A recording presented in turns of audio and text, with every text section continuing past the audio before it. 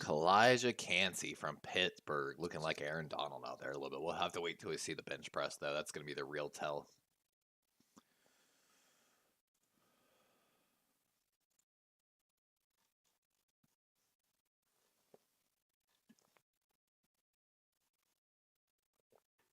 All right, so we're starting with the wave drill. It's on the ground, test side to side, got lateral movement, back pedal. Okay. So the wave drill, what you're going to do is hit the ground. You're going to start on the ground, up. You're going to go right, going to go left. We're testing that lateral movement side to side. Really important zone coverage, basically, and kind of reading the play. And then from there, you got your about a 5 to 10 yard back pedal where they got to slide to the side. And then, so here we go. We got our first D lineman here.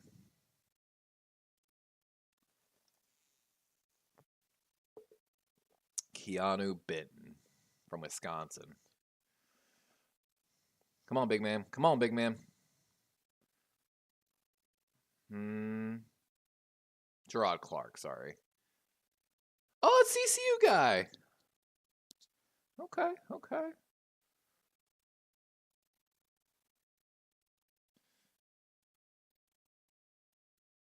Yeah, that first guy tried to anticipate it and not react.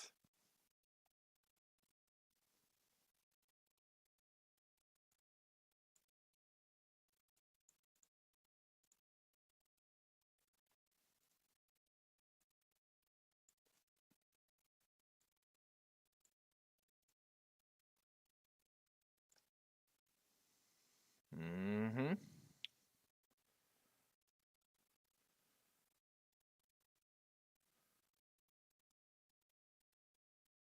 Yeah, this drill not as important for the D lineman as it is like defensive backs, linebackers.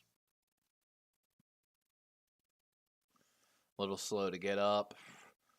This guy's got no agility. He tried to guess it. Ooh, whoever this is. Number 8 got no.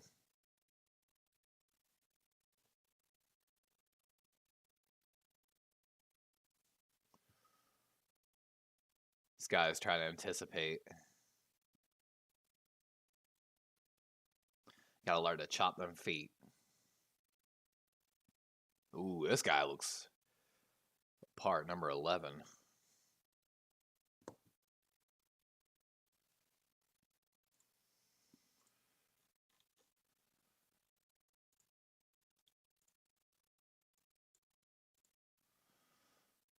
Okay.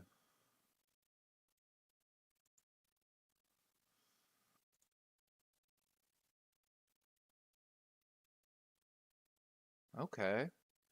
Okay. Okay. Number 12, not bad.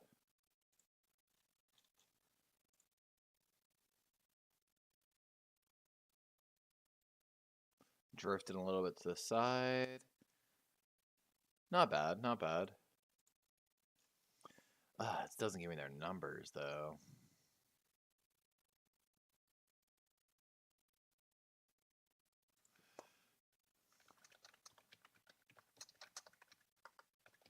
I'm trying to get the numbers here. Like what numbers everyone's wearing.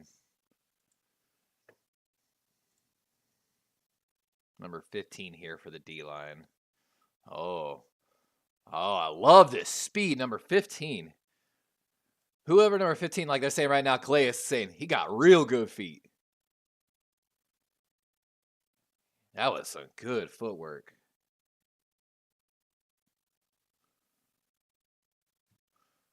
Oh, a little bit of slip there.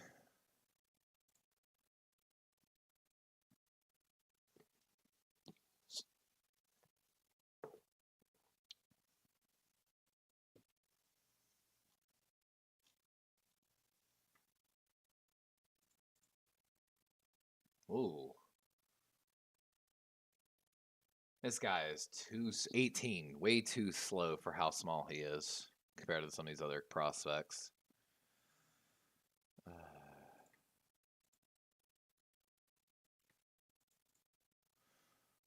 Final guy of Group 1.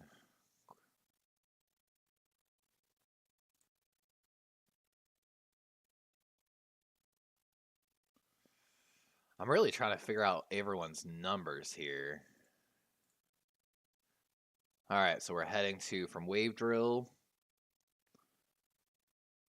4-bag agility drill.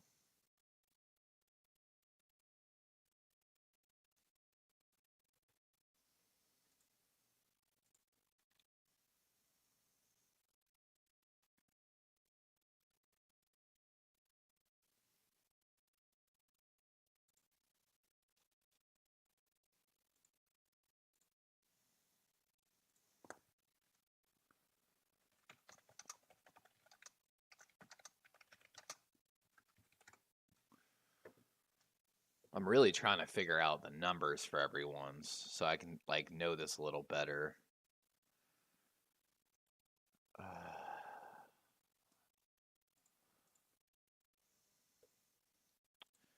We're heading to the 4-bag agility drill here soon. I don't care about players invited. I'm trying to get these names.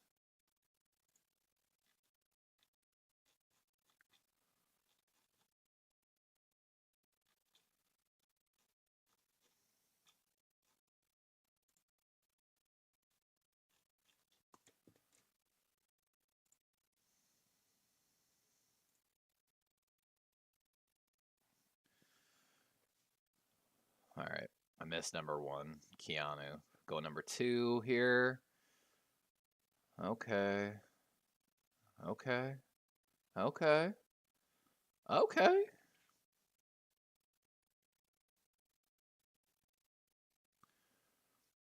Clemson guy, number 2. Let's see here.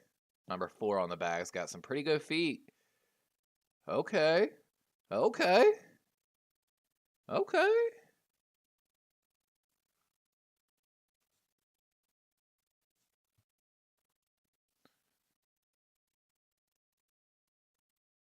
Yeah, like Achilles Campbell, everyone does bag drills. A little slow on that last step there. Not bad. Let's see, I don't really care about these D linemen, how quickly they are on these bag drills, as much as I care about their strength, especially in a 3-4 system.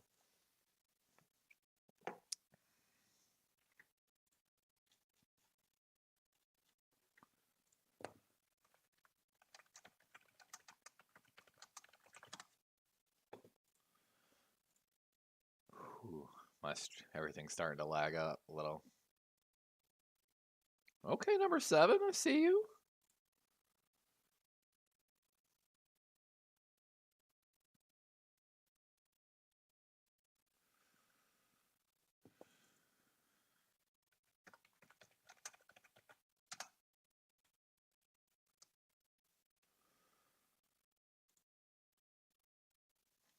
I'm trying so hard to find these names and numbers.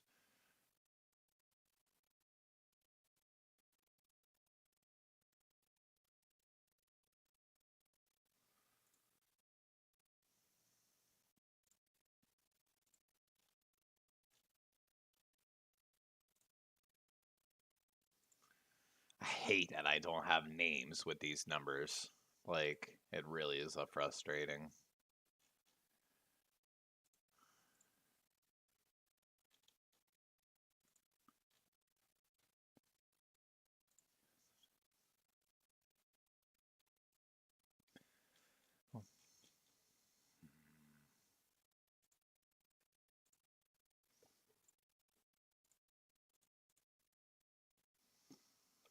Ooh, number 11 having to look down. He's slow, son.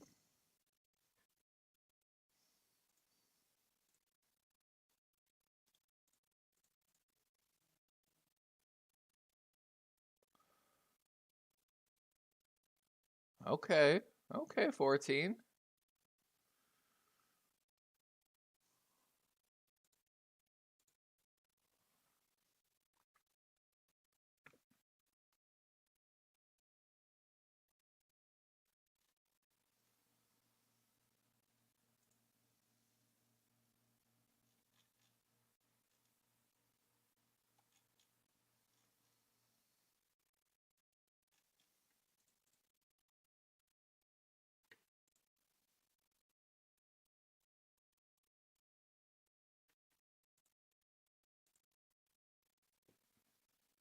Pretty good. Number 17. I am.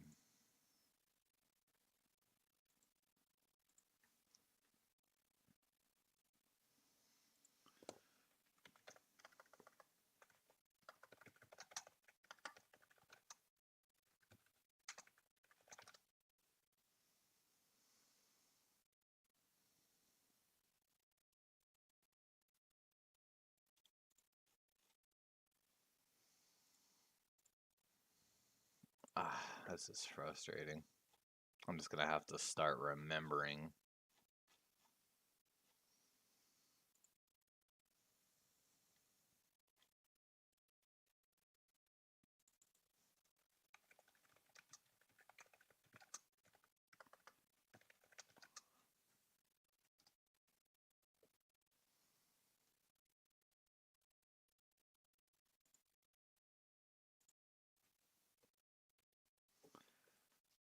Man, and for whoever my other viewers, I was trying so hard to get to Indianapolis for this combine. I wanted to do all this live from Lucas Oil Stadium.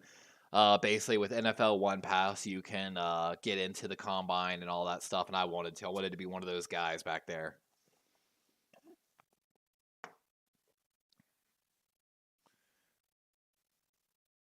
What kills me is like they're doing these 40s. Where were the 40s? And that kills me. They did the fucking, excuse my language, the 40s before anyone even got out there.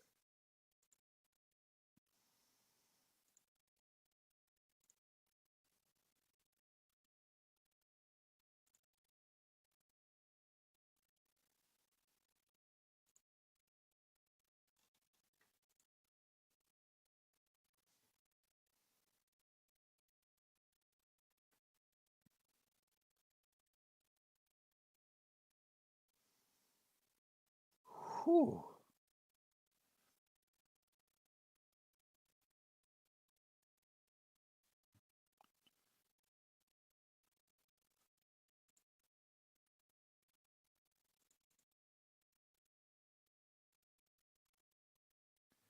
Can't see.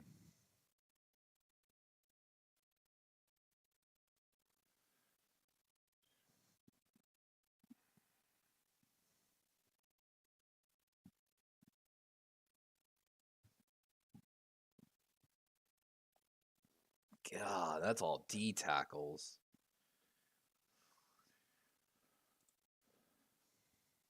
I really wish again it told me like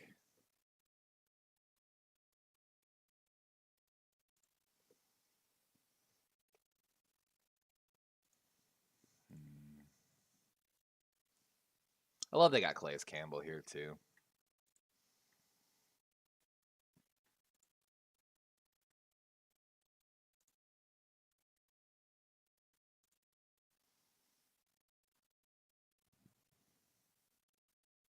Okay, Gervon Dexter Sr.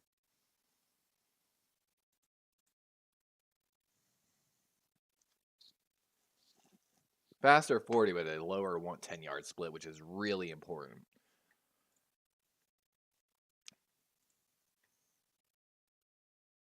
All right, we got a new drill here.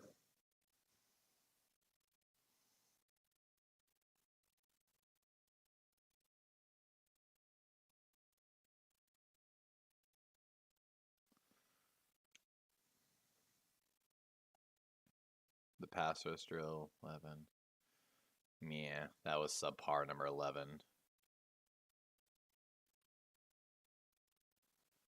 Yeah, garbage. See, number 15, a little quick, good turn.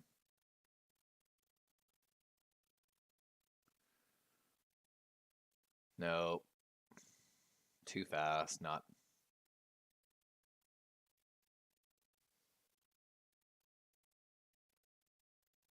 powerful, but a little slow.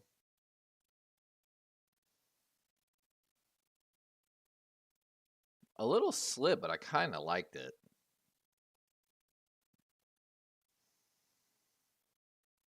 Okay. I don't know who that was. Was that 19? But he just slapped both of them. That was not a rip. That wasn't a swim.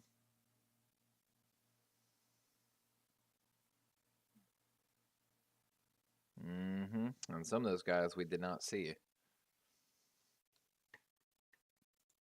We're switching sides.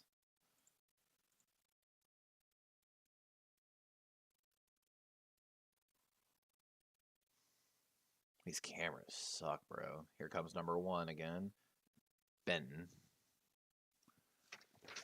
Number 1, Keota Benton. Number Benton. Number 2 is Brees. Number 4, Clark. Thank God they're finally doing this. 5, Coburn.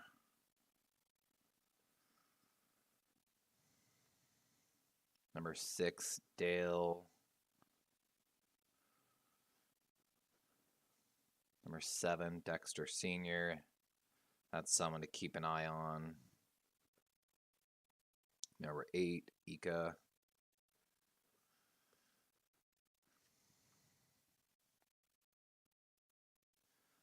Mustafar.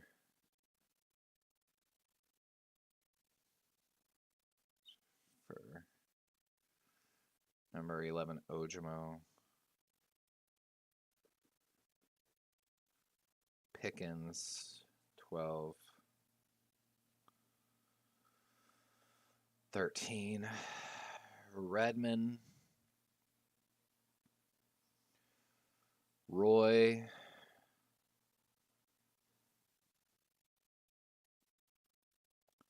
Number 15, Silvera. That's some power right there.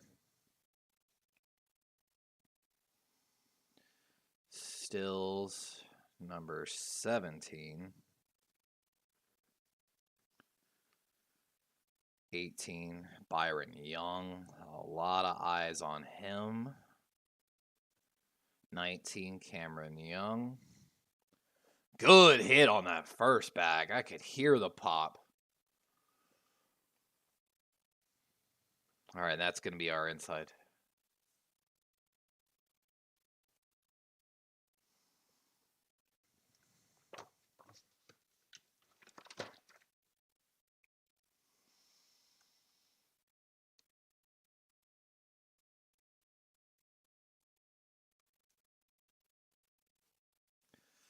Let's see. Number 8, 12, and 15 showed good burst on the wave drill. I wish I could have watched a little more on some of those other drills. We got another drill transition. The run and club drill.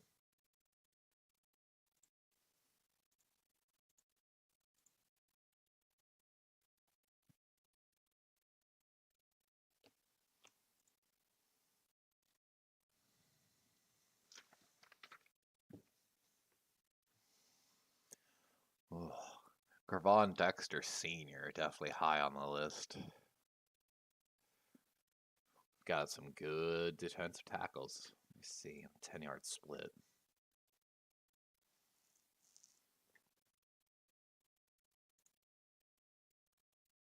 Mm, 1.64 10-yard split.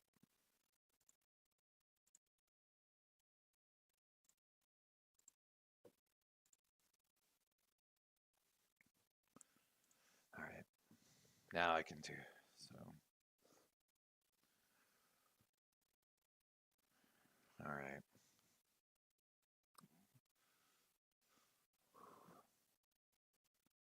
That'll look good.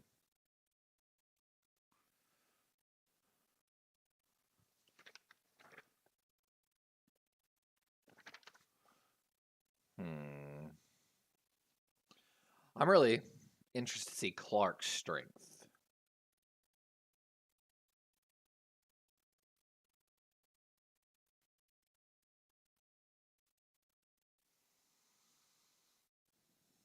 Good move.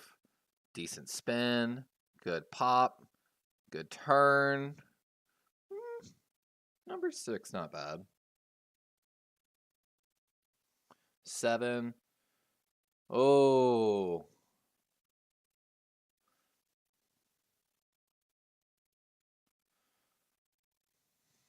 Ika up this time. Baylor, little slow. Ika's one we're looking at strength as well.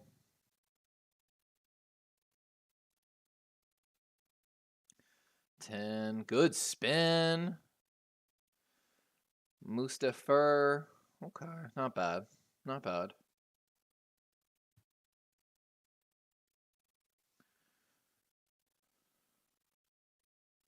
Ooh, good strength.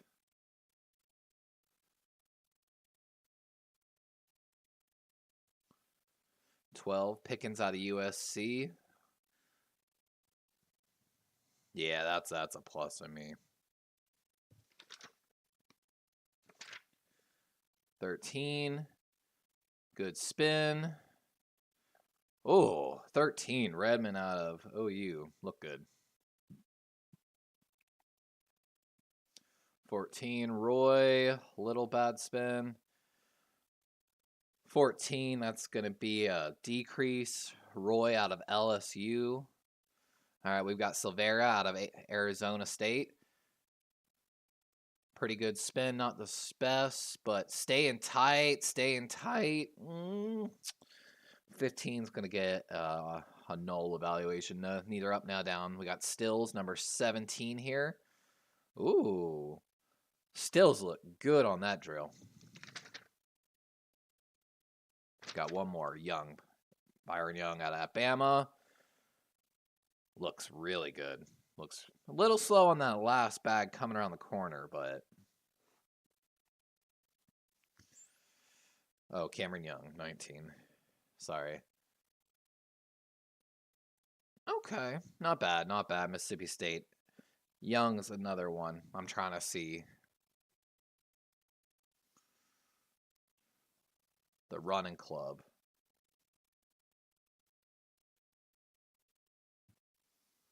Plus Agent Hutchinson here, the running club. Ooh, that spin move.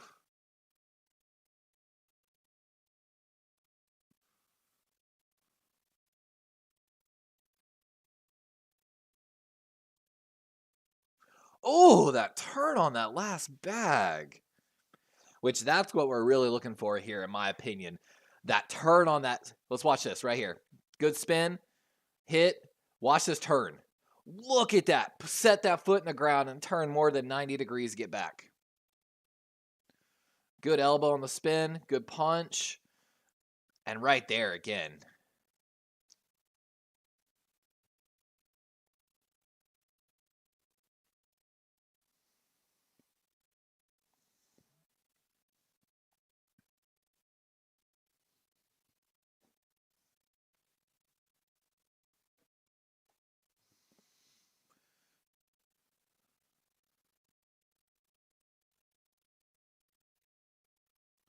All right, we got the circle run basically.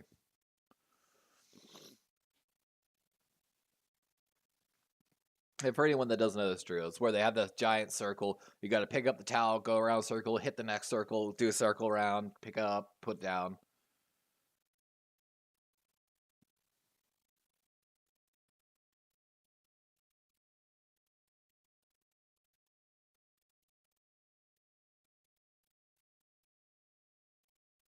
You got to switch hands, drop it.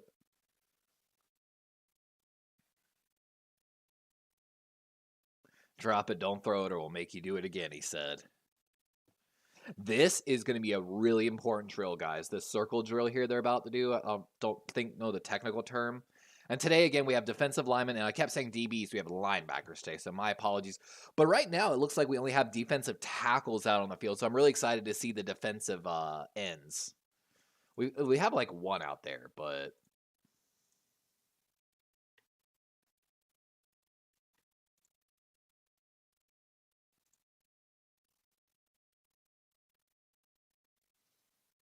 We haven't had the bench yet, right? No, okay.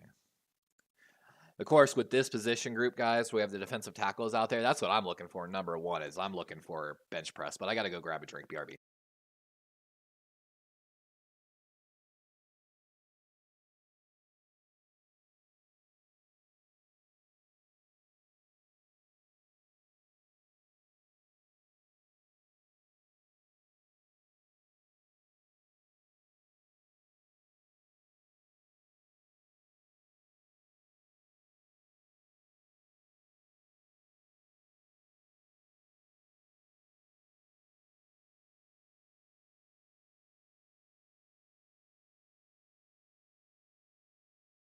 I don't want to miss this drill. All right, we got Brees number 2 up first. It looks like I might have missed someone.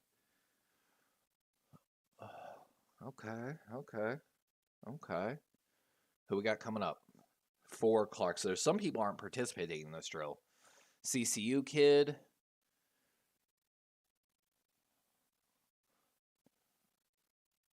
That was not bad. We got number 5 Coburn out of Texas. Keandre Coburn, defensive lineman, Texas. Get a little lower. Oh, slipped and fell and stepped in. And he threw it. Yep, they're going to make him restart, probably. Yep, they making him redo it. I like the coach tell him, you're dragging your feet. Pick up your feet. I hate to say it, though. That's tired legs right there. That's going to be a decrease in my book. Coburn just took a big hit draft stock-wise there in my book. And they yelled out again, put it down. Don't throw it. Coburn. Ooh, good little burst right there. Get low. Ooh, okay. That's going to be a slight plus. All right, here's one we want to see. Gervon Dexter Sr., number 7 out of Florida. Okay. Come on. Ooh, that lean. Oh, yeah. Draft stock going up.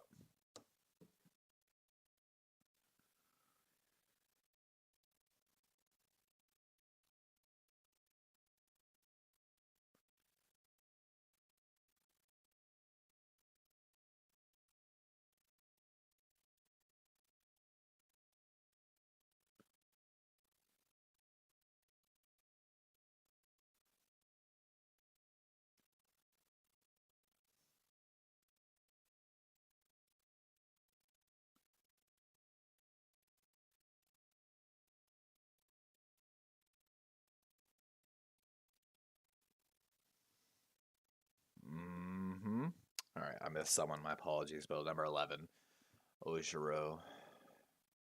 Okay. Not bad. Looked a little forced in like a drill, but definitely not bad by any means. All right, we got Pickens out of USC. Zach Pickens, 19 run stops in 2022, 4th among inside defensive lineman SEC. Little cheat there, but no, doesn't look bad. Doesn't look explosive, though. All right, we got 13, Jalen Redmond, coming out of OU, Oklahoma University. Oh, he threw that down, and it didn't land in circle. You got to get... Oh, that's bad drops. Yep, they're saying, don't throw it, put it down. All right, 14, Roy out of LSU, 27 QB pressures in 2022, 4th among SEC. They fell a little bit. I like the small steps, but Roy just lost stock in my book, honestly, on that one, guys. I don't know about what you're out here. All right, Jade Sevilla, defensive tackle, Arizona State. Don't why now. He's opening them hips too much, and yeah, he's got good feet, but I don't like the hips.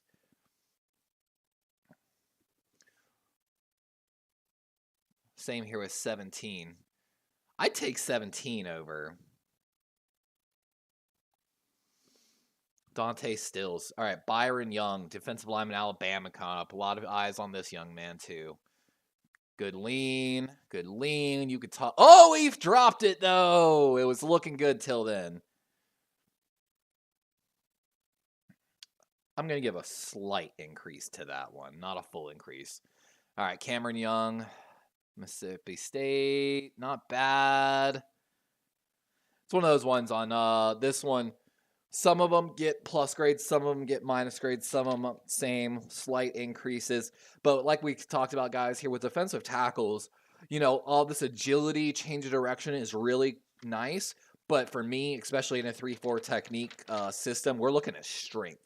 And so for defensive tackles, especially, or interior defensive linemen, I'm especially looking for specifically our bench test. Are we going to get a second run of the circle test? Ow. Dang, I don't know if y'all heard that. I just smashed my toe. I mean, Dude, don't get it twisted. We ain't getting drafted on this performance, but all of these can seriously help your draft stock. For all my viewers, I was actually really trying to get to the NFL Combine in Indianapolis to do this live from Indy, but I was just a little behind this year and on my tax returns and everything, so my apologies. For anyone dropping in, man, let me know who your team is. I'm sliding out of camera real quick. I'm still here, but ooh, what was mic check? That sounded like my mic cutting out.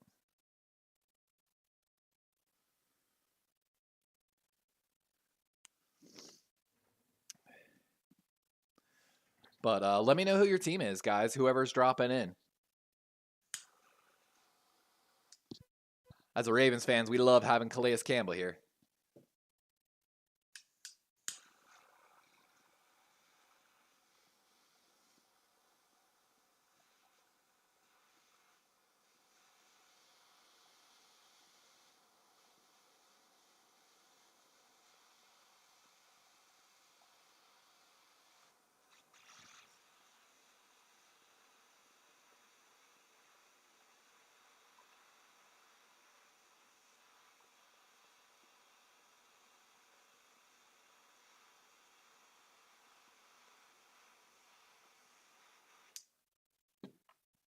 I love that Calais Campbell tape.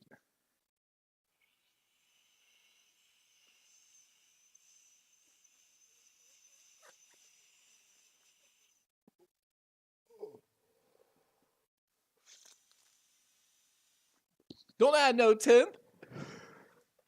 And of course, we're taking notes here, guys, on all these so that I can have some better coverage here later. I don't know how long. I haven't decided who my team is. Oh, Gunny, don't say that, man. We talked about that. You can't be like that. I'm a little mad though. They did the 40s and they didn't have like everything up yet. But man, Collegiate Cansey, that 4.67, like, my God. Wow. Jalen Redmond with that second one. Look at these defensive tackle 40 times, guys. 1, 2, 3, 4, 5, 6, 6 sub 40 or sub 5-second 40 times for defensive tackles. That's ridiculous. All right, what drill do we have here now? We got a new drill. What is this drill? I hate they're doing a drill right now and they're not covering it. So I can't tell who's running it. Is it still the defensive tackles? Have we moved to D-ends? Like, it's like a one cut get up field kind of.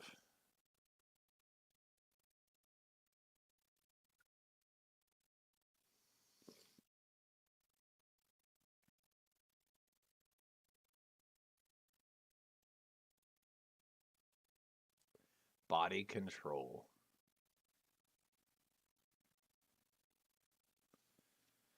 They're doing this so fast and from such a bad angle too, guys. Do you see them in that group? Oh, Gunny. I'm seeing lots of people that could be Ravens picks. It's because we're gonna need someone with Broderick Washington and Matabike, I believe, next year, coming up on their deals.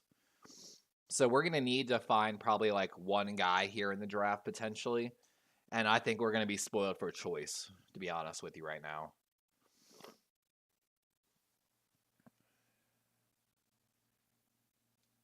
And they're almost already through this drill now. We're at Byron Young.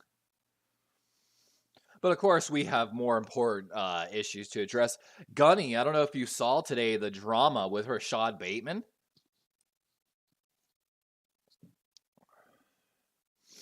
I was a little saddened to see that, to be honest with you. I expected better from Rashad. Like, I get what he's saying, but, like,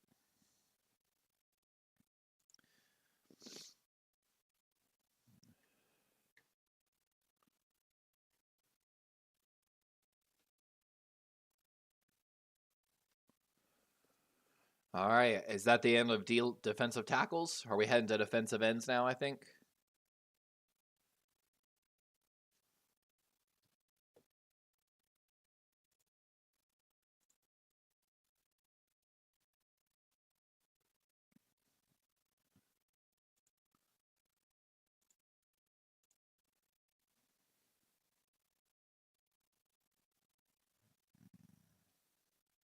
Let's see if the 10-yard split stays the same. Yep, basically. Cansey's going to be a monster. Kind of reminds me a little bit of Don Terry Poe right now. But of course, out of Pittsburgh came Aaron Donald, so that's something to really keep an eye on right there. Kalijah Cansey.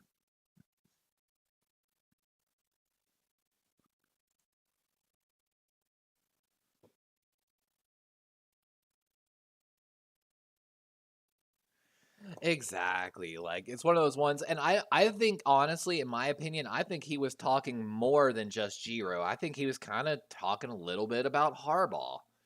Because Harbaugh is the one that brought Giro, and he's the one that allowed Saunders to stay so long. He's one that allowed Giro to stay so long. Like, we've got five top 50 prospects coming up here on the defensive linemen coming up. They're going to be defensive ends, I believe, coming out next. And it's one of those ones, like, all he was saying is, hey, the guys didn't pan out. Bateman had an injury. Of course you didn't pan out, Bate. Duve was having kind of a Pro Bowl season, but then wasn't utilized by Giro. Everyone knows that at that point. Like, Miles Boykin didn't pan out. Prochet and Wallace haven't really panned out. It's one of those ones. Is he really wrong when DeCosta's saying, hey, our wide receivers, whether it's the coaching or the play themselves, have not done what we wanted them to do? We all drafted those guys because we thought they were those guys. It's just one of those ones. Oh, I did see the player polls. See, the thing is, the only F we got was strength coach, if I remember correctly, and I made sure. Let me see here. I'm 99% sure I saved a screenshot of it. Yep. Literally right here. I don't know if you can see it. I saved a screenshot of the actual grades because I wanted to talk about it. I don't know how long my computer's going to last. But let's see here. So Ravens were, if I remember correctly, right about middle of the pack. Lower. Yep. Right about the middle of the pack with the Vikings and the Dolphins, Raiders, Texans coming at the lead. Yeah, our only F was strength coaches, which of course we parted ways with Saunders. Our other areas of improvement, according to that poll, which I love the poll. I love that the NFLPA did this. I think it's awesome. We need to improve our other two C pluses, which is treatment of families and the weight room. So I could definitely see that a little bit. And those are easy fixes, in my opinion. One I didn't agree with, supposedly, we got... Where was it? Ravens. Team track. Yeah, we got a B- in training and nutrition. I actually watched the documentary. Hey, Penguin, thanks for coming in again. But I think our nutrition and dietitian for the Ravens is a wonderful asset to the organization, and I think we deserve a little better than that. And it's one of those ones. I think one of the things is some of these players.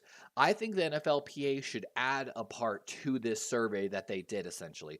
So, of course, if you're not familiar, the NFLPA recently this year started a survey where they send out surveys to all their players and basically rate them on a number of different things, a report card, which I have here on my phone. From everything from the facilities, the treatment of families, strength coaches, the locker room, team travel accommodations, everything. But here's the thing. Unless you've, case in point, if you've only played on like two teams, can you really have a say on that? Penguin, where did your Packers rate on this? Let's see. Packers are really high on the list. 1, 2, 3, 4, 5. Packers are sixth in the league. Only receiving B's in treatment of families, training room, and locker room. So pretty easy stuff to fix again.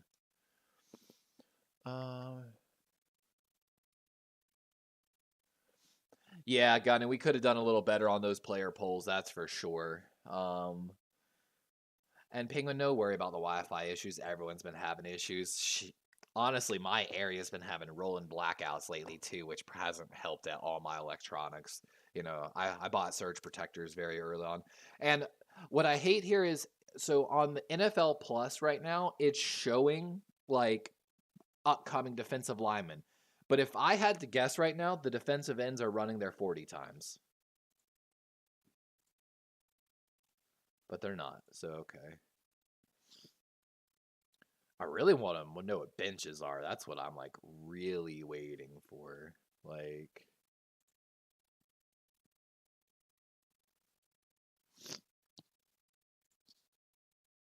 oh, we moved on to the vertical. Okay, okay. That's what they're doing right now. So with that being said, let's talk about, we'll do 40 time. We're gonna do, with that, an add-on of the 10 split. Vertical and broad.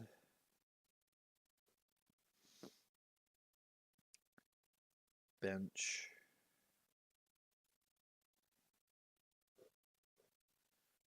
And drills. Sorry, I'm jumping in between my screens here. Let me see. Baltimore Gunny says, if anything, EDC took the bullet for saying he believed in the wide receiver room and they didn't perform. Now everyone... And Gunny, nail on the head, my guy. That's the thing. He drafted these guys. He said, I have faith in all my wide receivers. So you either have to show all the guys in the locker room that you don't believe in them by bringing in a bunch of guys, or think, again, hey, I think you're the guys. Show me. You keep telling me you're all the guys. Show me. And that's the thing I hate. The new Ravens don't understand. That's how this organization works. When Joe Flacco said, Steve Biscotti, make me the highest paid quarterback in the NFL. I've beaten the Patriots multiple times in the playoffs. I've taken us to the playoffs year after year after year and taken us on deep runs in the playoffs, not first round exits. Pay me. And Steve Biscotti said, well, you want number one. That's what you win a Super Bowl. Go do it. And guess what Joe Flacco did? He went and won a Super Bowl with Torrey Smith, Jacoby Jones. And what, Anquan? And Dennis Pitta? Not too dissimilar from a wide receiver core that we have now, in my opinion. But, basically Jacoby Jones, Devin Duvernay. Rashad Bateman, is a little bit of a mix between it, because he's got really good route running, pretty good hands, even though he had some drops early in the season. But some of those weren't on him. So it's like, we had these guys, in my opinion. So I nail on the head there, Be More Ravens Gunny. EDC's just doing what he has to do. And this is what kills me, is like real Raven fans can't take that step back and be like, evaluate everything. I don't know if you saw Gunny. I said this. Every Ravens fan that's like clamoring to pay him, whatever Lamar wants and do all this stuff. And we're probably the same people banging the table in 2021 to sign Kenny Golladay, who, of course, the Giants just released, who signed a ridiculous contract coming off an injury-prone career, that I was always against signing Kenny Golladay, no matter what the money was. I didn't care. Unless he was basically signing like 1 year, $2 million, like a 1 year barely prove it veteran minimum kind of deal, I didn't want him. Because my philosophy is, if you can't be on the field, you can't help me. It's as simple as that. And I have a serious problem with injury-prone players. So Penguin says, so what is this video about?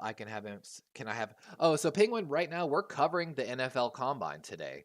Today is defensive linemen, which is D tackles, defensive ends, as well as linebackers. They are currently undergoing 40s, vertical, broad. I'm not sure if they're doing bench press today, which is going to be a big one. They've done individual drills for the defensive tackles already, which we were just covering, and we've got notes started on that. Currently right now on NFL Plus, while they run and do these, like, I don't know, like the 40-yard dashes and everything, for some reason, they don't show the footage this year. I don't understand why. I don't get what it's about, but I can go to a draft tracker, which is what I'm going to do here in just a moment. Yeah, Penguin, your Packers are number 6 on that list. And that's a good place to be. That's great. And that's everything we talked about free agency, like, gonna go y'all's way. I'm so mad though, guys. I was trying desperately to do this in Indianapolis. Like, I want to show y'all this. I have a screenshot. I don't know if it'll show. But I registered to actually go to the NFL Combine this year through NFL One Pass, which is a new app that NFL is putting out there, guys. If you have NFL One Pass and you live near Indianapolis, you can go to the Combine for free, which I was really trying to do. I really wanted to do and just film a ton of content from the NFL Combine. My plan is to do it next year. I'm also going to try to get to the NFL Draft next year as well and try to film a lot of content, trying to find people, players, personnel, from the teams, do interviews, anything I can just to kind of create content regarding the team. But I made sure to save a screenshot of that just for that reason. Baltimore Gunny, but also I understand Bateman side. They have Giro. What is actually, and see, Gunny, I think the comment about that Rashad Bateman put out earlier today, of course, was a lot about Giro, but I think it was slightly about Harbaugh as well, to be honest with you. Because like I said, Harbaugh let it happen for so long. Harbaugh knew way before going way back to the Derek Wolfe situation, he knew about the problems with our strength coach, and which those player reviews just showed it's not just one or two guys' opinion about our strength coach. It's like the whole team that got that polled. You know what I'm saying? So I think that was also a sly shot at Harbaugh as well, because one of them said it. Continuing to do the same thing over and over again is the definition of insanity. Now, I'm excited about the Monken hiring from Georgia, and holy crap, does that add a dark horse story to the Baltimore Ravens? And I want to do a video on this. I'm hoping my computer will do okay today so I can but if I'm not mistaken, Stetson, the quarterback for Georgia, is going to be in the draft. Let me double check this real quick. Hold on. We're going to QBs in 2023 NFL draft. Let's see. NFL Draft Buzz quarterback rankings. Yeah. So let's talk about this dark horse story, guys. So on the NFL player rankings for quarterbacks in this draft, sitting at number 8 at 5'11 and 190 pounds is Stetson Bennett, quarterback of Georgia, who Monken just ran back to back with for national championships in college, who ran and operated this air raid offense. I mean, I'm not going to lie. Can you imagine? And again, this is all hypothetical. I don't want to trade Lamar, but I'm just saying if we do. Again, we just took in Monken. If we traded Lamar for 2 first-round picks and we didn't have to use the first-round picks on all right, can you imagine, for example, Gunny, Penguin, if all of a sudden a guy like Jalen Carter or what's his name, the kid from Florida that was just balling out play after play, number 7, Dexter Sr. from Florida. Yeah, right there, Gravon Dexter Sr. Like, case in point, if one of those guys, and we get a top 8 pick, let's say we do make the pick with Atlanta, we end up with a top 8 pick. Quarterback run starts early with, guys like Stroud, Levis, Young, possibly Anthony Richardson, all these quarterbacks coming off the board. And all of a sudden, these top 3 talent defensive linemen are sitting on the board with the Ravens. And with the first 2 picks, we take a first, case in point, we take someone like Carter from University of Georgia with our first pick, and then go get a first round corner also to help replace maybe Marcus Peters if he doesn't come back. And then in a high second round pick that we also get in the trade, we go and take Stetson Bennett to be our quarterback. Basically, you give Stetson Bennett, because he's a second round pick, you don't have a lot invested into him at that point. you could go for 1 or 2 years. Again, if you don't get your guy, you're not going to be playing too well. Like, he's already knows the offense. He knows how to manage. I'm not sure on his arm strength, but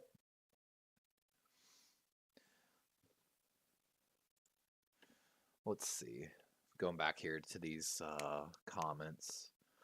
Penguin Goats. I'm glad the Packers are good on drafting too. I'm having Arby's and a Coke. Ooh, man, I'm so hungry. I'm jealous of you. I'm not even gonna lie.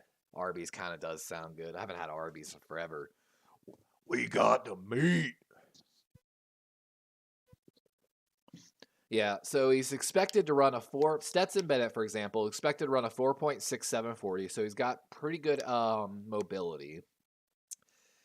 According to Draft Buzz, he's actually weak in the short game. His short game passing is rated at 78%. His long game passing is a 91%. He's expected to be a 5th round pick.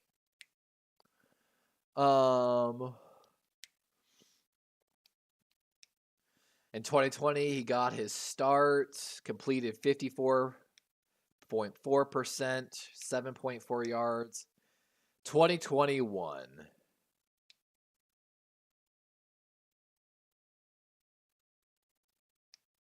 Completed 64% for 10.1 yards. 27 touchdowns, only taking 9 sacks. 120.8 QB rating on the year, while running for 347 yards, 7.5 yards per run.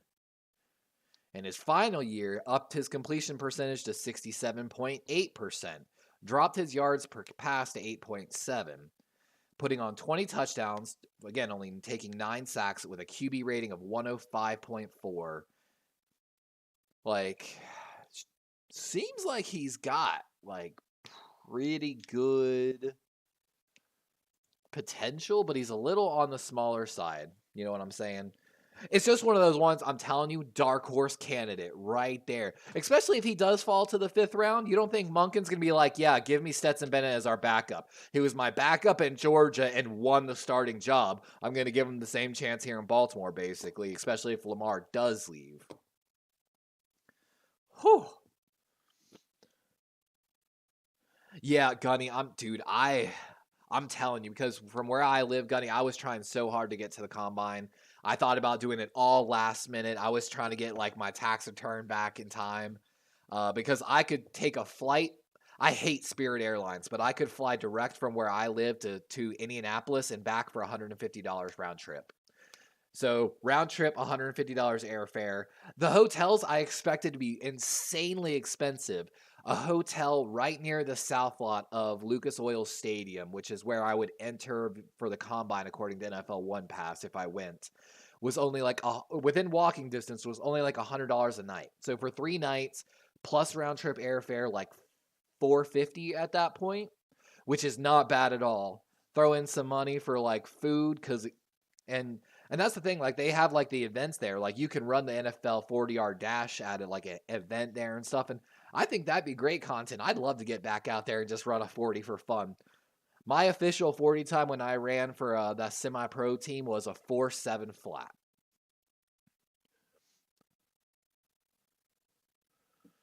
I thought about what the scenario of Monken wanting Stetson. I don't know how I would take that, let alone the rest of the flock. People lose their mind. And Gunny, you're not wrong. Like, that's what I was saying. Like, I'm not saying not to trade Lamar. I'm just saying that's a dark horse story. But if we end up trading Lamar, I haven't been able to do my film study yet of all the quarterbacks. And the thing is, if the trade happens, it's not going to happen till probably draft day or right before. Gunny, I don't know. Did you see recently Matt Hasselback's take on one of the NFL shows regarding the Lamar contract and whether to put an exclusive franchise tag or a regular franchise tag on him? It was pretty interesting. I still believe we should go the exclusive route, but let me see. Penguin Goat. So how has the combine been for your Ravens, and what rank are the Ravens? So for the combine right now, it's where they're all doing like drills and stuff. What I was referencing earlier, is the NFL Players Association put out surveys for players on teams, basically rating their bunch of different stuff. So with that, the Ravens are kind of like middle of the pack, which is, what we expected. We got an F- on our report card, though, for our strength and conditioning coach, which Derek Wolfe, Lamar, a lot of our players have said they didn't like, which in response, we have finally moved on from Al Saunders. But it's one of those ones like I was referencing with Baltimore Ravens Gunny earlier. We've known Giro's been a problem. We've known Al Saunders has been a problem. We've known all of these people have been a problem.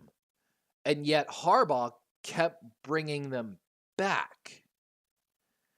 And so when Rashad Bateman, Penguin Goats, he put out a tweet basically criticizing our GM and everything, and a little bit, I think, of this the head coaching staff. But he deleted a tweet and since put my apologies or whatever. But so the Ravens are trying to make some moves.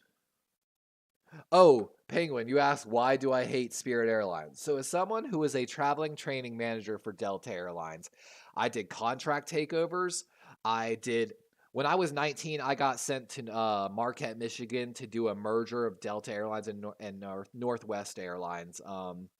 I was terrified and I had to train a whole station. That's actually where I got to meet Steve Mariucci, former quarterback, NFL analyst, quarterback guru. I mean, you name it, he's done it.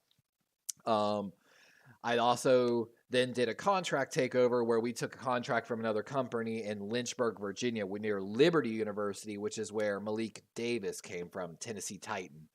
And actually where the CCU quarterback is transferring to, or the coach went to, I'm sorry.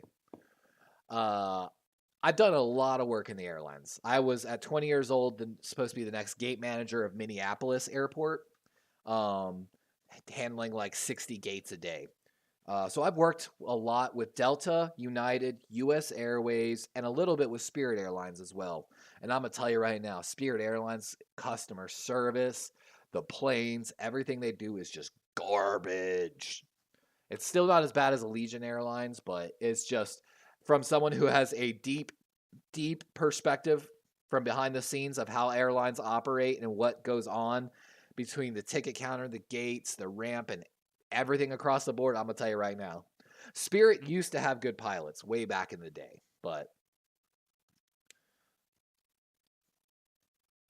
and Southwest is not bad. I'm going to tell you right now. Let me give you a funny thing here. So I did a lot for Delta. Delta works on a really weird model that almost no company works on. And they can do it because everyone knows if you have money, Delta is the best to fly. And it's why all the NFL teams and all the college teams fly Delta too, technically. They charter planes. Like, case way, I was the charter coordinator for the University of Arkansas.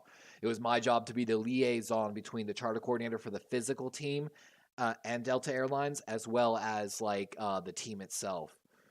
So I got to meet University of South Carolina, Tennessee, Auburn, and LSU. But anyway, so Delta works like this. They don't care about like 20 to 30% of Delta's passengers are considered HVCs. That means high value customers. Those high value customers, even though they only equate like for about 20 to 30% of their total customer base, they make up more than 60% of all Delta's profits. So 20% makes a 60% of your margin. So what Delta says is, I will always cater to the high money individuals that still have to fly commercial, basically. And Delta knows that. That's why, case in point, when BMW opened up a new plant in the Atlanta area, Delta worked a private deal with BMW. If you were a diamond or platinum, diamond, or higher, and you were like running late for your plane, they would literally take a BMW with a private driver, drive it across the ramp to your plane, come pick up you, your family, and your bags, and drive you directly across the ramp to your next plane to make sure you and your bags did not miss the connections. And they signed that for like a 2 or 3 year deal after the plant opened up. So I'm telling you, I know a lot about the airlines. Baltimore Gunny, if that segment was on ESPN, then no, I didn't see it.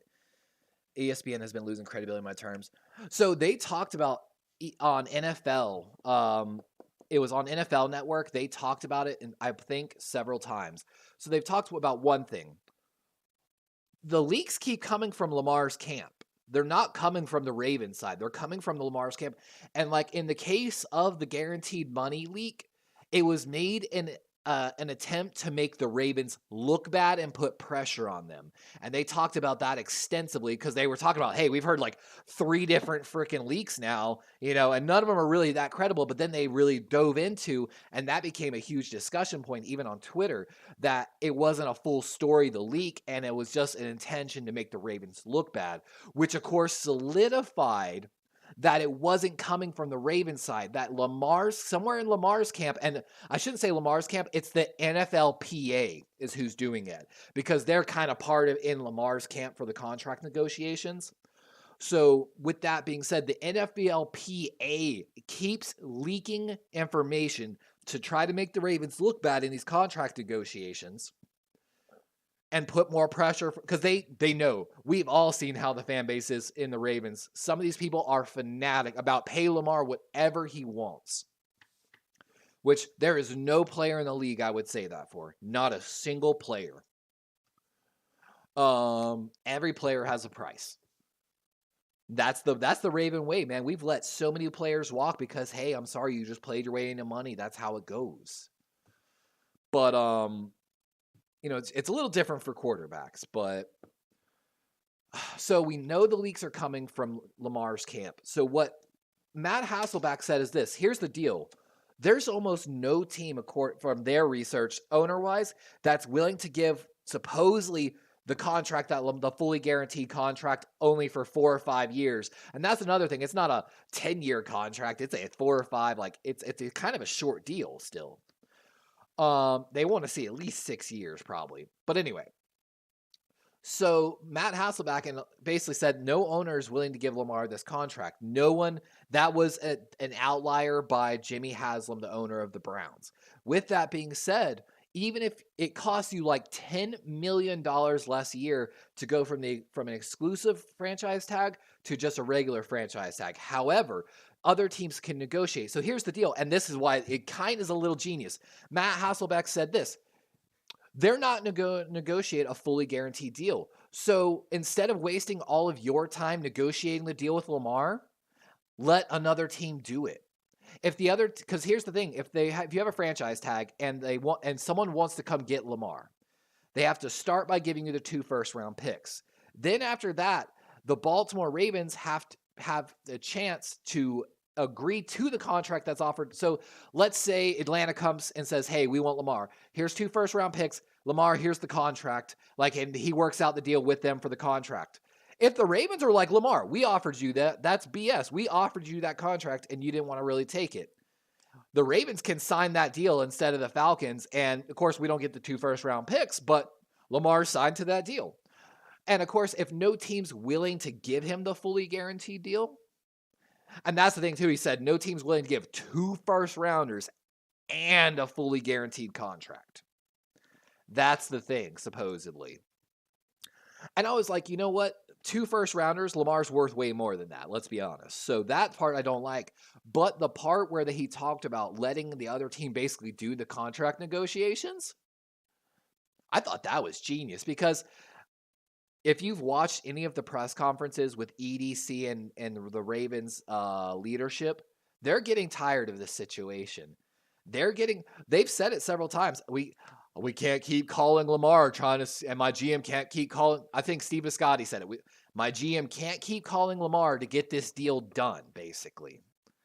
And that's the thing. Well, I think Lamar has drawn his line in the sand with the NFLPA saying fully guaranteed contract. And I think Steve Biscotti and leadership has set their line in the sand saying that's not happening.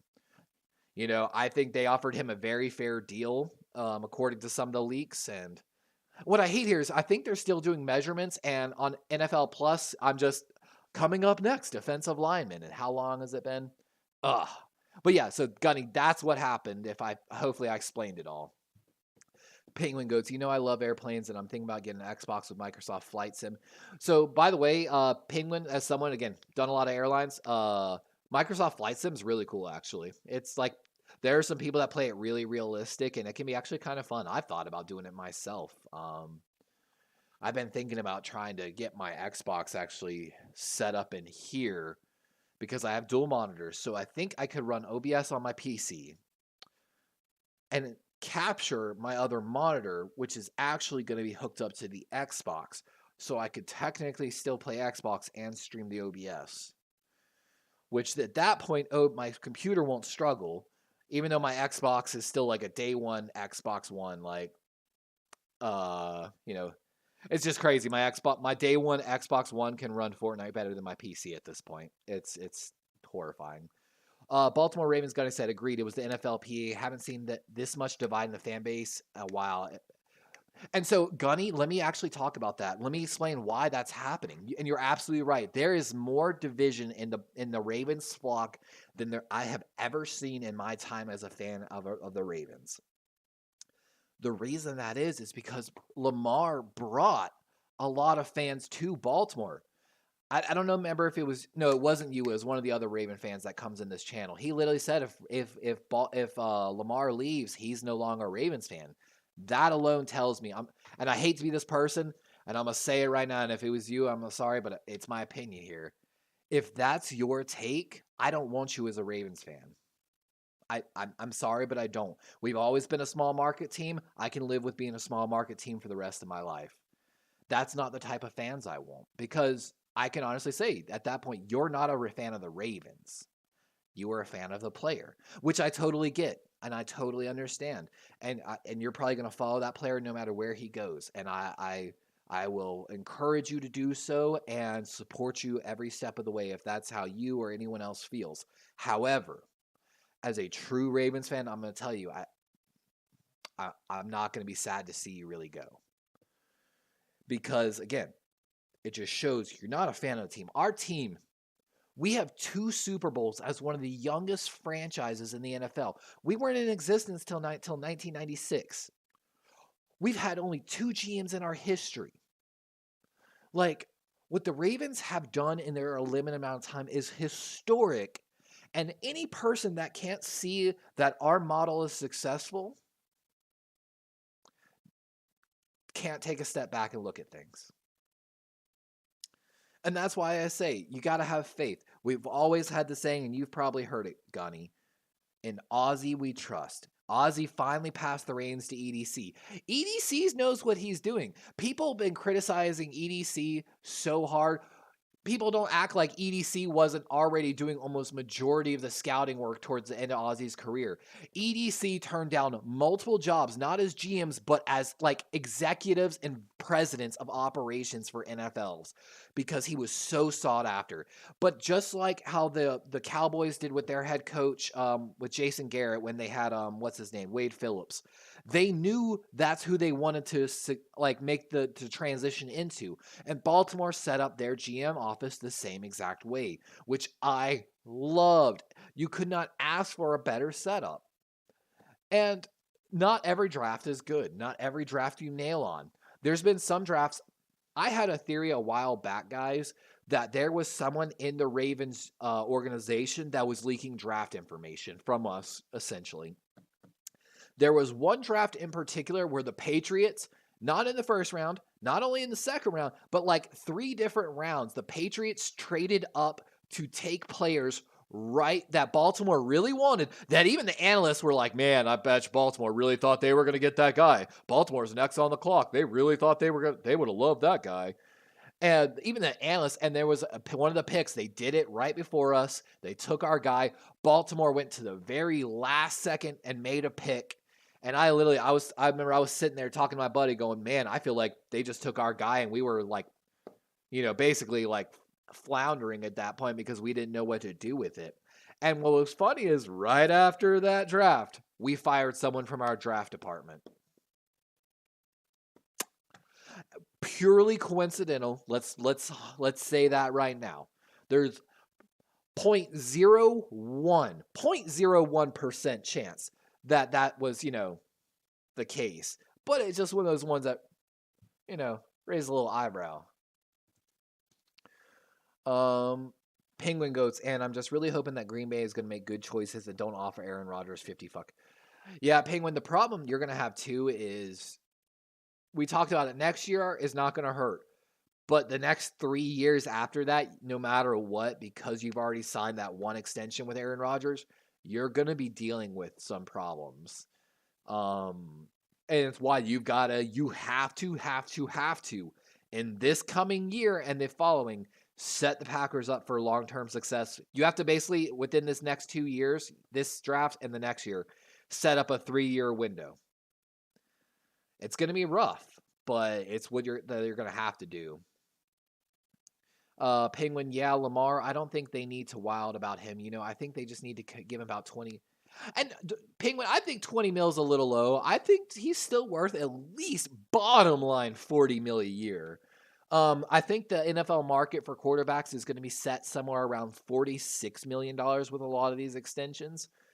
But see, what Lamar's looking at is not that 46 million. He's looking at 60 million in 2 years. If he goes back-to-back franchise tags, that number for that extension goes to about 60 million because hopefully everyone's hoping that the cap will continue to increase as it almost has done every year.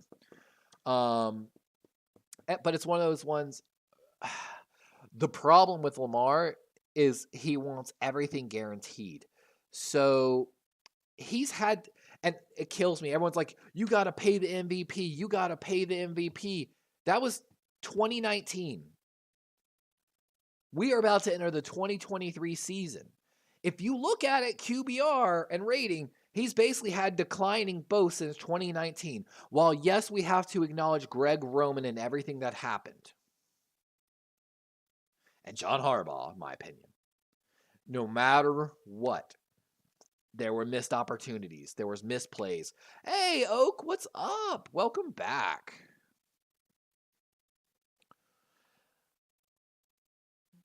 And I'm with you, Gunny. 52-20 brought me to the Ravens. Watching Ray Lewis from my hometown and Ed Reed do what they did is honestly what really brought me to the Ravens as well. So I share that, and it's why I enjoyed playing linebacker myself. Like I said, I'm about 6'3", 230 when I was playing. So I kind of have that linebacker size and mold. Run 4.7. Again, linebacker size and mold right there. But I also was really good catching the ball, so I ended up playing tight end a lot. And Gunny, that's what I love to hear, man. Gunny says, I'm here for the good and the bad seasons. But Gunny, that's why we have such a division in the fan base, because there are a lot of people that are Ravens fans now, not because they're Ravens fans, but because they're Lamar fans. And while I love that they came here, and I love them while they're here, like I said, I will not be sad to see them go. Because I'm, like you said, I'm here for the good and the bad, man. And I really wish Harbaugh would have been gone this season. I really, really, really, really wish Harbaugh would have been gone this season.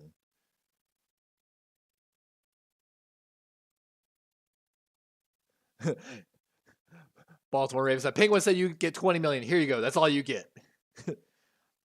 Yeah, if you could get Lamar on $20 million. See, that's like what he's playing on his 5th-year option, I think, technically.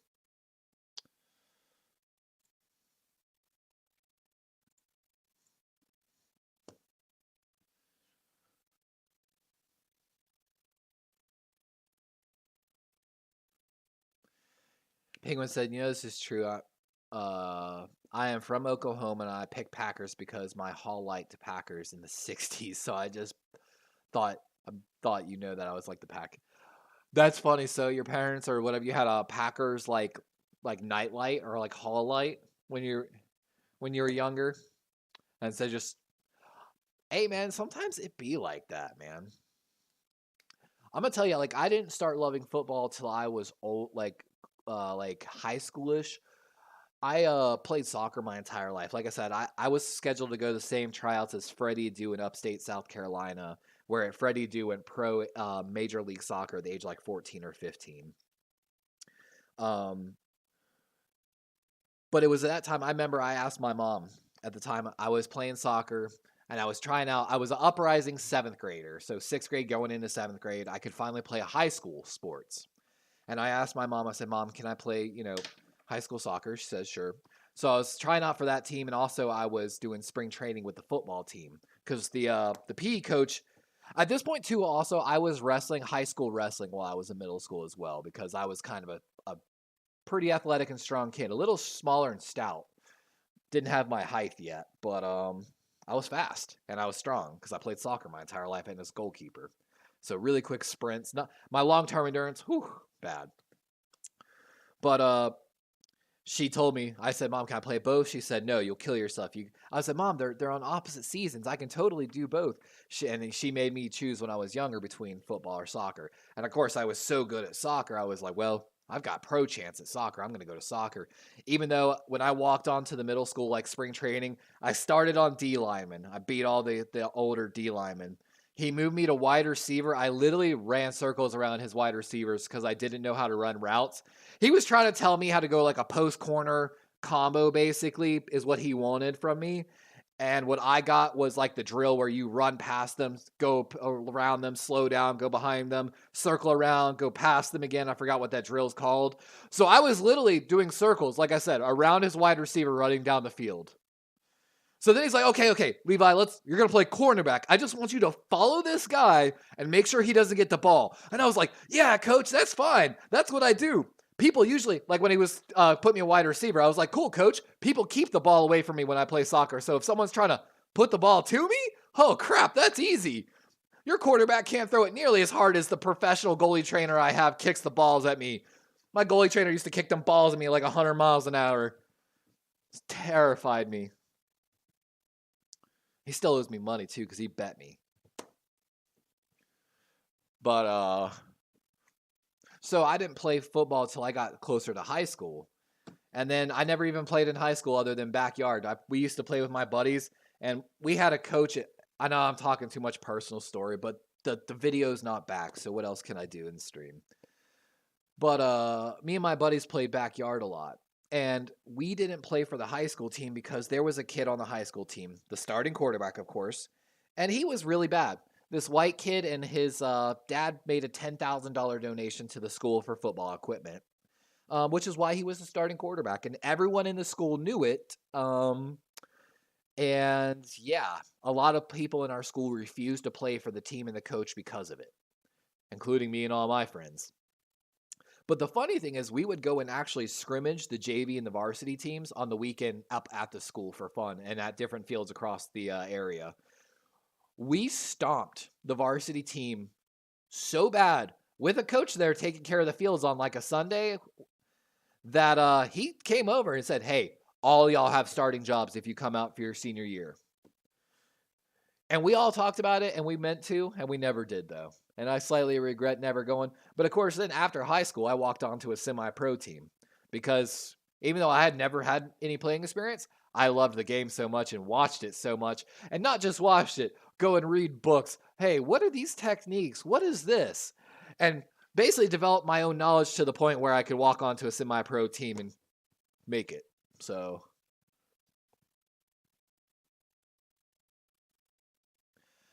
big typos. Grandpa liked the Packers, not all. It wasn't all like Grandpa.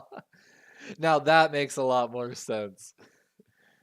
Yeah, it was actually funny. My stepfather is a Pittsburgh Steelers fan. He grew up in the Pittsburgh area. His whole family's from Pittsburgh.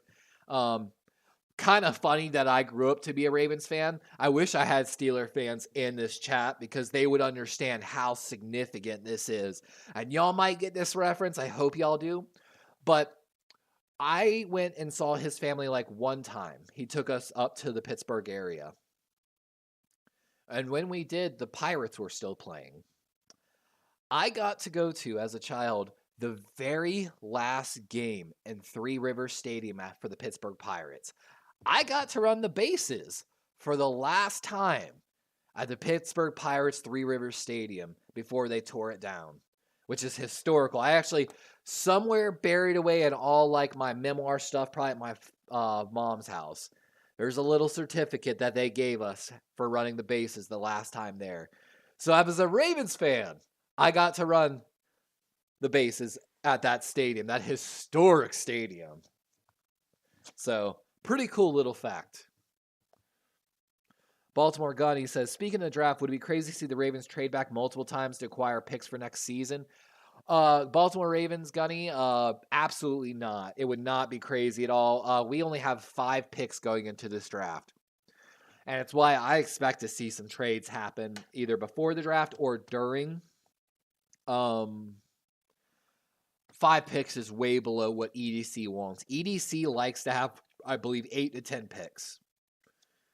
I don't think we're due for any compensatory picks, which is a little sad. Bozeman signing that weird contract with Carolina kind of screwed us. But yeah, we need more picks. Sadly, our pick's a little high. But it's one of those ones, again, I hate to say it, but if we end up trading Lamar, we'll be fine. I still expect to trade back a few trade backs to acquire even more picks, but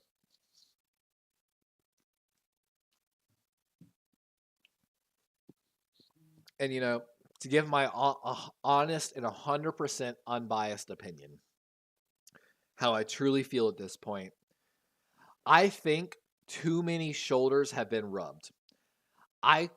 At this point, I feel like the bad blood between Lamar, John Harbaugh, and the upper leadership of the Ravens is kind of past a certain point. And here's the problem. If we were to trade Lamar, I think the locker room would have even more issues. We would have to reestablish the locker room. Because of course Rashad's, no wide receiver is going to take it. It's hopefully they would be able to see it as a business, and hopefully guys like Calais would help them be able to see it like a business. But I know Calais isn't going to want to stay if Lamar is not there, probably, even though I think we still have a Super Bowl winning team. But in my unbiased, and it's going to be very unpopular opinion, I think it's time for Lamar and the Ravens to move on. I think, like I've said many times, I think both sides have drawn their line in the sand.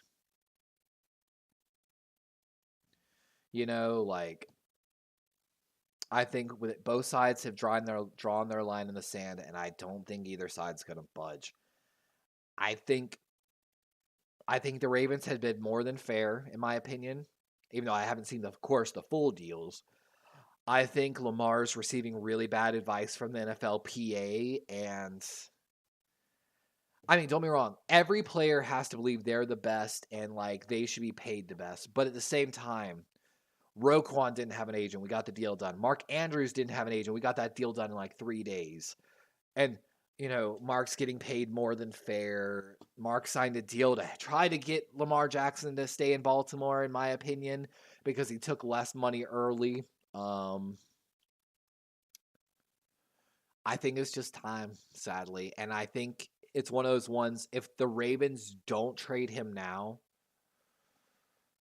and get a decent amount of draft capital, especially right now, we only have 5 draft picks. We don't have enough ammo. We have to have more ammo because we still don't have the cap space either to really go aggressive in free agency. I don't know, man. And case in point, the Lamar trade would give Baltimore more than enough ammo to, case in point, go get someone like DeAndre. We could offer a 2nd-round pick, which is probably the highest pick that Arizona has been offered for DeAndre. Because a lot of people said they're not giving more than a 3rd-round pick. If you get 2 firsts, 2 seconds. So you have 3 first-round picks this year, or I'm sorry, 2 first-round picks this year, 2 second-round picks, whatever, right? Use your first 2. Use the first one, especially if it's number 8. Go get you an elite defensive talent, like if Jalen Carter slips on the board, or which he's had some of the arrest things, but whatever. There's these elite defensive talents on this draft. Go get one of those. That 2nd pick, trade it back. Go get a little bit later a 1st-round pick. I mean, you could take 3 2nd-round picks, to be honest, but use one of those 2nd-round picks, flip it into a DeAndre Hopkins pick, and of course, with like we discussed, with the whole Lamar thing and everything, we have plenty of cap space to accommodate DeAndre's last 2 years of his contract. Easy. So then at that point, like I said, then the next year we're going into with DeAndre Hopkins, Devin Duvernay, Robinson, and Bateman, Mark Andrews. And again, going in with I mean, you could use that 8th pick for a quarterback. You really could if you were that sure on one of these guys in the draft. Like, you know what I'm saying? It's so tough. But like I said, I think we're at that crossroad. I think it's time to move on. Oh, Chimera, welcome, man. Yeah, I've tried to make a few like small changes. Case in point, I took the whole PC apart to try to give it a cleaning and everything, and did a whole clean reboot of like took everything off this thing. Like, I'm trying to extend this a little further while I'm waiting on some other things.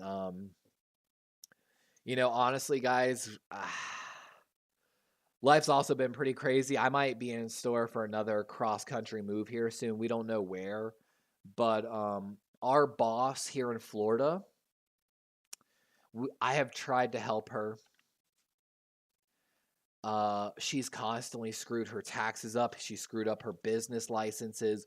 Dude, I'm going to say this on stream.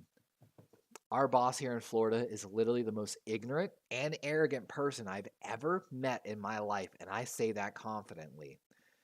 I've kept literally diaries of some of this craziest. We had to argue when we first got here. She's so, again, arrogant and ignorant. So ignorant means you don't know better. You just don't know better. Arrogance means you're willing to fight over it, basically, and think that you're better than other people. I literally also say narcissist while also being a paraschizo. And her therapist agrees. But anyway, we had to argue how many weeks were in the year. We're like, okay, that works out to $52,000 a year. Cool, that works. No, it's 48.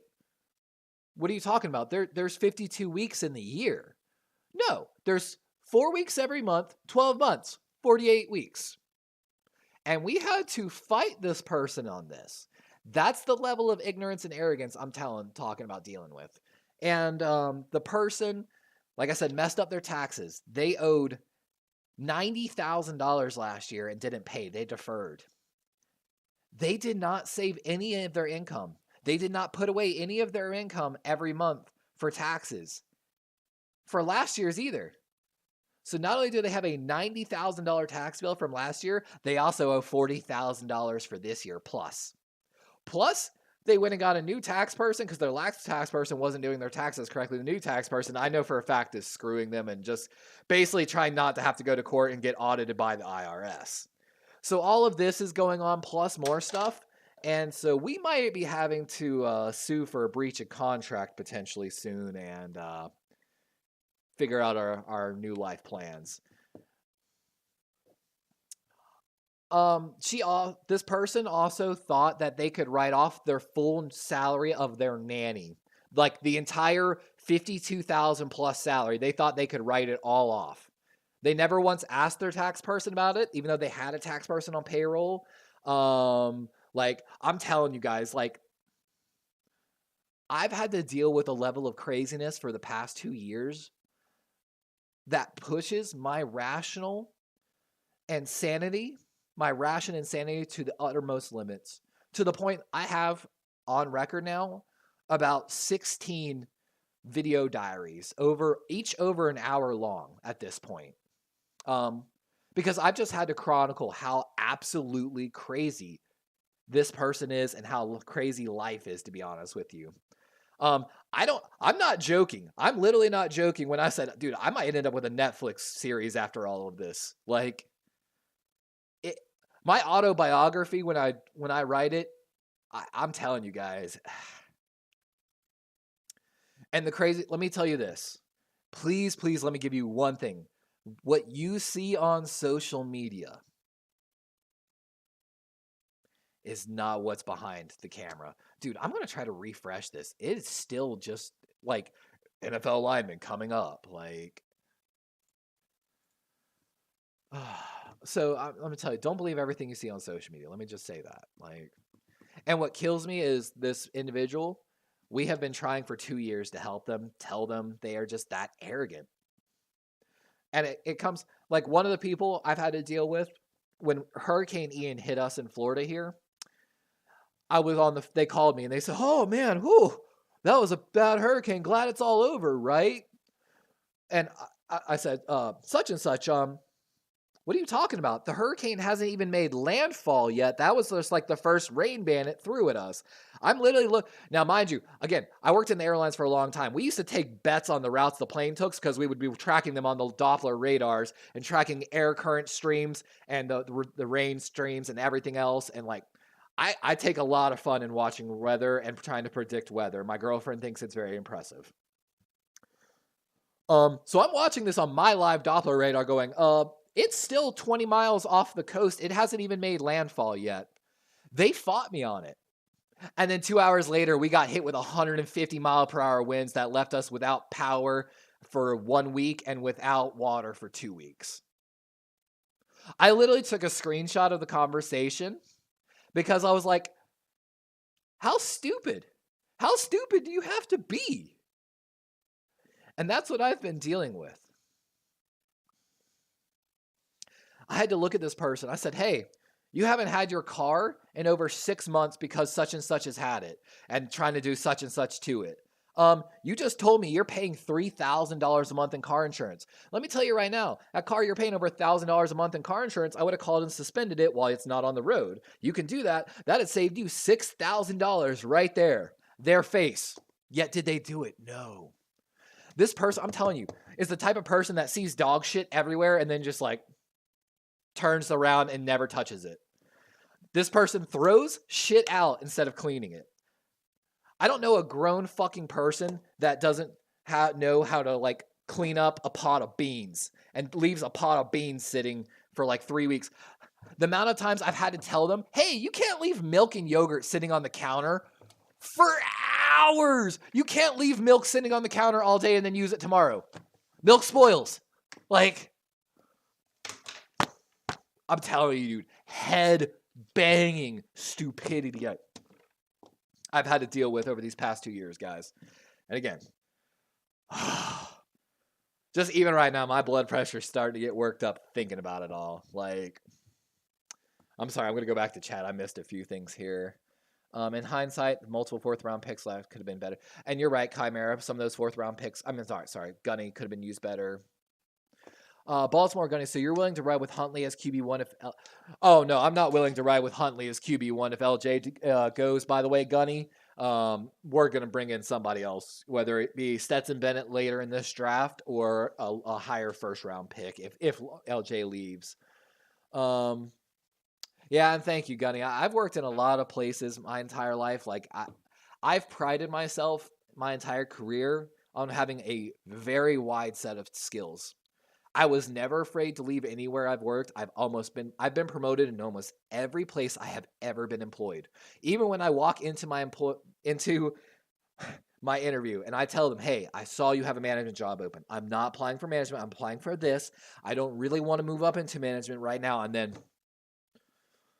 the amount of contract takeovers I've done, complete, like fire everyone, retrain everyone from scratch, like,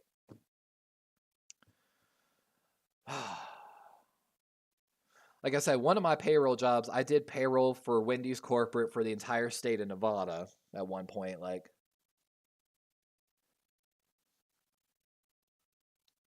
oh, sorry, Penguin, about the cussing. I'm very sorry about that. Like, it is so hard. Like, I'm telling you, guys, it is. And like I said, I'm not joking, man. And we're kind of at the point that we've been having to chase this person down for pay as well. Halfway through we were supposed to be signed to a contract. We told him, okay, here's the deal. When we move here, we're going to sign like a 3 to 5 year contract essentially to do this job. Of course, there's going to be tons of clauses, stuff like that, yada, yada, yada. So first of all, the contract's never in place. So we still don't technically have the contract. But also with that being said, I'm not signed to an NDA. Neither of us are. I don't know if the person forgot or whatever, but that's why, again, I've done all my video diaries. I'm not signed to an NDA. If I wanted to leak everything and just destroy this person's life to show how horrible this person actually is, I could. But that's not what a professional does. But I'm growing very tired of it because halfway through our stint here too, mind you, also, this person came back so drugged out of their mind that like there was serious, we couldn't leave the child alone for a while. Let's put it that way. And it affected them. And like they stopped paying us some of our pay. We've been having to chase down the person for pay constantly. Like we're having to buy stuff that we're not supposed to have to buy, chase them down for pay. Never been once in reimbursed for any of our mileage or gas. Let's put it this way. When we moved here, right? The person said this, hey, I'll pay you to get you out of your contract of your apartment. Now, here's the thing. Especially when it comes to contracts, guys, let me tell you, I am so good at reading through a contract and figuring out every last little word and all the clauses. I did it. My family used to own and run a real estate and property management company, and I helped them with that. So I have a little bit of experience with property management. So I got nitty gritty in my contract and I found a way out of it. I saved our employer over $10,000 buyout cost. Didn't have to pay it. I didn't ask for that money, even though that money was supposed to be there. So then though, the relocation bonus, right? So this is where it gets really crazy. And even this person's family has admitted and is trying to fix the wrongs. So they're like, hey, we'll give you like $1,500 to move from Colorado to Florida. And of course, we looked up a U-Haul. U-Hauls were like $2,500 plus. So we went to the employer and said, hey, so here's the deal. The moving expense, not really enough to even cover a U-Haul, anything, yada, yada, yada. It's not going to work. Anytime we guys ever talk, and we're like, whatever. So we sold half of our life, packed up everything into one freaking car and moved across the country because I was like, you know what? No matter what, we're going to get paid the $1,500. Let's just reduce our cost of moving. We'll use that $1,500 to help buy new furniture when we get there. We'll just be conscientious and have to bargain hunt, whatever. We get here, our employer's like, oh, no. You don't get $1,500. I need a receipt. And then we'll do on taxes. And of course, I'm like, first of all, that's not how a moving relocation bonus works. I was given a $3,000 relocation bonus to move from South Carolina to Arkansas for Delta Airlines when I was 20 years old. Let's put it that way. Like, that's not how relocation bonuses work. So she completely screwed us out of our entire relocation package moving here. But I was like, you know what? And of course, we were so pissed. We just moved here. I was like, you know what? It's fine. We're going to make enough money. She has this, and this where she's supposed to pay us. We'll be fine. And now we're having to chase her down for money constantly. And all the case in point right there. Like the screwing us on the relocation bonus and offering us only $1,500 was so just, I asked, oh my God. So she keeps telling me too, she wants land. I asked her one day, I said, how much, I was trying to use an example. I said, all right, how much do you think like 5 acres in this local area cost? She's like, I was like, all right, hold on. Let me, 5 acres here versus how much do you think 120 acres in Oklahoma cost? She's like $20,000 because she's that out of touch, guys. She thought 120 acres of land was $20,000, less than the price of a new car. While she's living on less than an acre lot, and her house costs over $600,000 to $800,000. So I was like, no. Hold on. First of all, so 120 acres in Oklahoma costs $300,000. 5 acres in our current market right here, anywhere near where you want to live, costs that same or more. Like, so out of touch. It's so ridiculous. Like,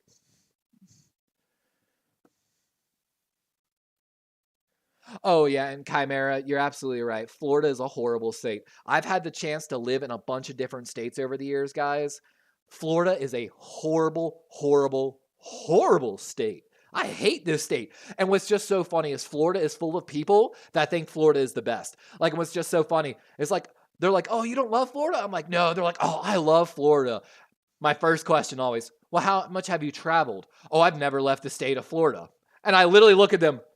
So you're telling me you're saying you're the best while having a very uneducated opinion and have never traveled or experienced any of the other states, lived in any of the other states, or experienced anything local, how different governments are run, different local governments, different programs, regulations. That's my thing I hate most about the Florida. Florida people are so arrogant, and it shows in their driving too. I literally have almost started a YouTube channel with my GoPro camera and just highlighting my idiots of the week in Florida drivers because there are so many, bro. It's I hate Florida.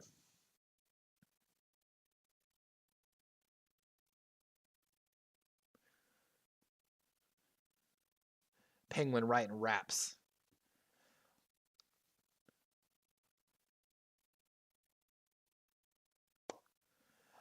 I'm telling you, I have.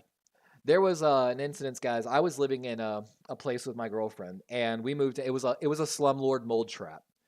They looked at me and said, "Here's $340." I said, "No, no. My lawyer wants 5K." I cornered their lawyer so hard.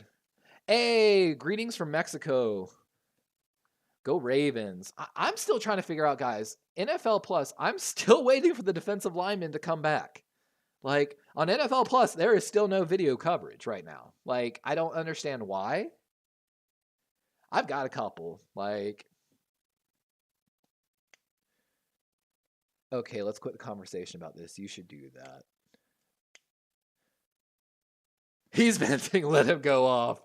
I'm venting like no, because I do need to be quiet. I'm not trying to spread too much of that business. Like I said, I've got my backup plan just in case because I'm telling you, some of the things, guys, I have witnessed, saw, and heard are, and it's any day, guys. I'm probably gonna get the authorities, different authorities involved. Let's just put it that way, you know. So, but yeah, I'm trying to get back to football. I'm so sorry, Adrian. Are you a Ravens fan? If you're there, and I'm sorry, guys. I mean, some of y'all, I feel like my viewers are peaking. Honestly, I feel like half y'all are actually enjoying me just talking off the rails about these crazy experiences. I'm telling you guys, I used to have an owner of a restaurant where I was the lead server, where I had to have a serious conversation with my owner. He was running around screaming at the top of his lungs, "Why is it so hard to find an ounce of cocaine?" Um, and I had to have a very calm discussion with him. I'm gonna say his name. Fuck it. He went out of business because he was a shitty company and he wouldn't listen to anything. I said, "Jason, you can't be running around screaming about drugs when we've had DEA and federal marshals in our restaurant before as well because of your drug issues. I'm gonna need you to shut the nicely." Yeah, he didn't listen. Law enforcement was in that restaurant quite a few more times. Like, I just want the draft or combine coverage to come back. Oh, Adrian Perez, Quentin Johnson would be an excellent fit. He's that tall, 6'3", 6'5" frame that we need. We need a big guy. Miles Boykin was supposed to be that guy, Adrian Perez, but of course we all know Miles Boykin did not pan out. He's one of those guys, he could not learn the playbook. Like what was his name? Jerome Johnson, the Cincinnati Bengals wide receiver, Jerome Simpson, guy that did a front flip into the end zone. Same thing. Like, man, I am so upset that I have no freaking footage right now. Like, what is this? Like, you know what I'm gonna have to do? I'm just gonna have to start pulling. I know what we'll do.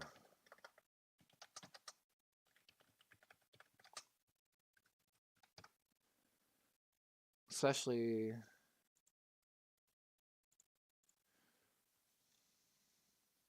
combine.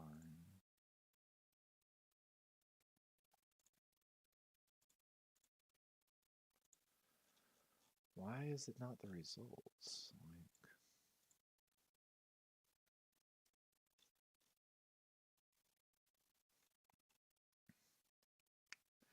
yeah, I really can't believe though Rashad Bateman tweeted that earlier. Like that really for me, I was not very happy with that. All right, track live combine results.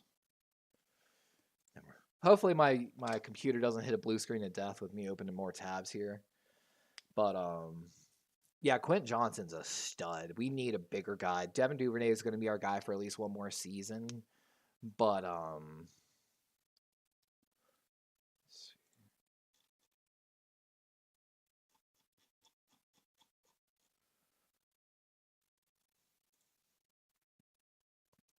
see, and I think they're putting Jalen Carter with the next round of people because he's not listed as a defensive tackle, or at least he didn't run anything.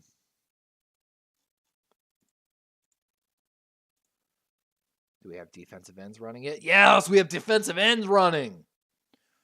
I mean, not the actual footage, but their numbers are up at least. So, and I think that's what it is. I think they're not showing footage of them actually running and stuff for some reason. I don't know why, guys, but I'm really sorry. I'm going to start getting to that.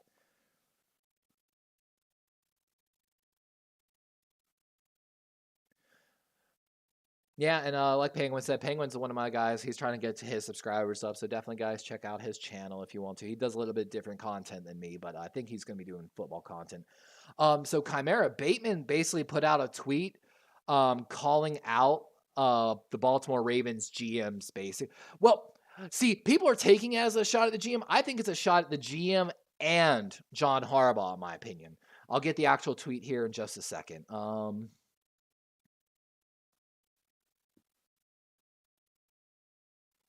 So Bateman said this: how about you play to your players' strengths and stop pointing the finger at us in number 8. Bateman wrote. Blame the one you let do this is what he says. We take heat 24/7 and keep us healthy. Care about us and see what happened. Ain't no promises though. Tired of y'all lying and capping on players for no reason is what Rashad Bateman said. Now, he says right there, blame the one you let do this. I think, again, he's referencing more than just EDC. I think he's talking about John Harbaugh, Al Saunders, who was our strength and conditioning coach, who we let go. I think he's saying, hey, John Harbaugh has let this go on. He kept Giro. He kept Al Saunders. He kept all these guys. And Bateman, of course, deleted the tweet and then put up my apologies later after because, I'm sure the Ravens PR department reached out to him a little bit. And that's the thing. I think he's right if he's talking about Harbaugh and Giro, of course. Do I think he should have ever tweeted that? Absolutely not. What he was referring to was in EDC basically saying that the wide receivers didn't pan out like he wanted to. Well, here's the thing. Bateman had an injury. Yeah, he didn't pan out. Devin Duvernay had a good season and then got covered up, and Giro did his thing. Okay, legitimate gripe by Bateman. But after that, yeah, no other wide receiver kind of stepped up. So Bateman's a little wrong, but a little right, in my opinion.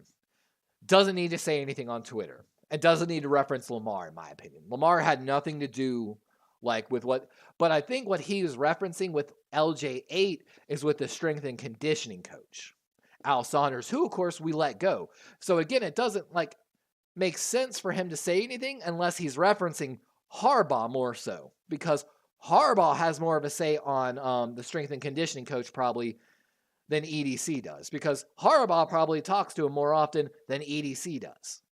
So I think Bateman was taking a shot at Harbaugh, not EDC, in my opinion. But, Adrian Perez says, who do you like more, Jackson Smith or Jordan? That's going to be tough, my guy. Let me just confirm one thing real quick in regards to those two.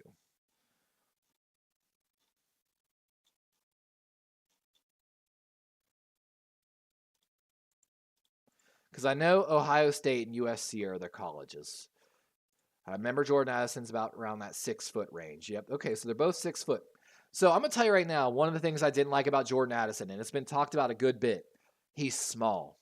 He's 6 foot, but he's only 175 pounds.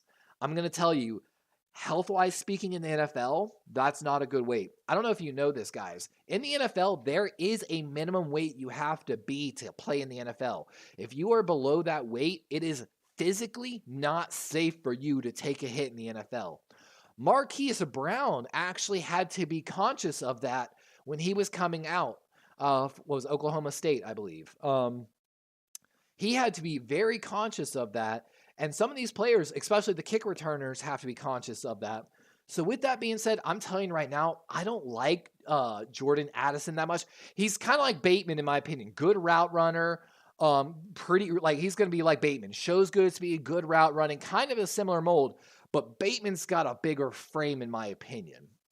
My problem with Jackson Smith Najiba, and I'm trying to figure this out exactly. Yeah. So one thing I'm not 100% sure on, I'm trying to figure out. I think he has a little bit of an injury history, if I'm not mistaken, which makes me wary of him. 6 foot, 198 fits the mold.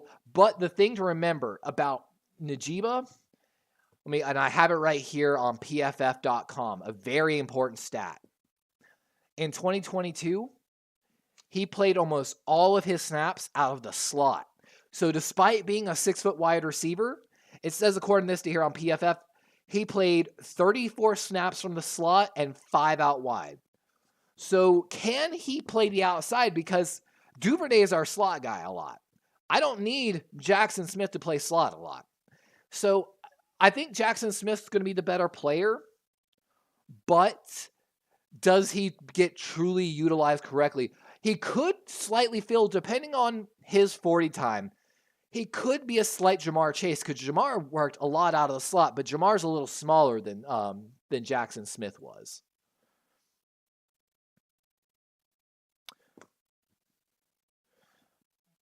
And I mean, if you loved Oklahoma, you gotta love us. What did Grossi post? I see Grossi's live. Oh, and Adrian Perez says in chat, I'm so excited to see David Ajabo next season. I am so with you. I wanted to see him a little earlier this season. I can't wait for the terrible O's chant. Ojabo, Owe, Ojabo, Owe.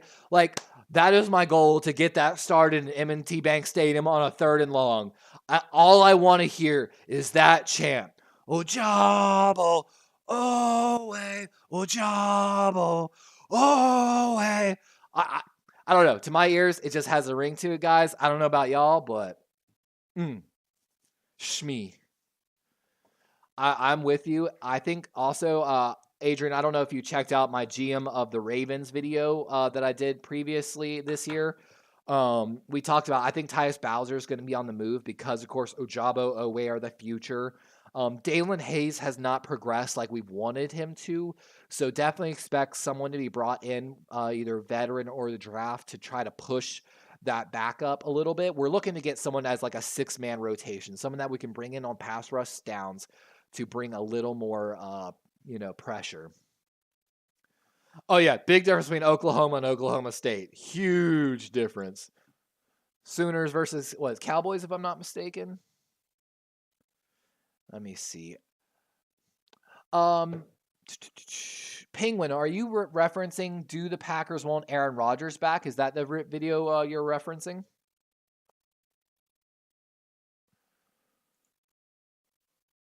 By the way. Oh, I hear something. Are we actually back? There's audio from the draft or the combine. And for all my viewers, I was trying so hard to get to combine. Check out NFL One Pass. You can get actual audio from the combine as well with some exclusive content. It's what you also use to get access to the combine at the gate. I wasn't able to get there this year, but next year, guys, I'm telling you, I am getting to the draft. I don't care if I have to start walking. I will get to the draft and I will get to the combine next year, and we will have exclusive content directly from them. And we've got Calais Campbell and Matt Judon, the former Raven and current Raven, in the coverage today, which is pretty exciting. Dwight Freeney also there for some player perspectives. Oh, wait, he did a short about the Ravens?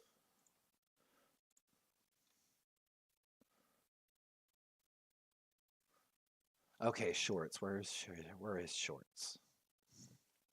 Let's see. When a Ravens player gets injured. Oh, I gotta watch that now. I'm gonna watch that real quick.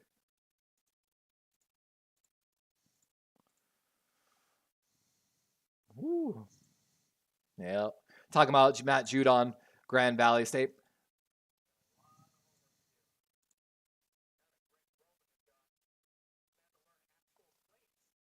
I'm gonna have to learn actual plays now that Greg Roman's gone.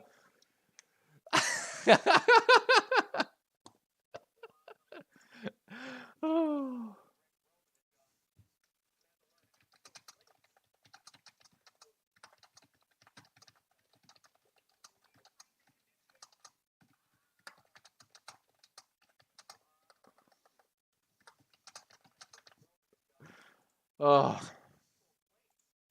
And see, for anyone, again, I'm sure everyone in this channel has heard of Grossi, Tom Grossi, Grossi Posse, Patcast. If you haven't, of course, go like, subscribe his channel. Please always like, subscribe to his channel. But he did a short on the Ravens talking about injuries, and it was pretty funny, honestly. And I would love to be able to take kind of that idea, not that idea, but those style of videos and do that content for the Baltimore Ravens a little more. Like, I guess we'll have to wait and see. I need to start watching more of his videos because I'm telling you guys, I do love comedy. I have watched every stand-up special that is on Netflix, even some of the ones that aren't in English. Like, I'm telling you, I literally, my girlfriend's joked, I need to start like a book where some of these punchlines and jokes I write sometimes. I love comedy, and I'd love to get on that. Oh, talking about the F Cardinals thumbnail one. I'll have to go back and check that.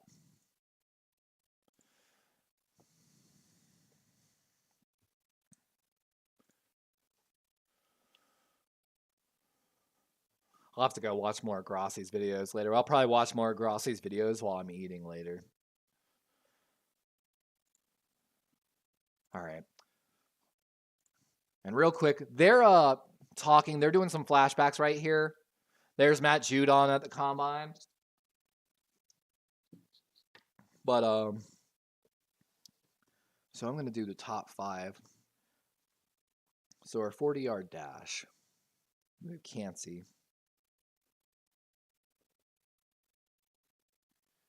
Redmond. Stills. Brees. Dexter Sr. 10-yard splits.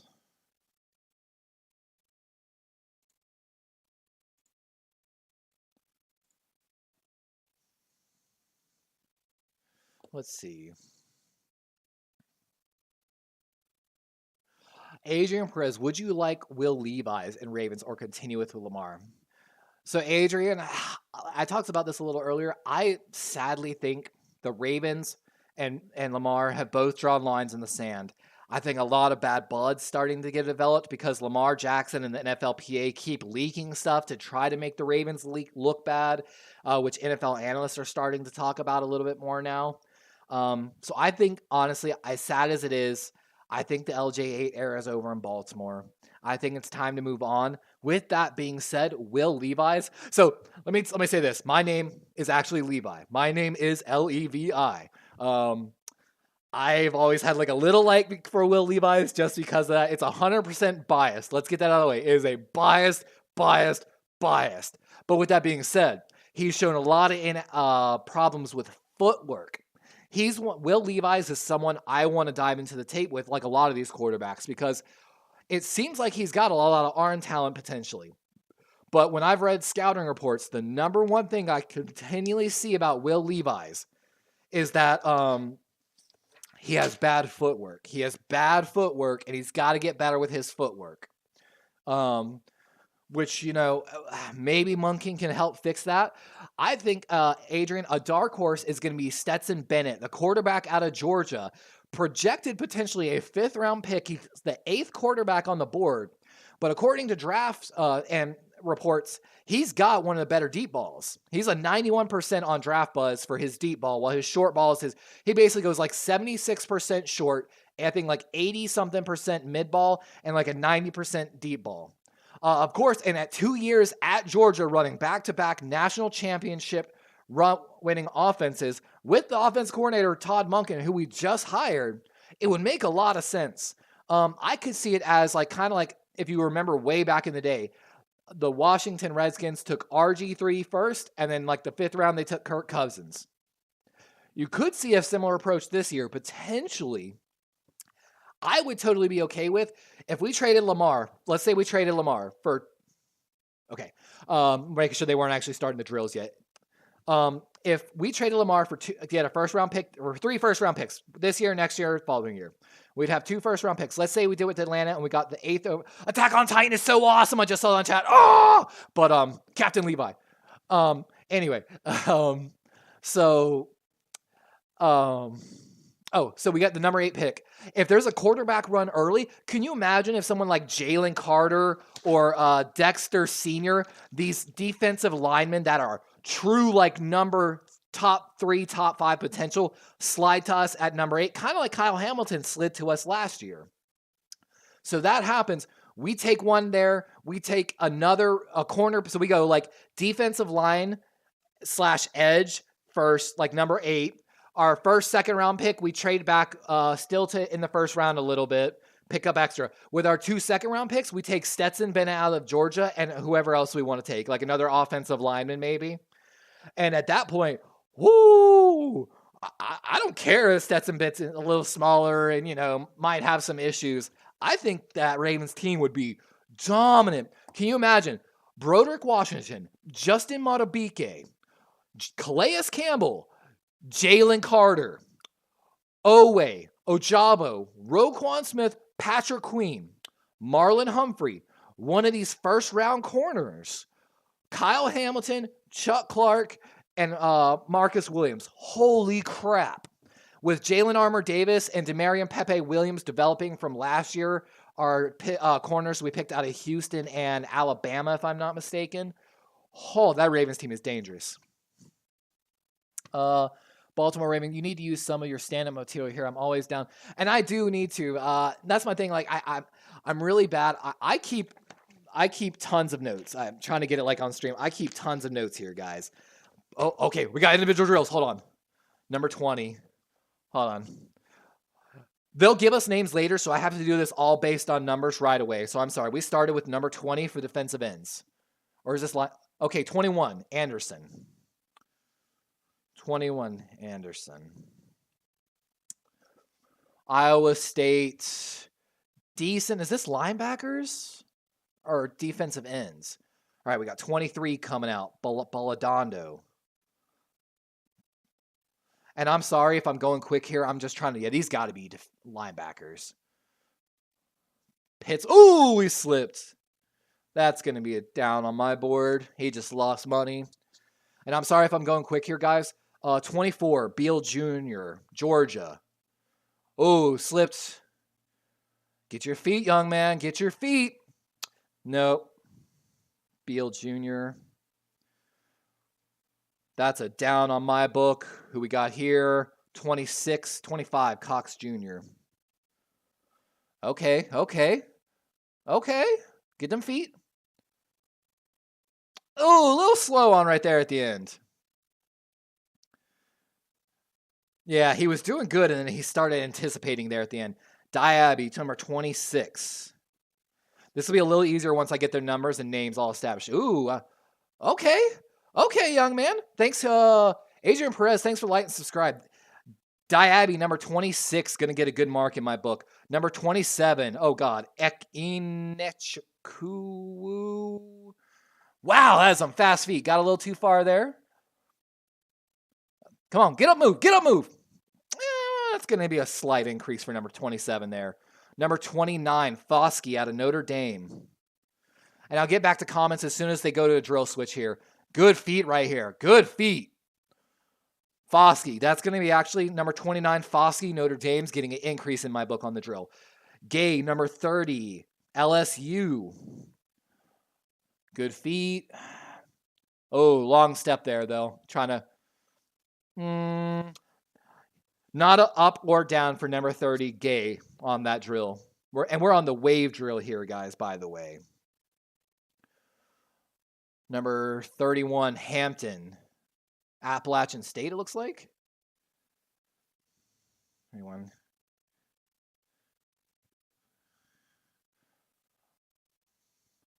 $34, Horton. Okay, okay. Okay. Horton from TCU gets a plus in my book for watching that on that drill. 35, Incoom. Bigger man here, looks like. Oh, okay. That was some quick feet. Incoom.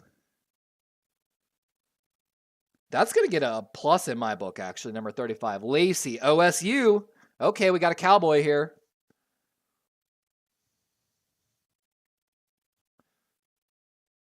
Oh, that was a nice turn. Okay, okay. That was a really nice turn by Lacey, number 36 from Oklahoma State. Number 37, Land. Man, how many linebackers or defensive ends do we have? Oh, they're probably all doing them all together. That was mild. Slight increase on number 37. 38, McDonald, Iowa State. Oh, okay. Okay, good stop. Little late on that push step. Okay, number 38, though, McDonald. That's going to be an increase. 39, McGuire, Missouri. Oh, fell a little bit. He anticipated. That's going to be an up, a low up. Number 40, Morris. Is that Michigan? Oh, big slip. That's going to be a huge drop. Got to get your feet underneath you, young man. Man, we got a lot in chat here. Hopefully we're almost at the end of this drill, guys. 41, Murphy. Gonzaga, it looks like. Oh, he's got some quick feet. He slipped a little bit there. 41, Murphy. Going to get a plus in my book, actually. A little bit of increase on that drill. 43, Ramirez. I have no clue what college that is. Fell a little bit. Got some good feet, it looks like. Quick, but needs feet. 44, Robinson, Ole Miss. He's anticipating, so he messed that up a lot. That's neither up or down for me. 46, Tuipulotu, USC. Open up and go, like he said. That's going to be a down. Tuipulotu. My God, dude. Holy crap, my page is filling up here. 47, Van Ness. Looks like Iowa State. Iowa. Okay. Sack leader, but didn't start for the Hawkeyes. Georgia Tech, 48, White. We're still here in the wave drill. Got good feet. Good feet.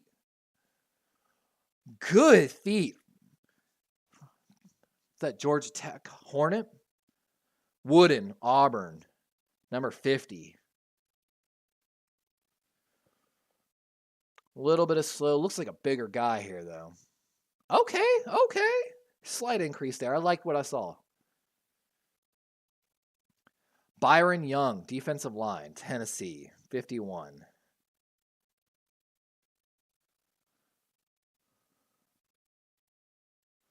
Ooh, good turns. Good turns. All right, we're in a drill change. Let's go back to chat here. Bye. I have to go to university. Let's go. Bye, Adrian, if you're still there. Thanks for dropping in. I hope you're doing well in school. Let me know what you're going to school for next time. If anyone wants, this is a video from my YouTube channel. Oklahoma State. Oh, Penguin Goats. They just they had a someone in the wave drill for, is that defensive ends or defensive linemen? I'm trying to. Defensive ends.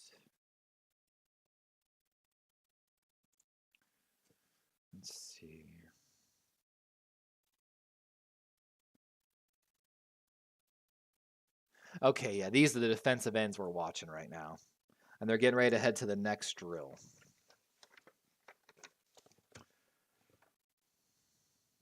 They're explaining it. Any thoughts on the Army guy? I haven't seen much. I think I remember he played really well, but did they let him out of his Army contract? Number 20. Is that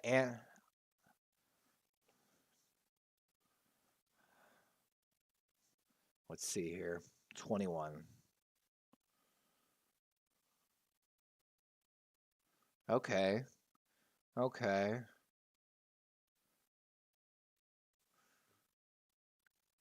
I liked what from MJ Anderson, Iowa State. 23 from Pitt, Balladano. Pump those arms harder, young man. Neither loss nor gain on that one. Beal Jr., Georgia coming up. Yep, good pump. A little slow on that last turn, but it's going to be a slight increase. Cox Jr., Florida.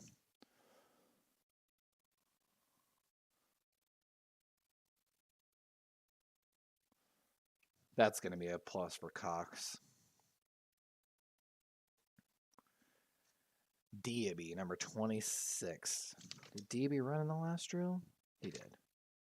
And that's what also was on my problem is some of these guys run in some drills and they don't run in others. This is the 4-bag. This is another agility drill. For defensive ends, this is a little more important than it was for the defensive tackles. DB looks like he got himself back a little bit there.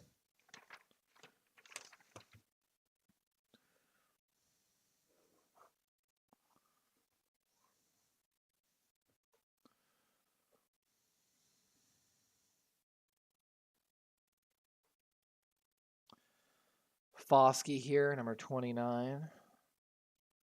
Good feet work. Oh, a little caught on that bag, though. A little bit of slip. That's a slight increase. So we should have Gay coming up next. Yep, from LSU. A little smaller, it looks like, for a defensive end, but definitely going to be probably more of a linebacker in the NFL. Little bit of a slip. Yeah, it's going to be an up and narrow down. So Baltimore Ravens Gunny, hold on, sorry. 31 Hampton here.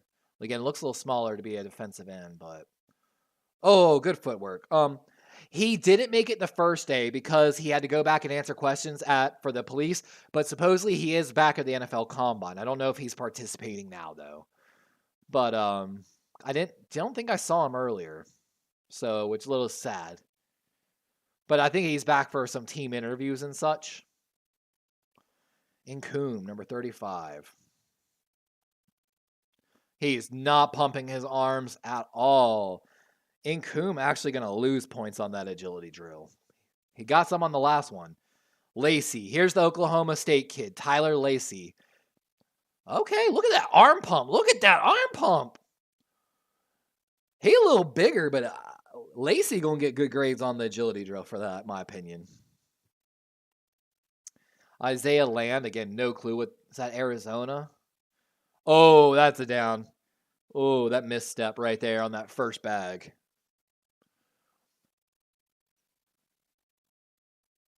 I'm still trying, Penguin. Like you know, man, I got a lot of stuff kind of going right now. I don't know what to do the video on either. I don't know if you saw, we actually have an eagle that lives near us at the Florida Gulf Coast University, and like the female went missing. Are we talking about the same guy? The guy out of Georgia, right? Oh, not the guy from Georgia. Okay, no. Sorry, I'm talking about the guy from Georgia. I think I know you're talking about the Army guy though, right? Sorry, I missed a few guys. Number 40, Morris here. Ooh, they're making Morris restart. That's going to be a down.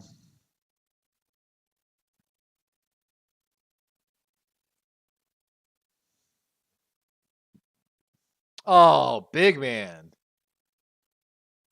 Oh, that was really bad.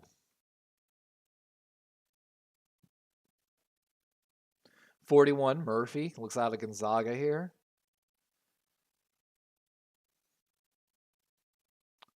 Ooh. 25 and a half. Mr. 25 and a half sack looked good. That was some good footwork out of him. Ramirez, again, out of college, I don't know. A little slow on that back. Yeah, you got to pump them arms, boy. That's a slight increase. He looked good. A little slow on the back pedal, but Robinson, let's see here. Ole Miss. He's missing some of them bags. That's a decrease. Now, of course, these drills don't really tell you a lot, to be honest. This is like a 1 to 2 point difference in the grading scale, in my opinion. This is the fine details. 46.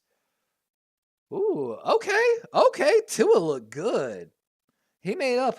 The wave drill, he didn't look good. 4 bag drill, he looked good. Van Ness, this is the kid out of Iowa. Footwork not looking good. He reminds me, just looking at his body type, he reminds me more of Ryan Kerrigan than anything, to be honest with you. Probably not nearly as strong as Ryan Kerrigan was, but it just looks like he's going to be an edge setter. We got White out of Georgia Tech here, looking pretty decent, actually. Oh, that was a good turn.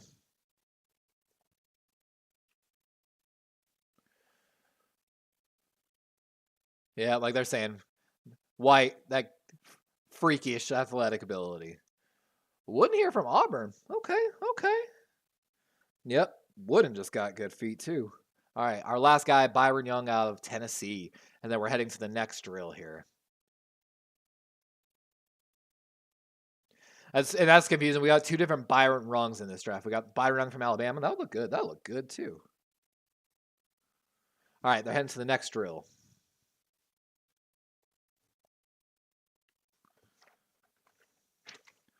'26, '27, '29.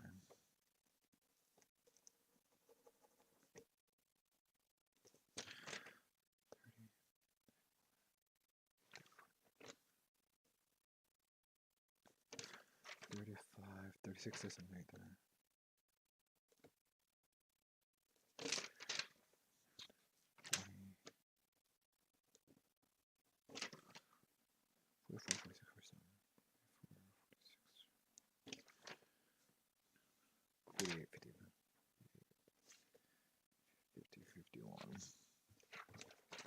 All right, we're getting ready for the next drill. We got 2 more drills coming up, if I'm not mistaken.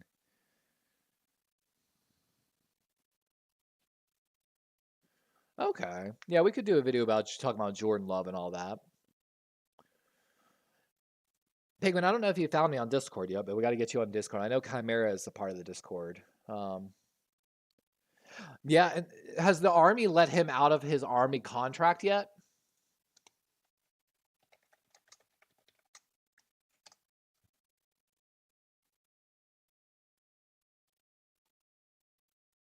He will. Okay, he gets to defer, go in after the Army after plan. I'm glad he got to. Whoo! Nolan Smith just ran a 4.44. Whoo! My God, bro.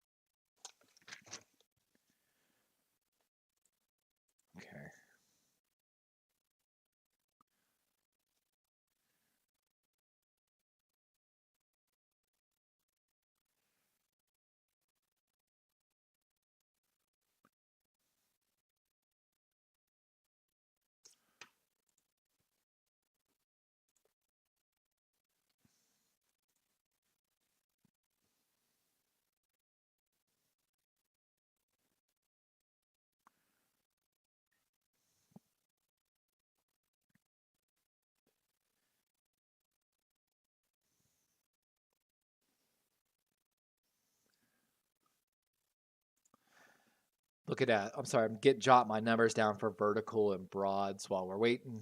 Okay. We got the next drill set up. Okay.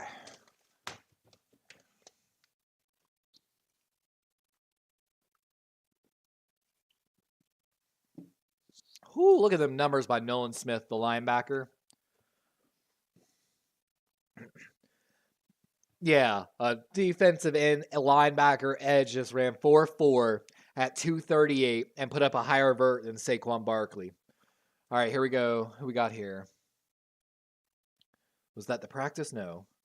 Who's this? I can't see the numbers. This is killing me. I really can't see those numbers. Come on, NFL, change your camera. I cannot tell who's running these drills. He fell. God, come on. I hate NFL coverage, guys. This is one of the more important drills for the edge players. That looks like number 41. There's no way.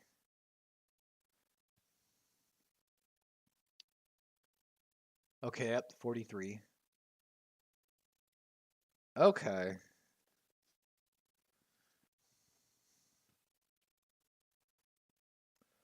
Woo!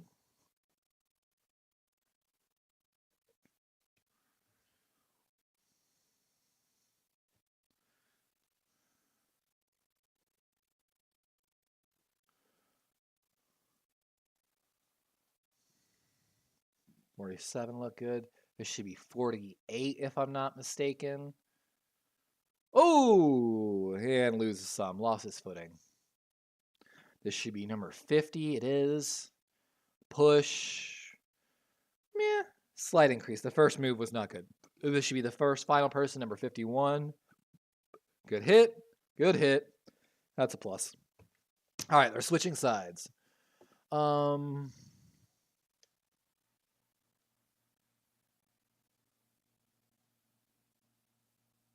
Yeah. You know what though? Can you? You said you're 15. Can you even be doing? You can't even do YouTube, can you? Like now that I think about it, like, are you even allowed to be uploading to YouTube, or is that like 12 years old? All right, sorry. Edge drill the other way. So that should have been 20. This should be 21. Okay, it is.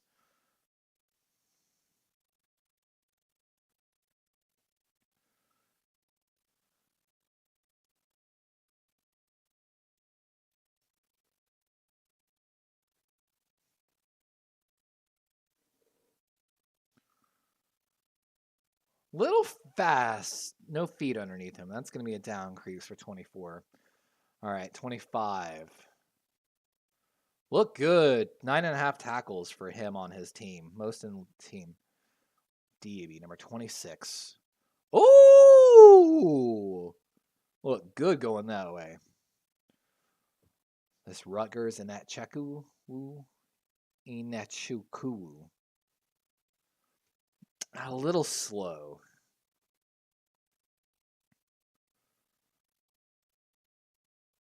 Good speed, but not really great hand movement. Wasn't violent. There's a violent. There it is, but a little bit of a bad step. I'm going to give him a slight increase for that number 30. Or around 34. Crap. How did I get behind one? All right, so next week 35. Yep. Ooh, Income look good. 36. Lacey. OSU kid. Good hands. Little slow on that corner.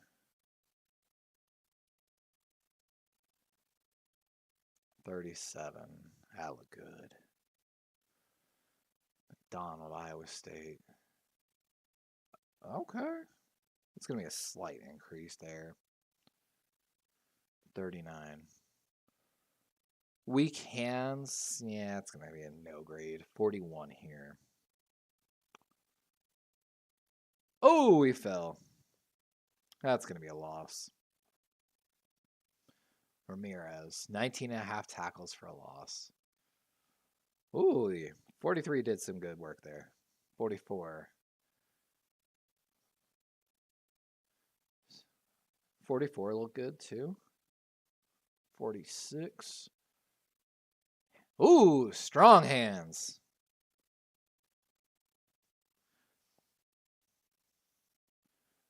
Let's see here. Oh, Luke Van Ness. I think he might be a steal in this draft, honestly. Definitely got to keep violent hands.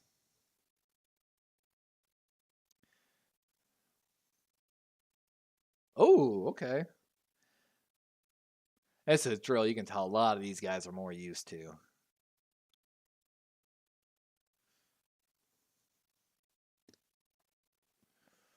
Okay.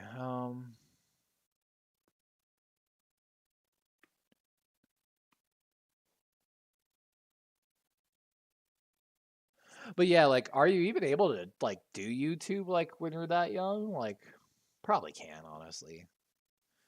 Let's see here.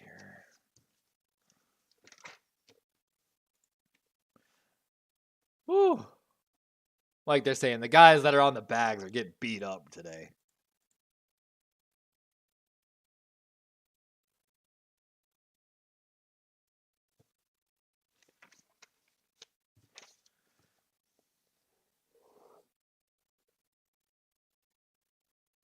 Oh, they're setting up the past rush drill. This is the Dwight Freeney drill. This is where guys make their money right here. Like, this is the one, guys. As edge defenders, defensive ends, this is what we're watching right here. Like 100%. Like,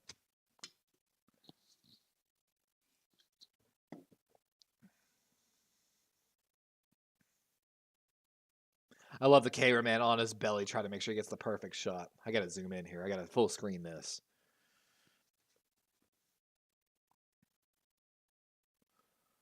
Ooh, 20. That's a down crease. That spin move was awful. All right, 21 here. Anderson. Decent. That's a slight increase. All right, 23, Baladondo. 15 sacks in his career.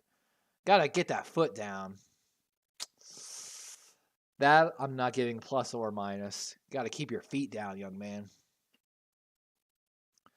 Good hit. Decent spin. Good turn. Beal Jr., number 24, going to get an increase on me on there. 25, Cox Jr., Florida. Good hit. Decent spin. Getting too wide on that swim. It gets a slight increase. A little too wide on that second move. Push. Good spin. Close. Good turn. Not showing a lot on the rip and swim move, but pretty good. And Cheku, 27. Good, decent spin, weak hit, decent turn with the rip, slight increase. 29, Foskey. Good hit, pretty good spin. No rip. Yeah, it's going to be him as is. 31. Good spin. Good push. Rip it. There's the rip. That 31 gets points. Good hit. Decent spin. Good hit. No rip.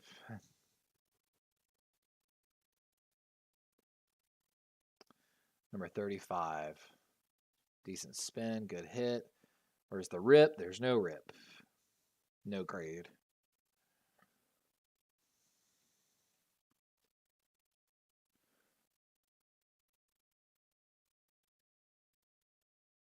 Okay, Lacey, pretty decent. 37, land. Hit. Weak hit.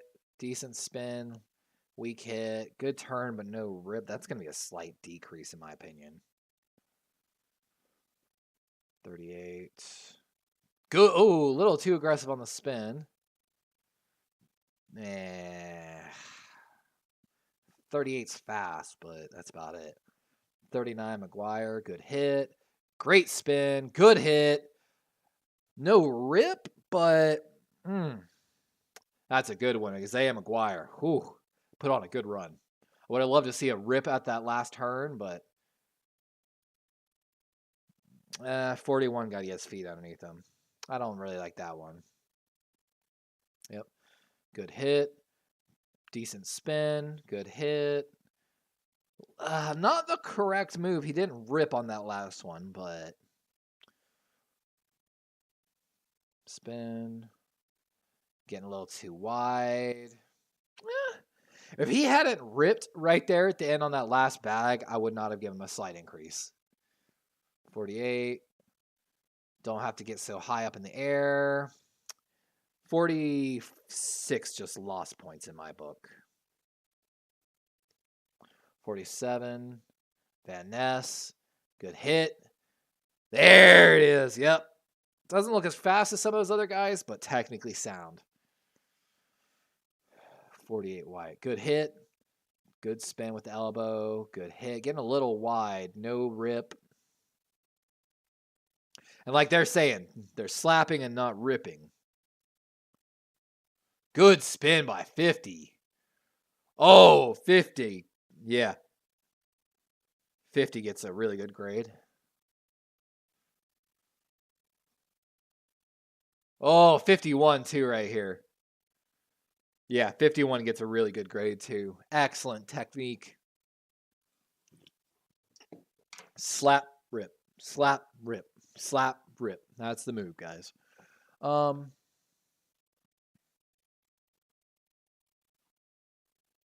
Penguin Goat says, yeah, says, I know more than about shit about the internet. Yeah, I mean, that's just the generation now. You know, kids are growing up on the internet more and more, you know. I'm in that weird generation, dude, but I was there before internet, like, but knowing the internet and complying with terms of service is completely different. Yep. Is it possible to attend the combine and still do a pro day? Yes, it is, Gunny. It's actually very common for people to do both, especially if they don't do good at the combine. But a lot of people will forego the combine to do their pro day. It gives them more chance to train, you know, and also do it under better controlled conditions on the field they're comfortable with. And like Will McDonald, oh my God, an 11 broad jump. My God, McDonald's got explosiveness.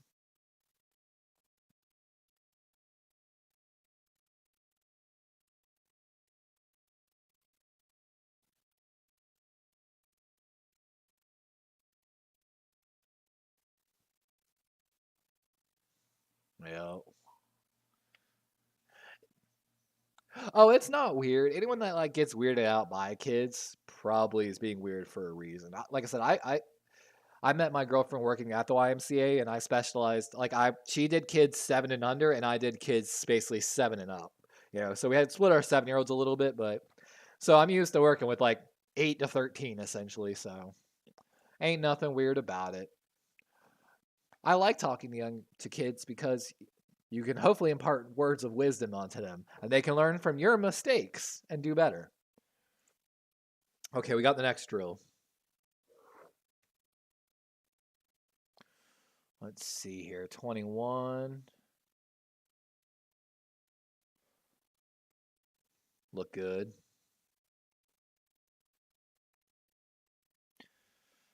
Like Calais Campbell said, this is his second favorite drill. The pass rush drill we just watched is his favorite, but oh, that was a good run too. I should have a stopwatch so I could take times on this. Like,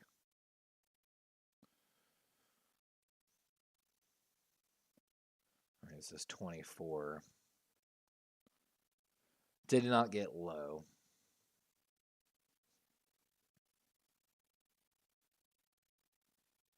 Yeah, and they're saying right there, you got to get down low. Like I just said, number 24 did not get low.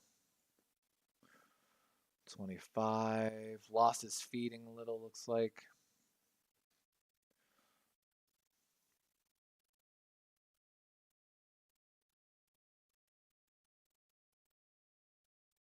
Woo! 26 looked good there. And Calais Campbell, like they're saying, this is the difference in NFL. You got to have more than one move. In college, you can have one move and make money. Ooh. Ooh. Man, these edge players are looking much better. That was a good clean run by number 27 too. 28 here. Again, look, man, he's looking so good.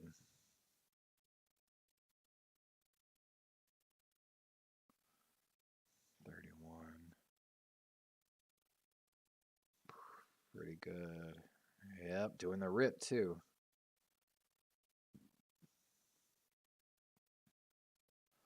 Oh, that's already a bad run from the start. 34, that's going to be a decrease. That was a bad run by number 34 right there. All right, 39 coming up, or 35, I mean.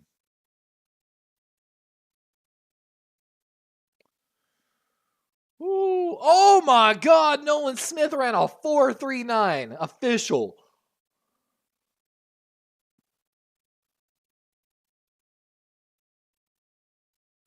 Look at them two Georgia linemen.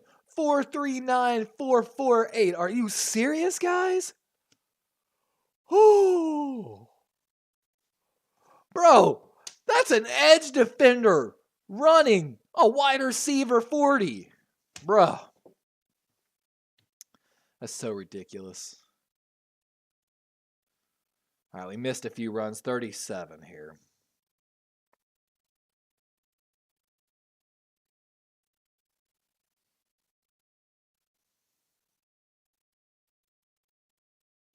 Losing his feet bad, number 38. And yeah, I totally understand the no cussing thing. And I'm sorry if I do cuss. I really am trying to work on it. I really am, I promise. All right, who we got up here? 39. Yeah, losing his feeding a little bit. That's going to lose stock, in my opinion, a little bit. Should have number 40 coming up.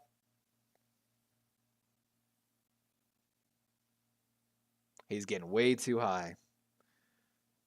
That's a losing stock again.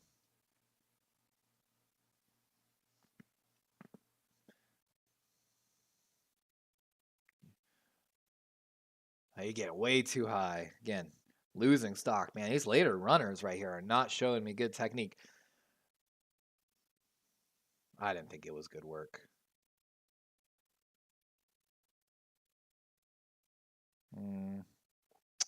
Average. Not good, not bad.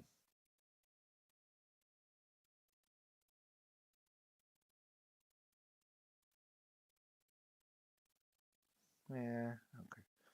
Bro, he had a faster 40 than Saquon Barkley and Calvin Johnson. Are you serious? Okay. Here comes the guy I'm really looking at, Van Ness. Staying a little high, but looks good.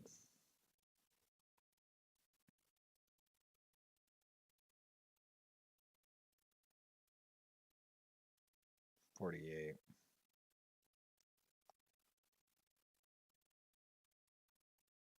Look pretty good. Daniel Jeremiah is number 8 overall player.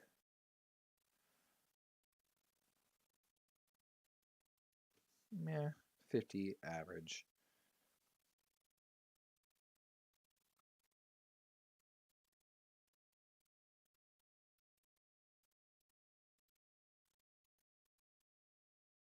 Okay.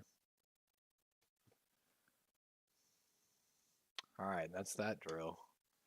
Man, do we got to wait for linebackers now? I really hope not.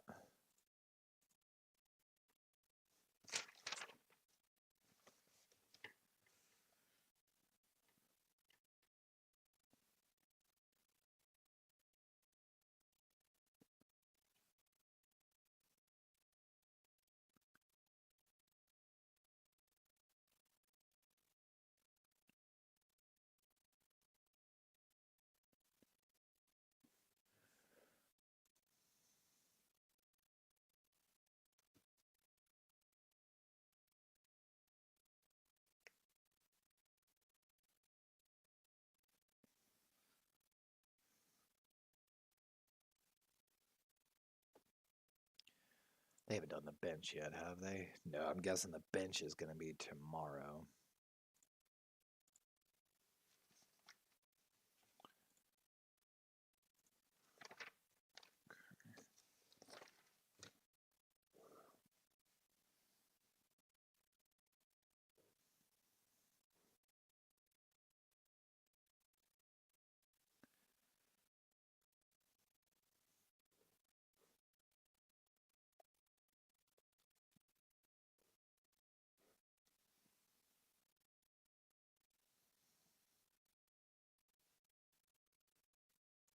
they do 3 cones?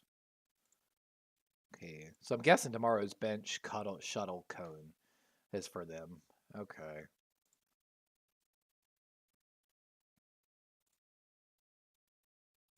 Okay. This is the final drill, if I'm not mistaken.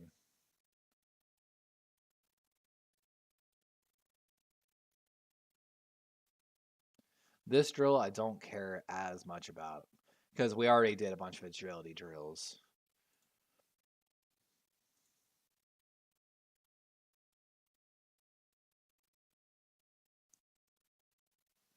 Let's see.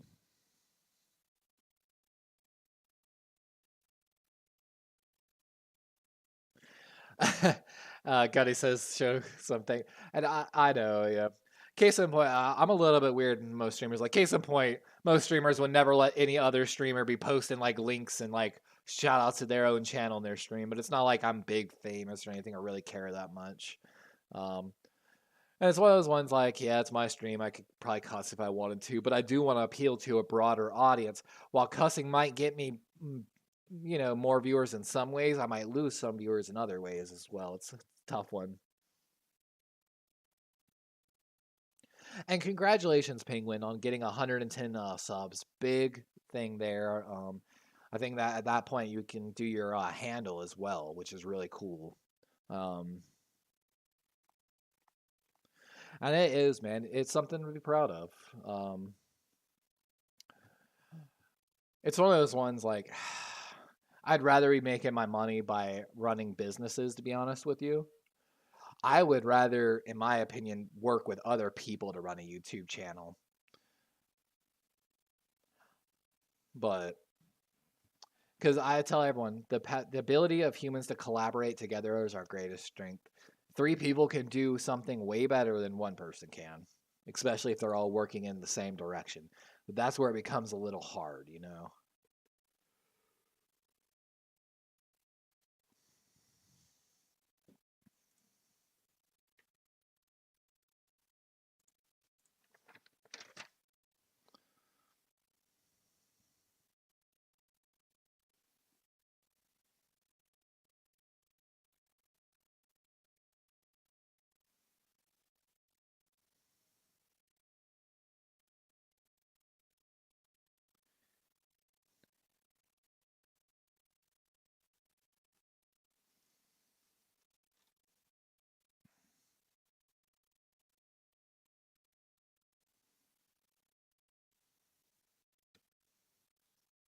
Mm-hmm.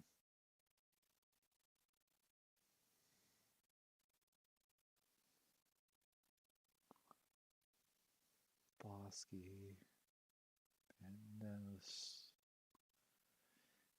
Hampton.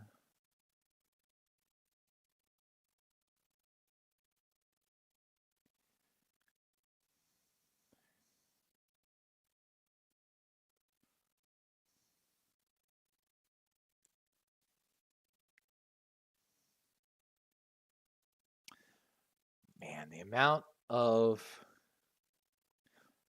defensive linemen that just ran sub 4740 like is absolutely ridiculous. 1, 2, 3, 4, 5, 6, 7, 8, 9, 10, 11, 12. 13 defensive ends just ran a sub 4740. Absolutely ridiculous. Doesn't matter if 3 people go against John Cena because you can't see him.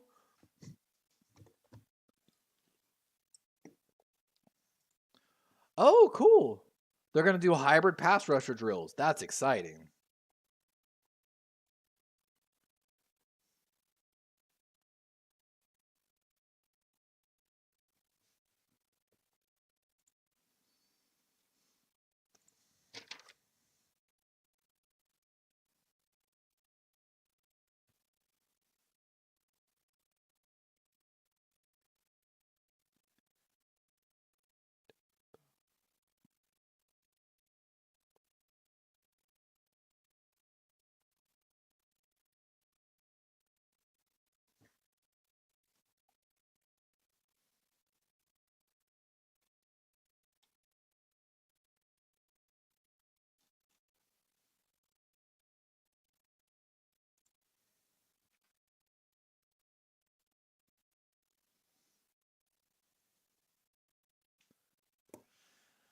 Oh, man.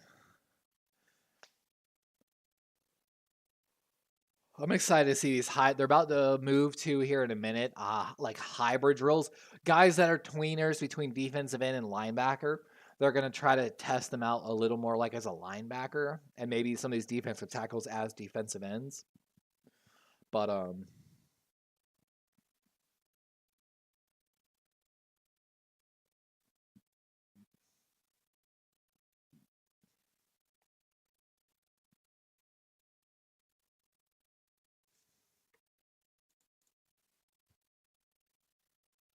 oh, wow, Smith wasn't first in everything. He actually got third in the broad jump. Byron Young.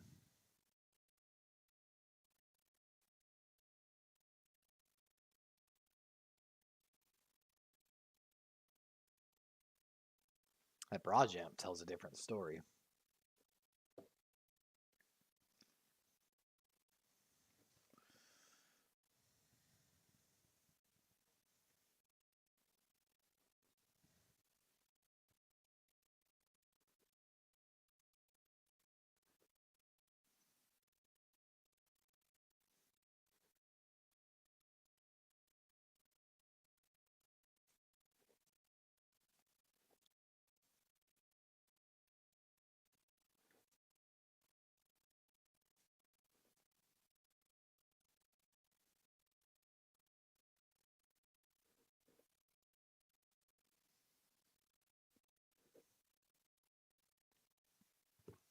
All right, hold on. We got the hybrid drills.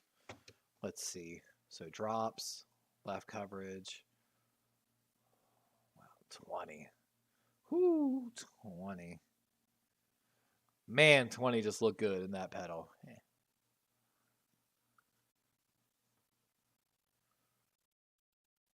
21. Little slow.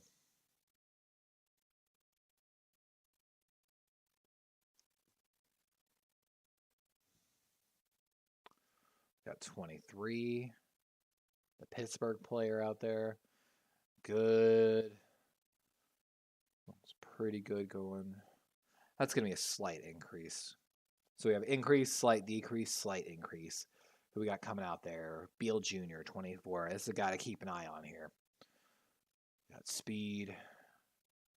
Got good speed. Woo! Woo! Beal Jr. look good. 25. Cox Jr. The back pedal and react.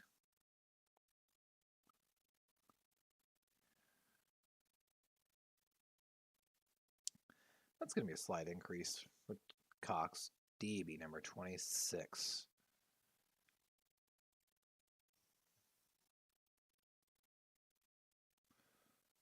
Look pretty good. He looks fluid, but a little slow.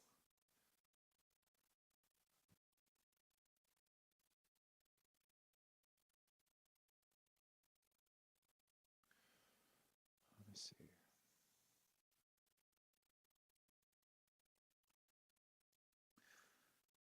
$27. 29. Foskey. Ooh, he got quick feet. Foskey looked good. 31. Hampton. Foskey looked pretty good. Foskey looked good. You know, I love your channel, but because I have told you about 15 and all that, if you stream it. And yeah, I totally understand that. Homework and school comes first, always. Always. 34. Horton. Slight increase. I get it. If I started at 3:30 today, it was only because that's when the combine started. Back pedal. Incoom looked pretty good here, actually.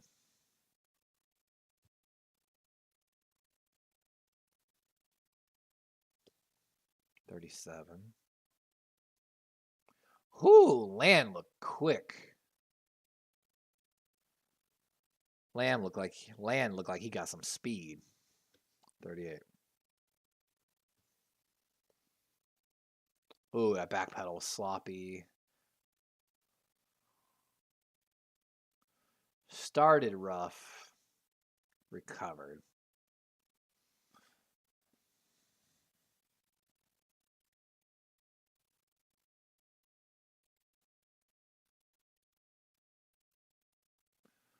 McGuire looked a little better than I thought. Ooh.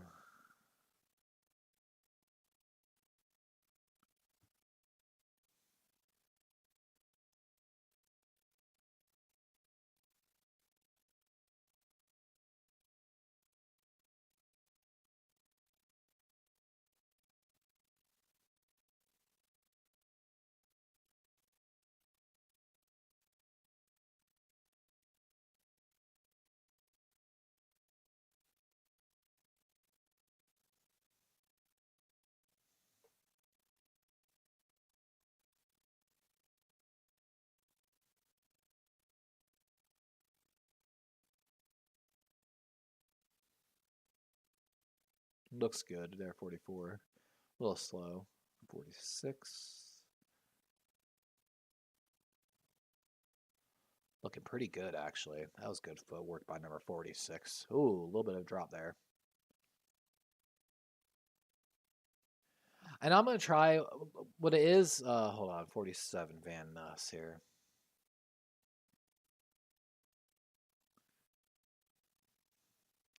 But what it is the weekends is, like I said, is normally when my girlfriend's off, so I try to spend a lot of my weekends with her since I was streaming like Monday through Friday more so. And then I was streaming on Sundays because of football.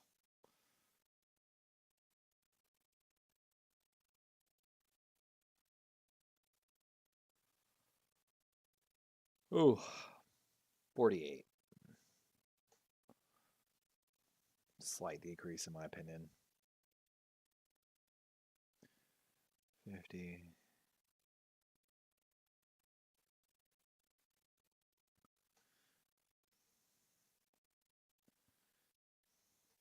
51 Byron Young.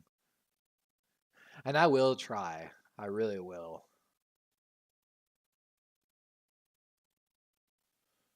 Wow. Young looked better than I thought he would there, to be honest.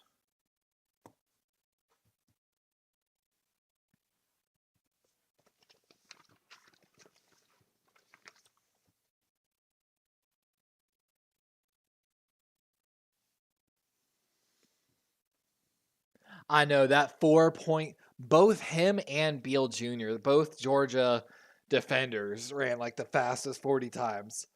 That is so. He ran a faster 40 time than Saquon Barkley, than Calvin Johnson.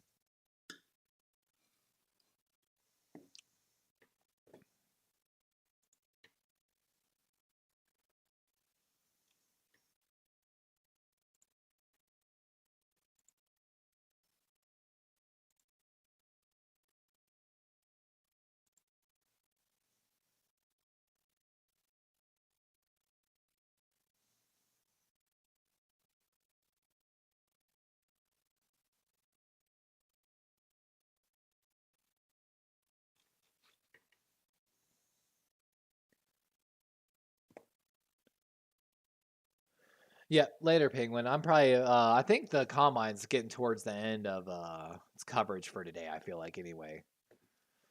Not sure. Let's see. Gates open. Inside look. Drills start at 3. So it actually doesn't say when the drills are going to be done today. Oh my god, what I would give to be at this combine. Like, I would love to be there so freaking much. Like, to be able to watch this, have a clock, and be able to sit there at the combine and time these live. Like, would actually make me so freaking happy. Oh, we got another drill. Sorry. That was 26.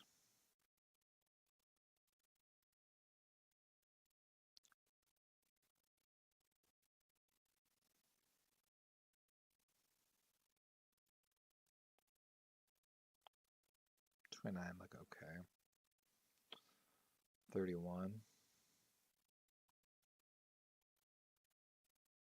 34.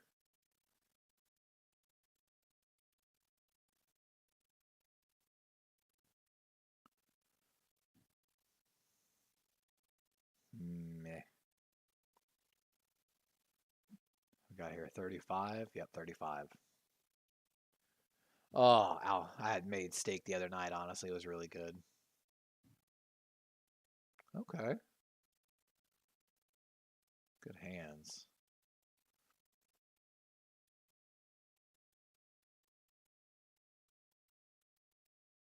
This is the final drill. 37 looked pretty good too.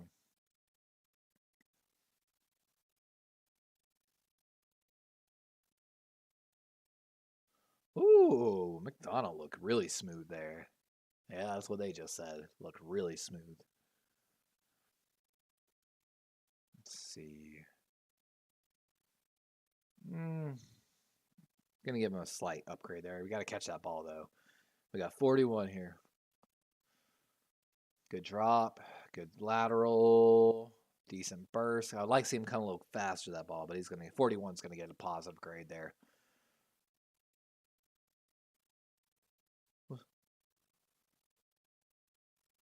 That looked pretty good. It's like that looked like Greg Roman out there. I know it ain't though. Oh, he anticipated. Didn't even get to the outside. Yeah, that's 44. That's a bad grade. No, no. The line that ain't on the QB. The linebacker was nowhere near where he was supposed to be for the ball. They're supposed to be closer to the sideline. That was halfway decent. 47. Van Ness. This is who I'm looking to see right here. Okay, well, that's a slight upgrade. Not a real good upgrade like some of these players, but got to shuffle harder, my guy.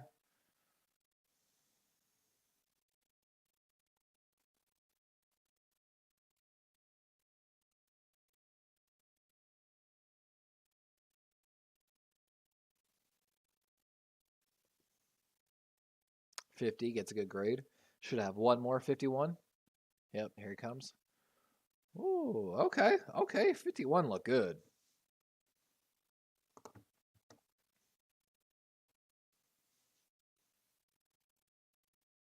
I gotta love too. Matt Judon and Calais Campbell talking about tape study. Matt Judon talking about how he don't really study tape. Calais like, I watch this tape. I watch that tape. I watch this. They got on pro. Best I bet I'm gonna watch them. Looks like they're letting some of them rerun the drill, or are they doing a second drill?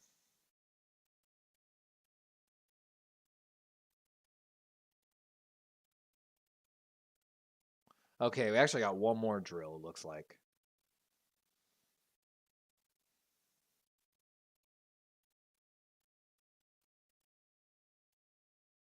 Fairway number 20.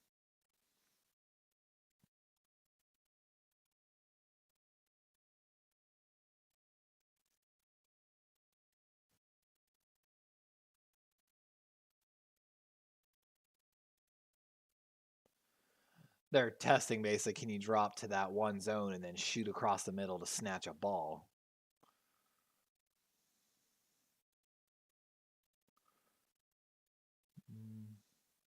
Yep, that's what they're saying. It's about taking away that in cut route, basically.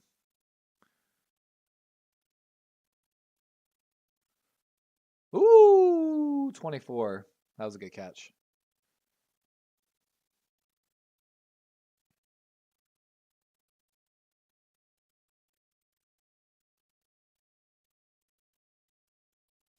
Okay, 25 look good too.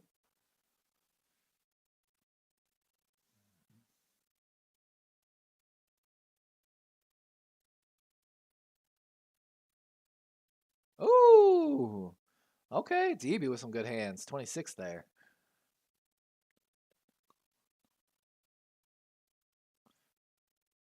Oh. 27 getting a slight bump there, increase. 29 Foskey.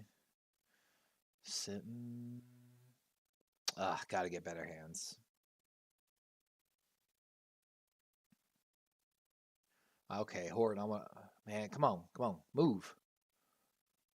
Okay. I didn't like that back pedal.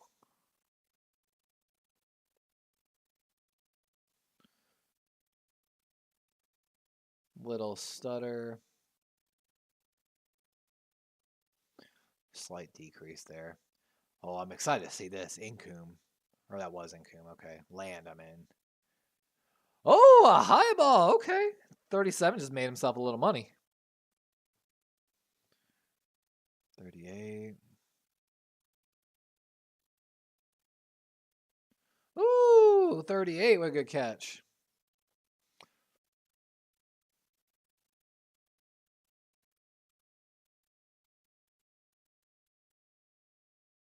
Okay. 39. Smooth.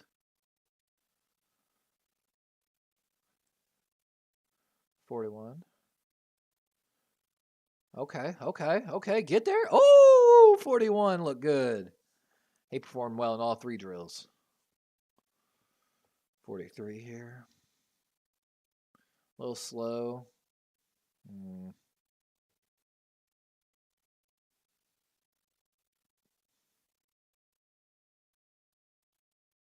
A little slow on that turn. He's expecting it. It's going to get a no grade. 46 to a Pelotu. Ooh. Okay, I look pretty good. Come on, QB! That's hilarious. All right, here's Van Ness.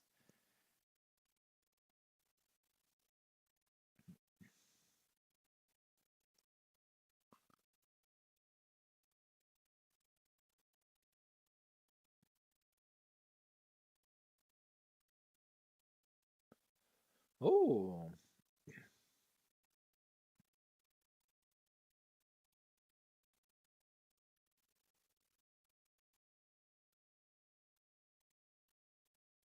Good work. 50. Uh-oh, 50 looks like he might have tweaked something there. All right, last guy, Byron Young from Tennessee, not the Bama kid. Oh, okay, okay. That looks good. Is that the last drill now? Yeah, I literally made steak, golden baby potatoes, bacon fat green beans the other day with a vermouth reduction sauce. The night before that, I made goat cheese chicken with a balsamic vinaigrette reduction. I actually, and that's another thing, Penguin, I would love to do cooking on a channel. Like the amount that I cook, like.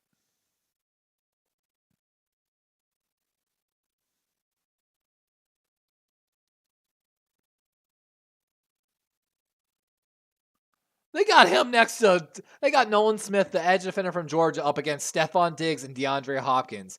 He ran faster than Stephon Diggs and DeAndre Hopkins, guys. That is an edge defender.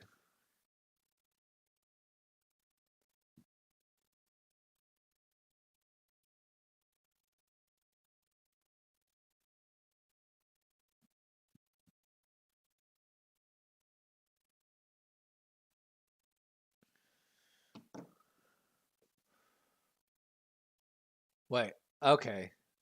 Okay, we still got linebackers coming up, guys.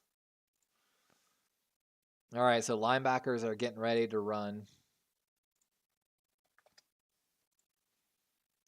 Cool. So they're about to start running 40s for linebackers here in a moment.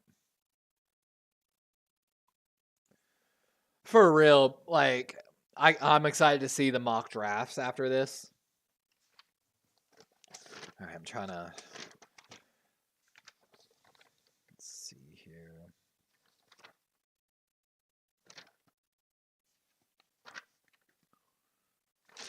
Let's see. Number 2.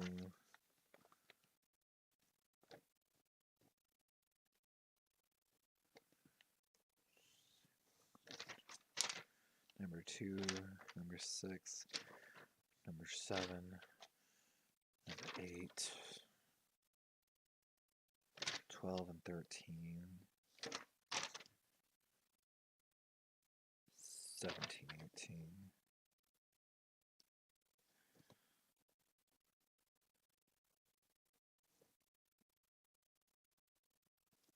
And of course, the coverage right now is going to a break because they're about to. I don't know why we're not getting we don't get to watch the 40-yard dashes anymore. Like I used to actually really enjoy watching the 40s, and this year for some reason we don't get the chance to. 13 down, 5 down, 13. 13's down.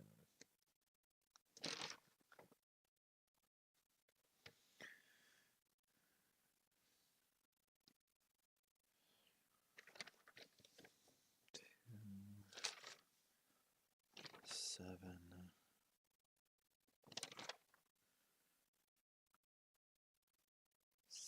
17 and 18.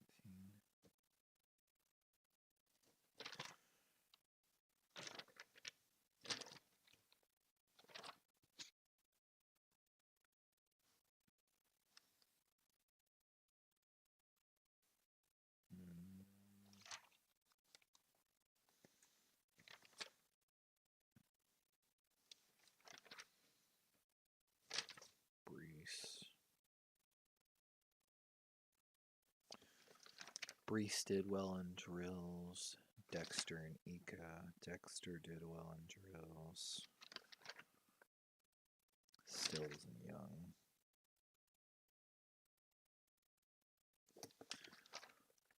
One, two, three, four.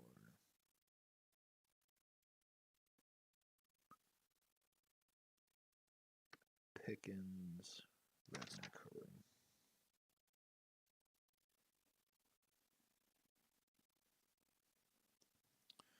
I'm compiling my notes. Sorry, guys. I'm just taking my notes that I took on the drills and kind of compiling them with the 40 yards, the 10-yard split, the vertical, the broad, and all that. And I'm actually going to redo them all here in just another minute as well.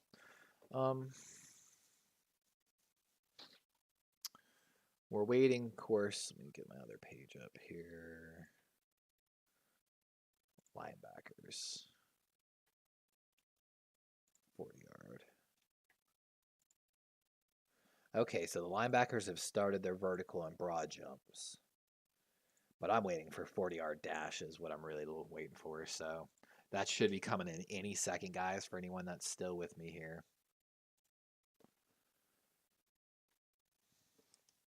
Like I said, I'm sorry, I'm compiling my notes here. Let's see.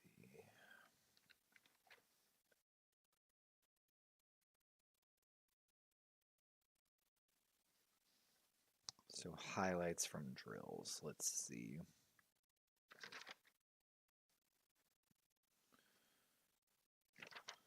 So 20.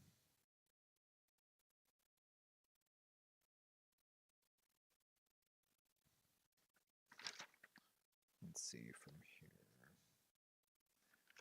26.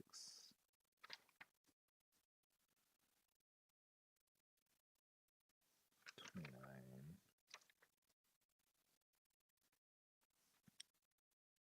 36. 41.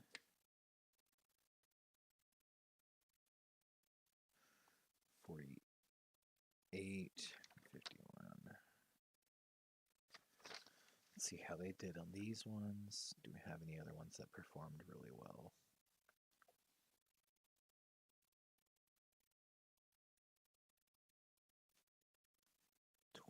Already on the list.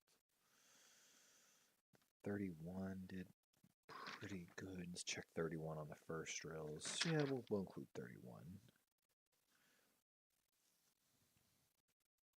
And sorry, I'm looking over all my notes here on the different drills and kind of seeing, based on drills, who our standouts are, basically. We had 31.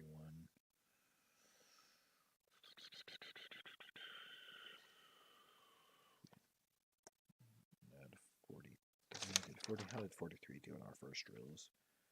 Quick, but needs to get his feet under him. Okay. We'll add 43 and 44 into that. 47 and 50. So 44, 47, and 50. 44 didn't do well. 47 did okay, and 50 should have been included. Okay, so that's our standouts from there.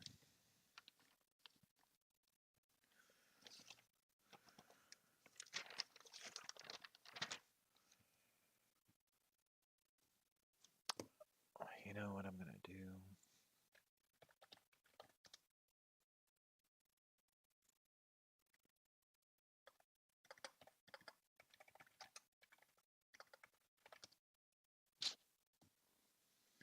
Let me see.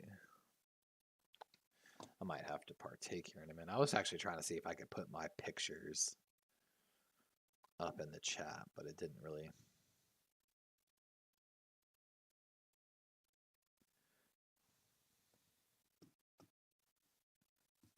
And I love everyone saying the tweet was about Eric DaCosta earlier from Rashad Bateman. I think it was to DaCosta about Harbaugh and Al Saunders, basically.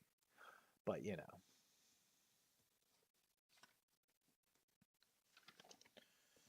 We're definitely have to do a video about Combine top performers.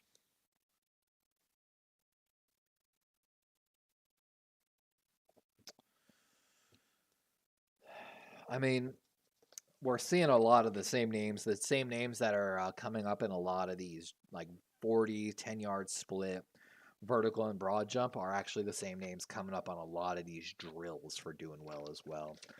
You know, a lot of these guys do spend a ton of time doing nothing but working on these drills as it comes up for the draft, so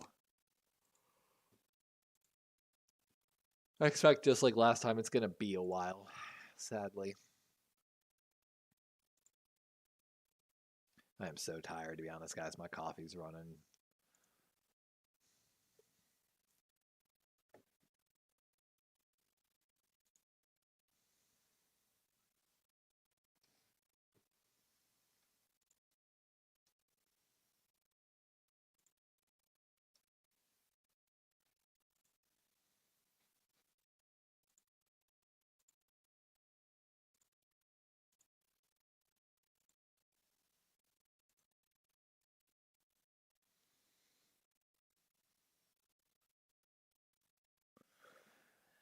Baltimore Raven, it's definitely not a good look for the organization that's usually quiet. EDC needs to fix this and quickly, and I do kind of agree there, to be honest with you. Why is that coming up now all of a sudden?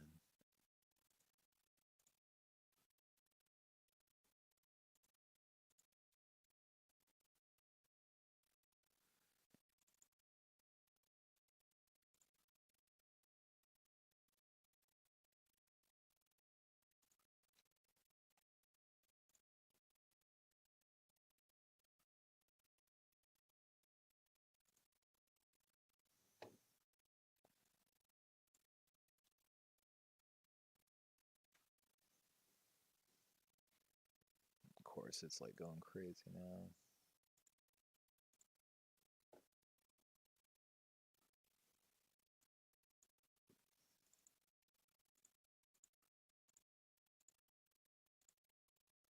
Where is it picking up the rest? Ah, there it is. Okay. I was trying to figure out where the heck it was picking up my slide from.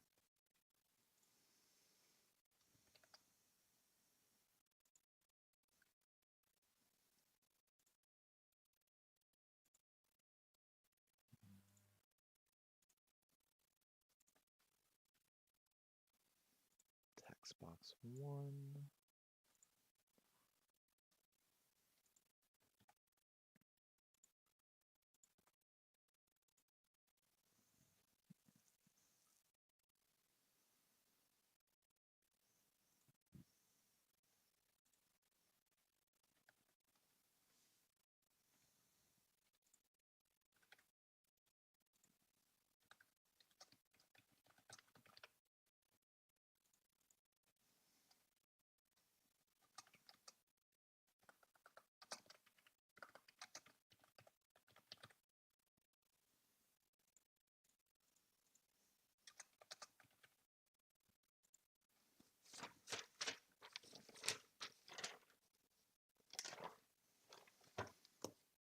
I gotta find more. It's why one of those ones I would try to get some of my friends coming here just to keep the chat lively and, like, you know.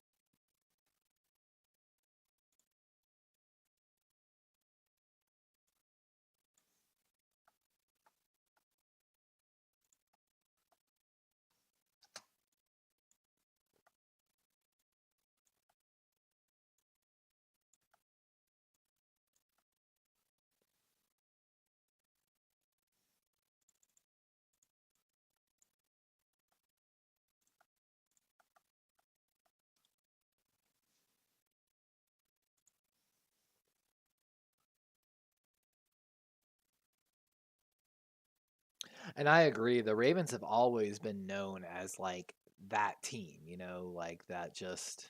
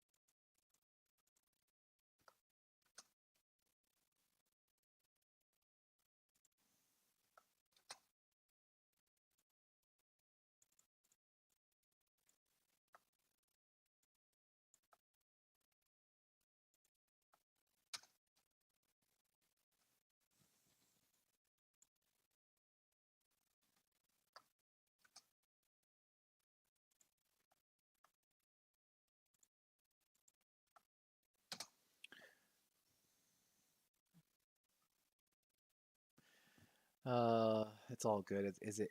It is kind of weird not seeing an active chat though. Yeah, it's just one of those ones I know I can right now, like as I'm losing like caffeine and stuff, and I'm sitting here trying to focus on creating some type of visual presentation here at the end for the end. I know I'm getting a little bit of quiet, which is not what I need to be.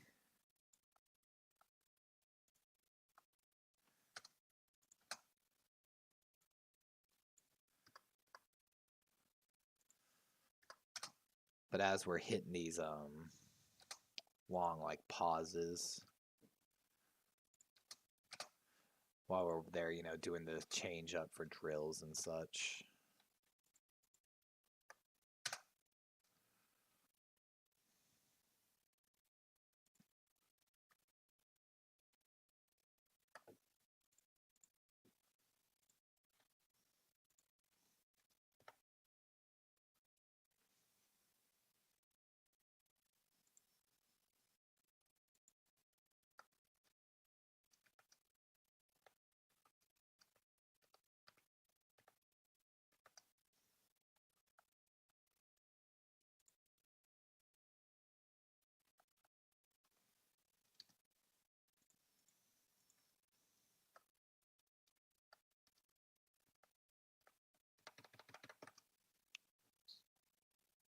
That's weird.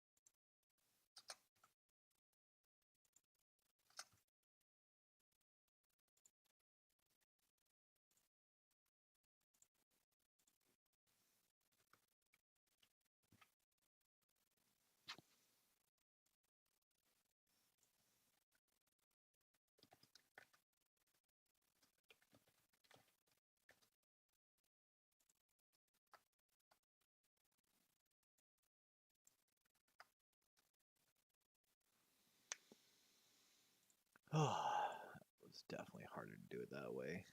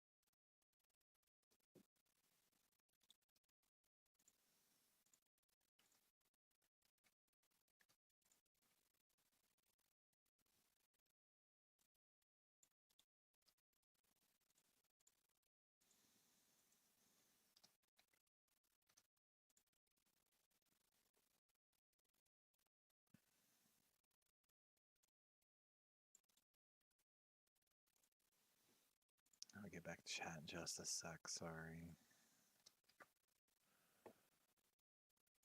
Let's see. Maybe instead of doing that,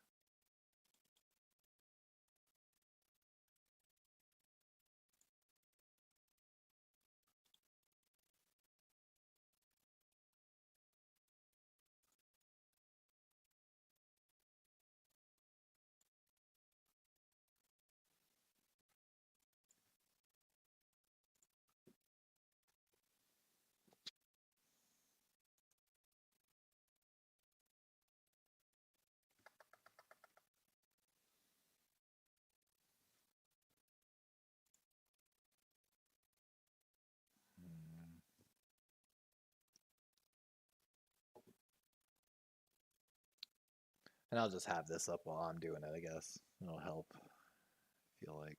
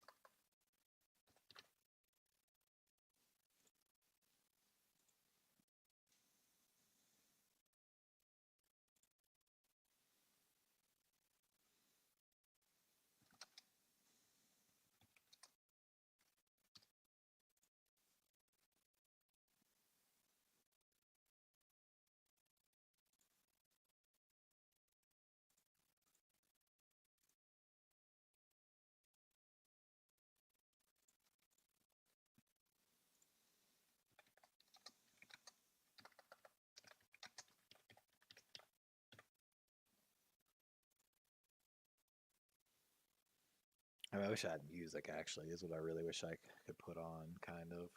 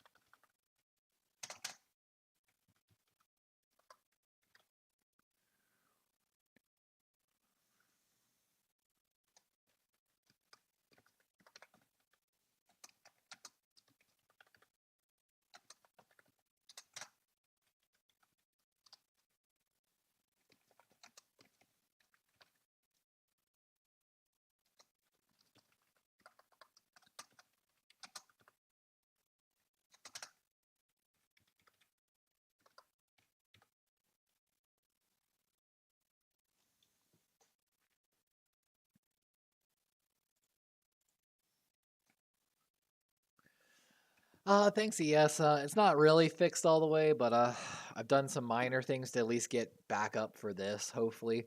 I'm ready for a blue screen of death, honestly, at any point. We're just trying to also get everything here ready for kind of after the linebackers get done. I've noticed it's been taking quite some time to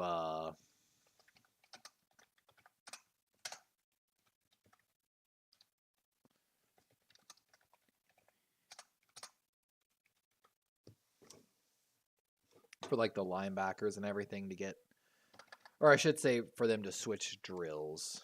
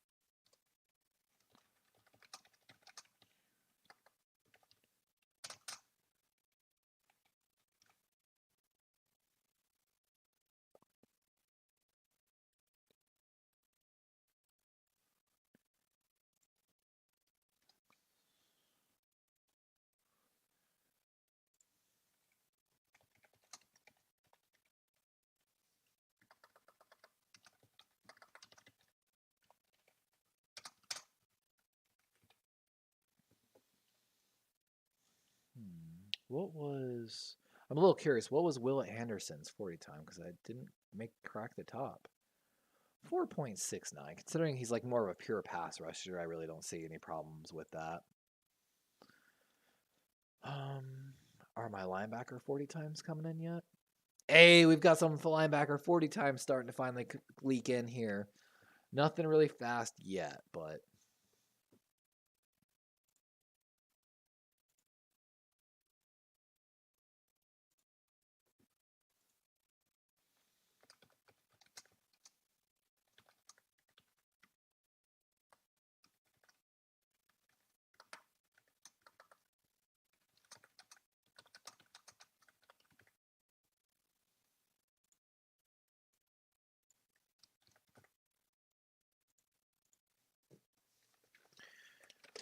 I've got a lot of notes I've been taking.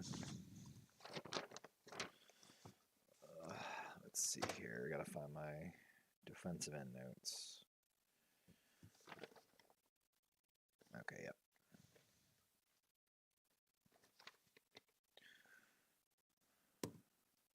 Anderson.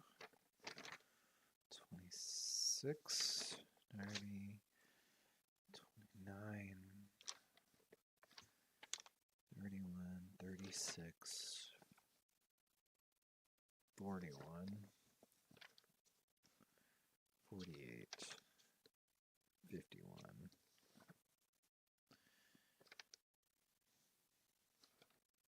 43, 44, 47. All right.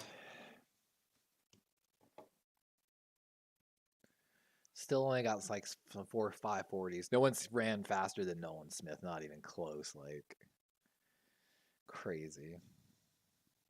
I guess Smith wasn't competing in any of the drills.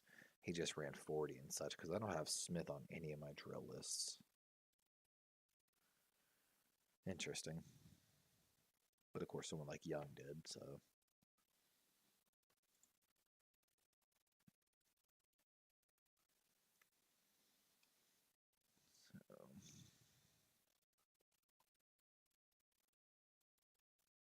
There's not another Anderson right now.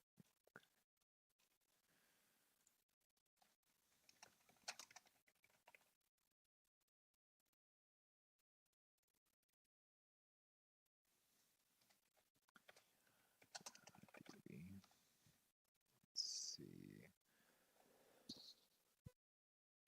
Excuse me. Foshi. What's his first name? Bosky, there it is. Isaiah.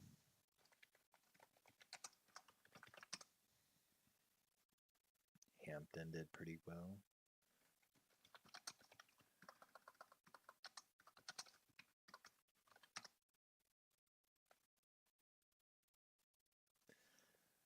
Lacey.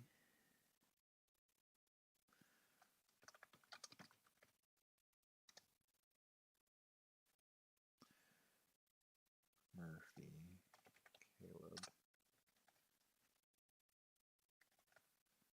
Murphy. Out of Ferris State.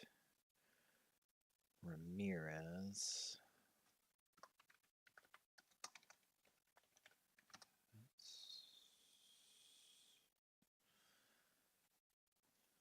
Van Ness, Lucas, Van Ness, and White and Young. There's White.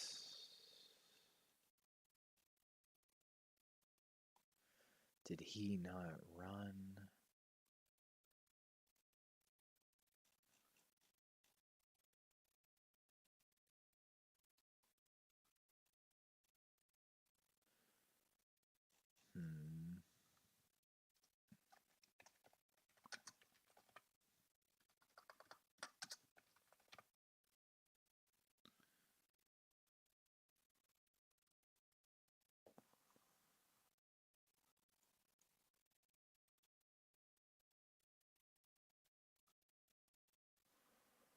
There he is, Keon White.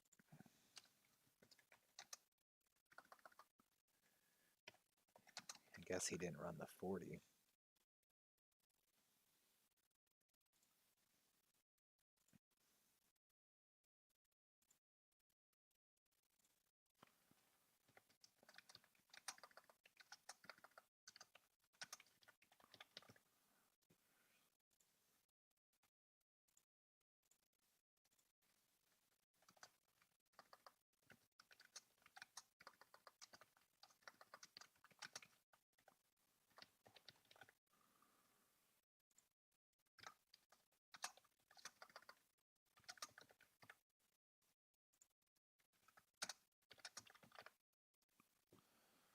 All right, let's see if we got anything else coming in yet.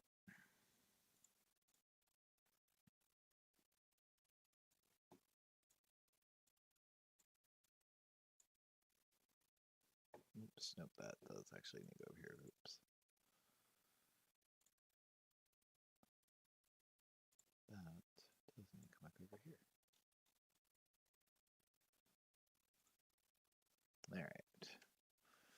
I'm sorry, and um, what could that mean? Him not participating? It just all that means if he's not participating, like in case in point the 40-yard dash, but he participated in the broad jump, it just means certain drills he's more comfortable doing at home or wants more practice on. So he might have just been advised not to, per se. Oh, I totally forgot I have to do that. Insert new slide comparison.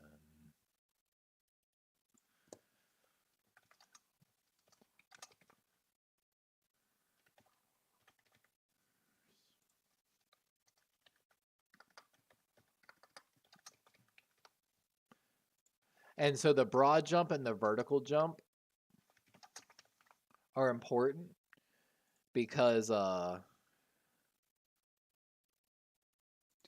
slide.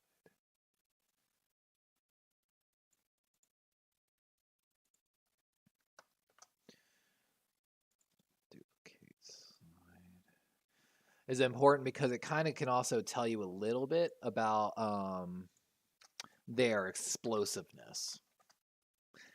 Case point, when a 300-pound man gets that high, it's pretty impressive. All right, see if we got some more linebacker 40 times coming in yet.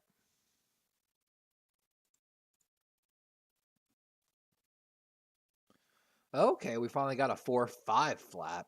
What's crazy is when I played football so far, I ran a faster 40 time than these three. Tennessee, Iowa, and Indiana linebackers. Let's see. Here we go.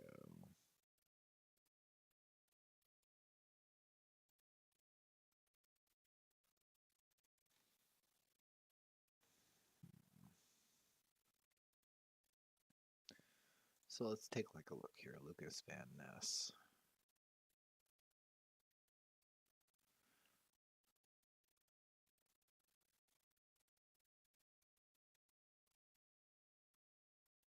Draft projection is second to a mid-round pick.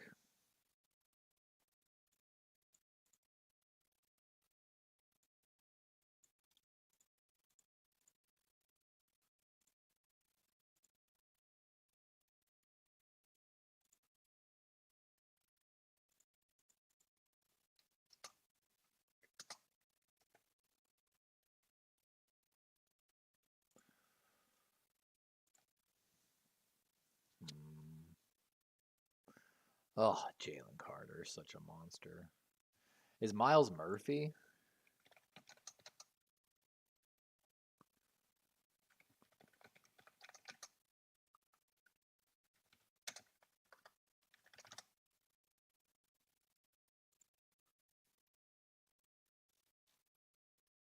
That's just snubs.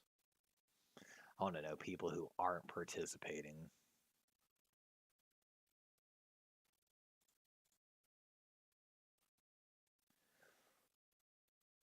No, O lineman, if I'm not mistaken, is not today, but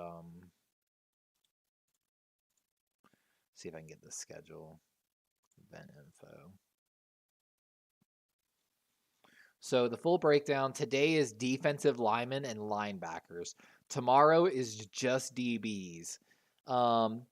Saturday is QBs, wide receivers, and tight ends. So O-line's not going to be till Sunday with running backs.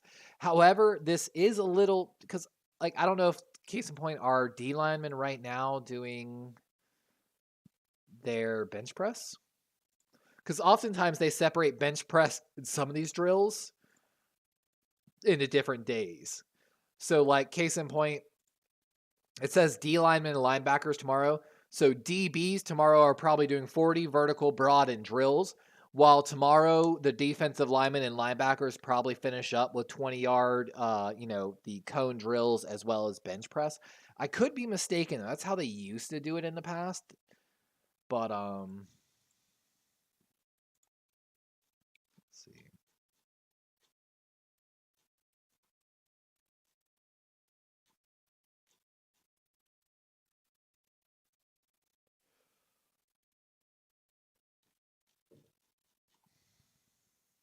Okay, here's the big people. Here's all the big people skipping the combine. Jalen Carter not participating in combine drills. Tyree Wilson, who's going to be one of the highest, not taking part in NFL combine drills, fractured foot. Bryce Young not going to be throwing. Will Anderson Jr. limited on-field work. Okay.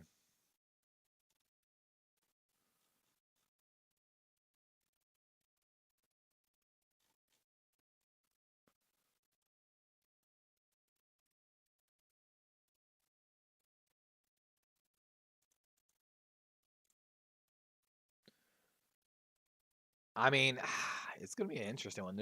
There's going to be, I feel like, a lot of defensive players drafted early, guys. Like, I really think that's going to be the case.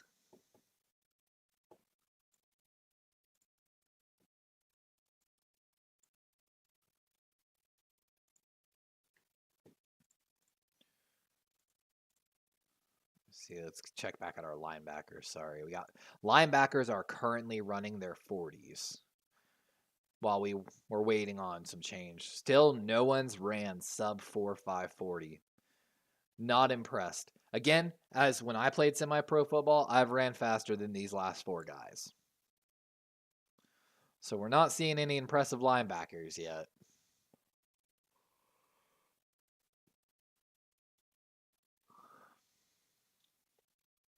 All right, this is just defensive tackles.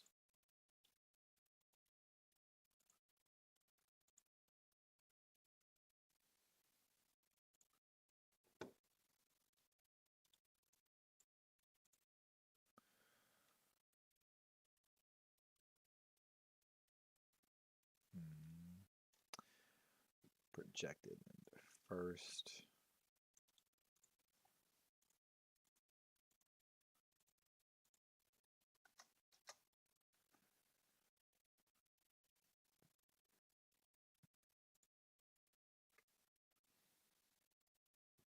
Dante Stills.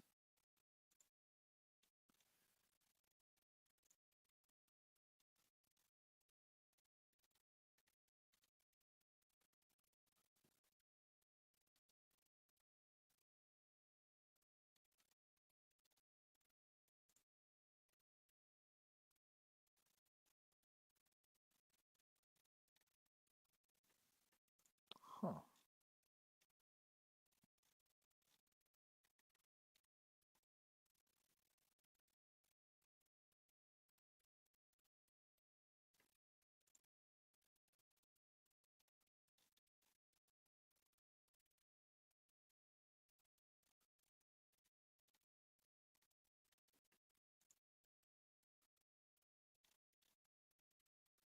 Huh.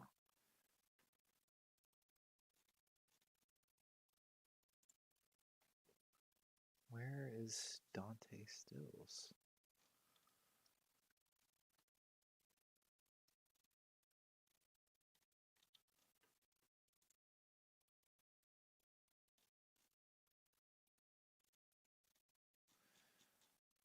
I'll say, am I getting the name wrong or am I losing my mind? Okay, no, Dante Stills.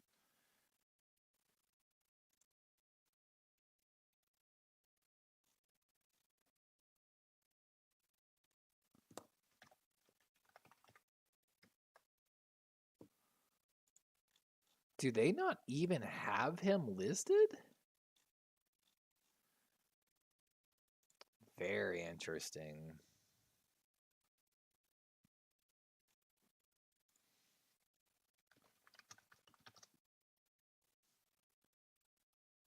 There it is.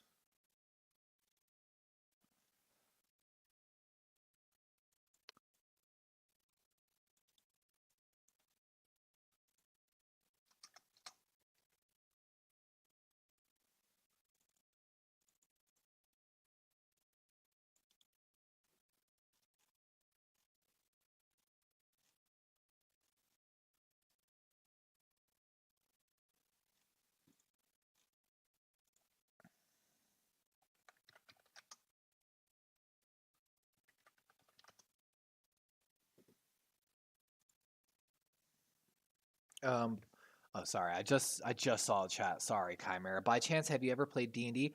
Oh, dude, I played D&D a good bit. I love D&D. I have a Critical Role shirt. If you know who Critical Role is, I have a friend that watches. I've actually played in a few like online D&D sessions.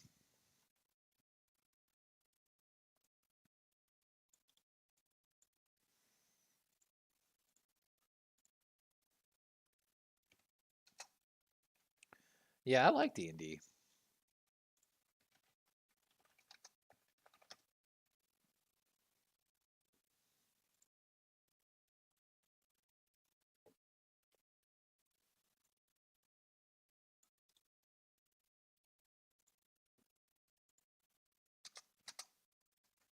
Are you a D&D player, Chimera?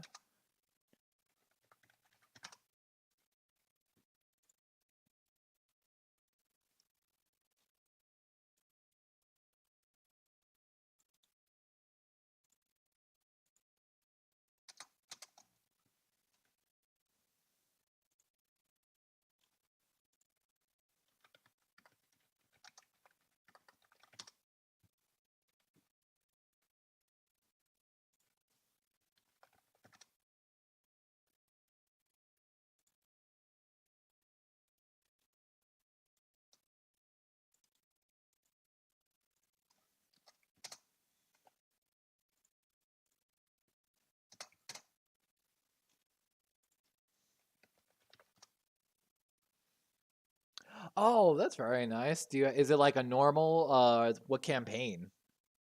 Dimension 20. Okay, I haven't heard of them. I'll have to check them out. Yeah, what is it? Matt Mercer over there with Critical Role, the Matt Mercer effect as they call it, like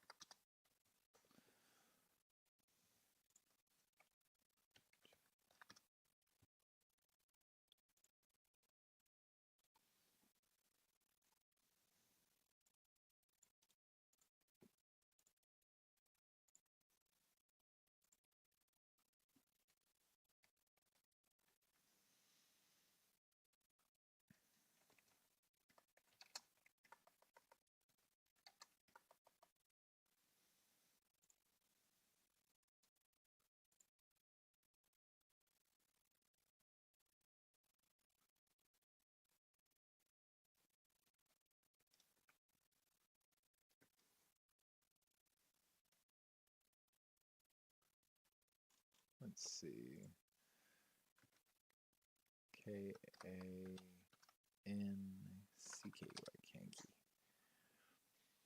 But yeah, I've played clerics, I've played like rangers, I've played an artificer. I don't know if artificers are you more accurately play Pathfinder 2e. Okay, second edition. Okay. Yeah, I've been following recently. There was a little bit of controversy from my understanding about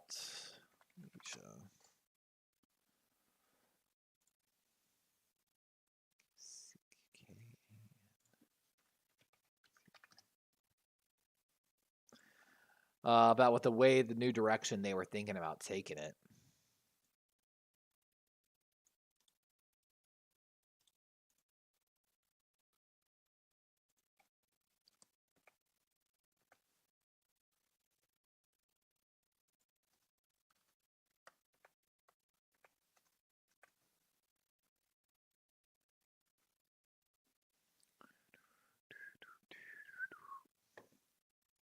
All right, let's check back on our linebackers real quick. Still no sub 4.540s.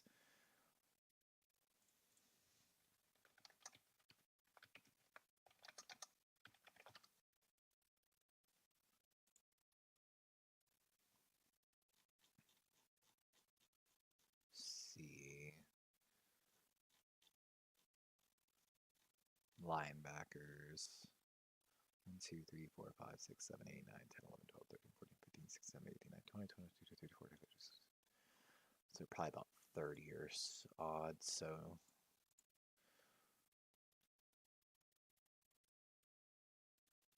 we're probably about halfway through the 40-yard dashes for linebackers at the moment.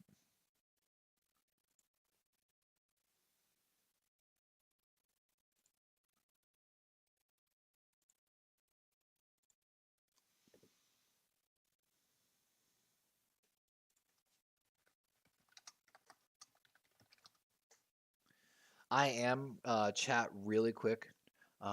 Right now we're on a mission to overthrow its Italian fastest that stood for over 1,200 years. That sounds like fun. Let me join in. Yeah, I was a little mad. I played my cleric campaign. I was playing with some friends, and we were playing. Oh my God, what's the name of that campaign?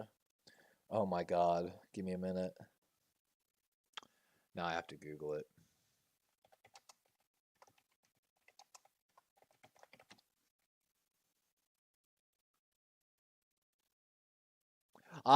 The Curse of Strahd is what I was playing with my friends. If you're familiar with the Curse of Strahd, we were playing that, and then I was playing like another one with a buddy in a big group where I was playing an artificer. However, the group started to fall apart, and then our DM had a lot of stuff going on, so he couldn't really stay with it either.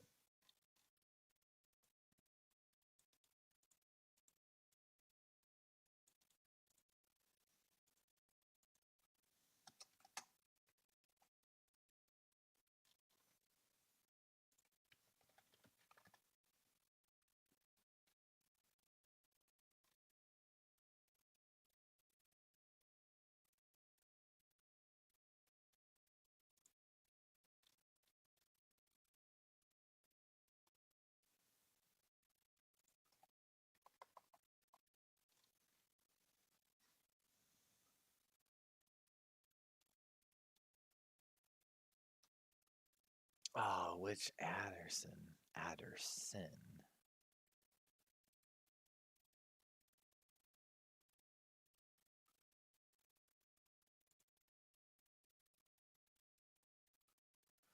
I need to look at something real quick.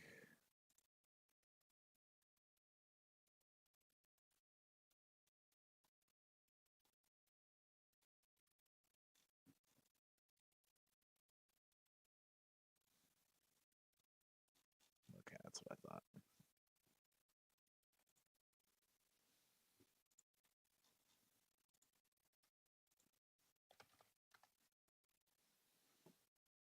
Yeah, I'm actually about to go grab a drink and take a dab myself, so.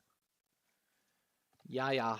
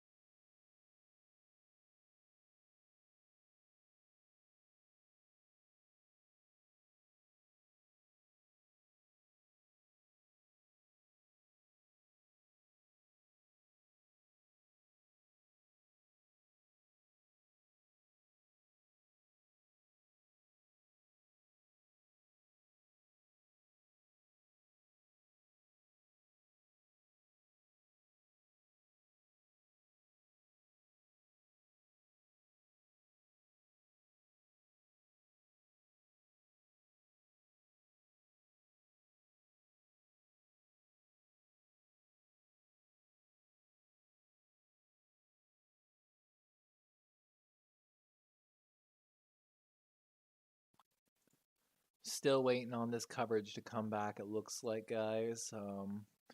Got my pot of espresso started. Oh, we got our first sub 4.540. Owen Papoe from Auburn.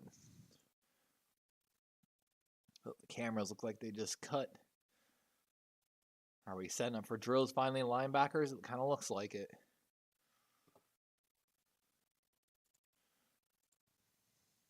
Yep, looks like we're...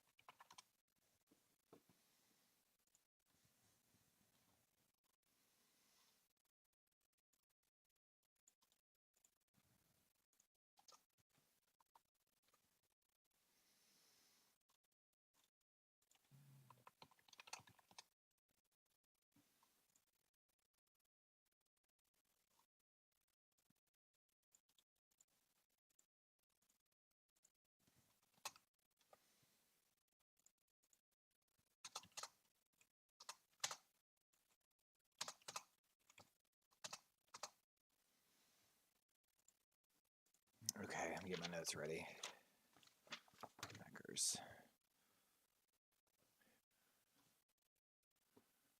Yeah, we got Will Anderson Jr.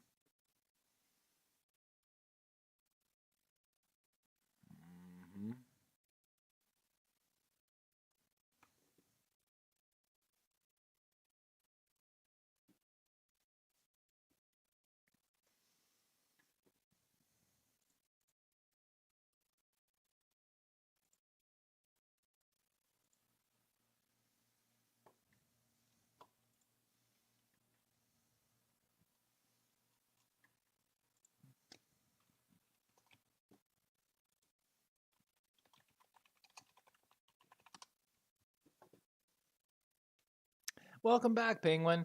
Yeah, we're still streaming. I'm just making a pot of coffee real quick.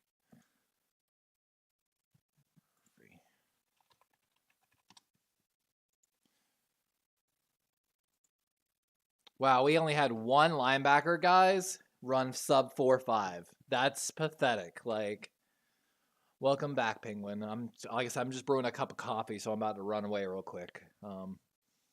I'm trying to get it done all before this wave drill starts.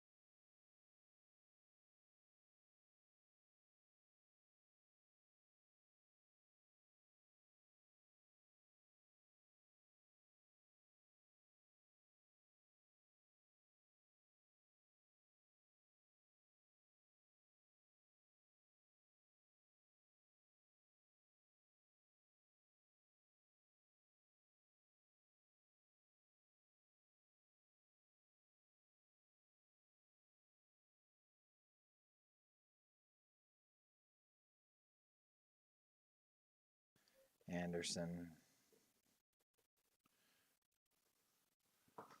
All right, Banks, 3.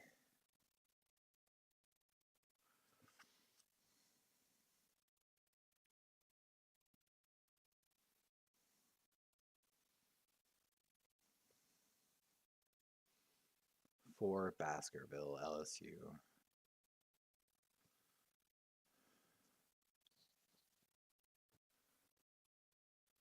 Okay. Yep, that looked good. Micah Baskerville. 5 Campbell.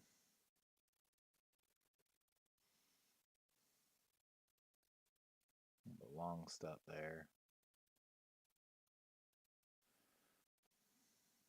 Looked pretty good though.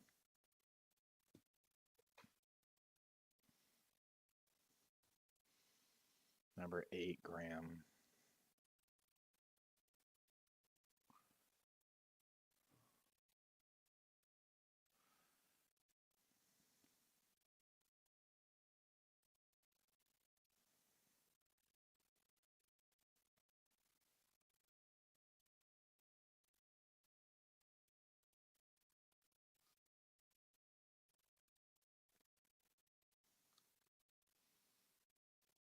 Ten Henley.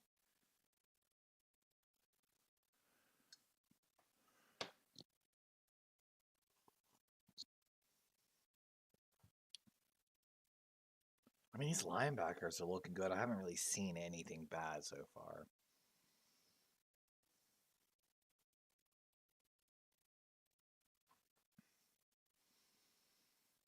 A little bit slow. Yep. Recovered. Meh, that's going to be an okay grade. Nothing up, nothing down on that. Penguin, I don't even know what you missed, man. I'm sorry. I've been going everywhere. Cam Jones, linebacker, 15.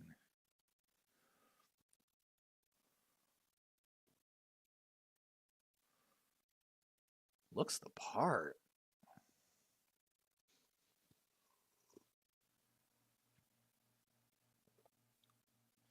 $17 Mathis.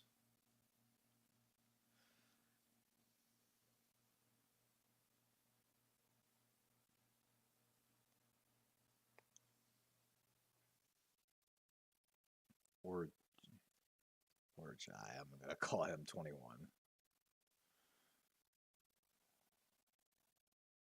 Small little compact steps.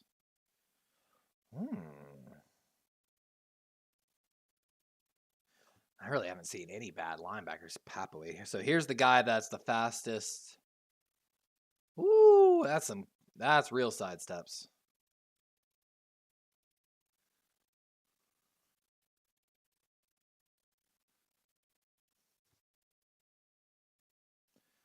Oh, okay, I like that. Quick steps.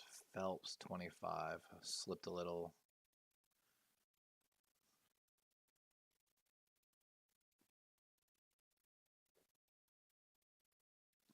26, Drew Sanders.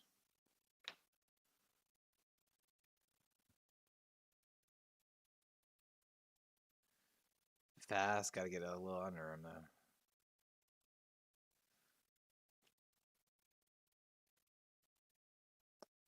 27, Sewell.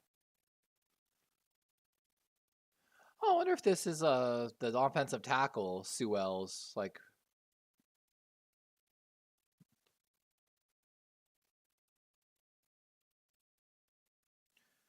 '28 Simpson. Clemson kid.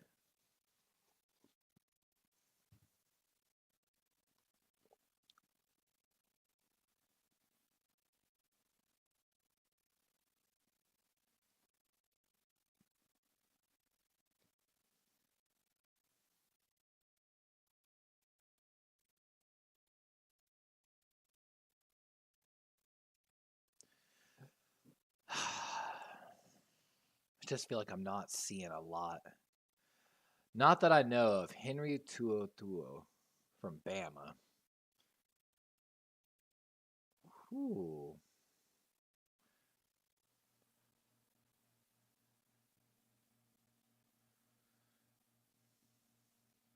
Treat wheat.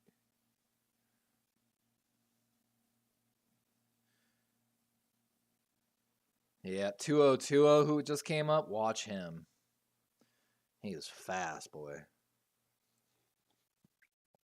We got Winters, TCU kid.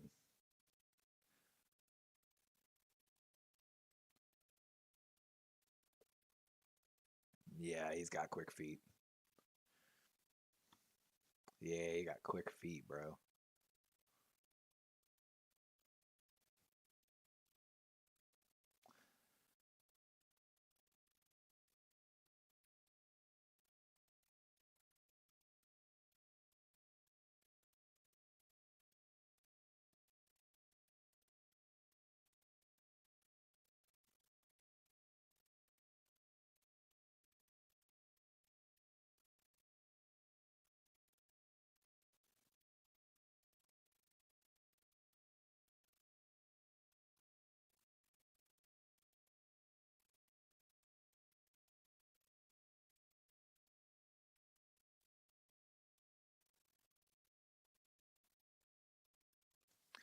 I mean, not a lot of bad stuff there in the wave drill. Now we're heading to the bag drill.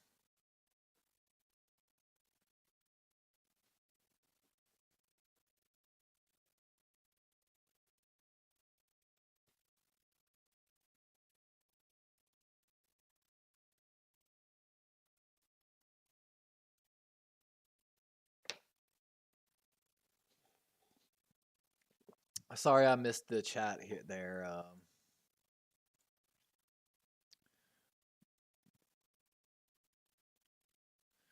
Nathaniel Tank Dell. I don't have a lot on him yet.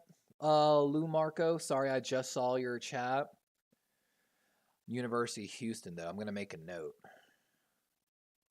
Nathaniel Dell. University of Houston. Because, of course, we haven't done wide receivers yet at the Combine. All right, let me see here. Sorry, watching is Will Anderson. Or Abdullah. All right, here's Will Anderson Jr. Expected to be probably one of the top picks in this draft. I'll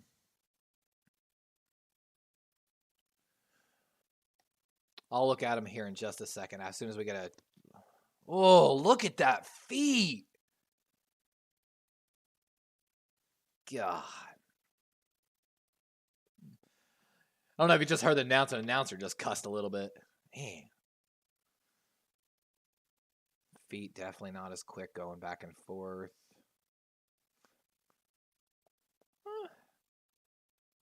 Look pretty good.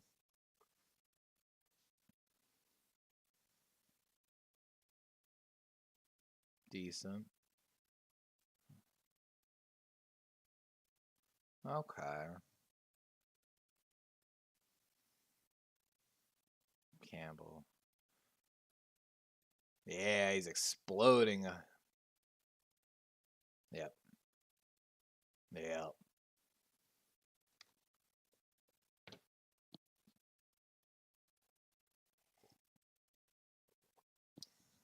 LB8 getting... Okay. Okay. I'm going to give him a slight bump up on that. So we got Derek Hall, University of Auburn, coming up here. 11 hits in 2022.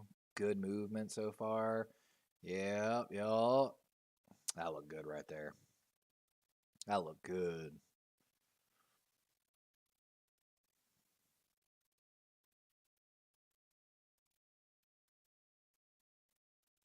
Good movement again. Man, that looked good too.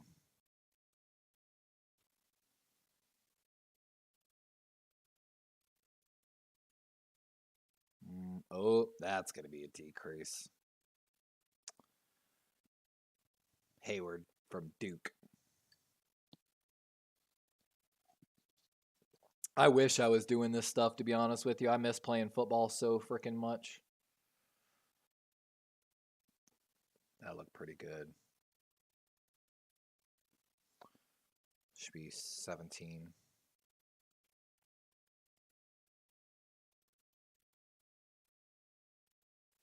Like the announcer just saying, you got 23 tackles in a game? Oh, I shouldn't be showing this. Oh my God, I'm going to get... Hold on, I'm sorry. I can't be showing that, guys. I'm going to get in trouble. You have to have NFL Plus to show that. I can't be showing the actual combine. I just thought about that. I'm so sorry. If you were coming in to watch it, I apologize. I'm not taking a chance of getting banned for that.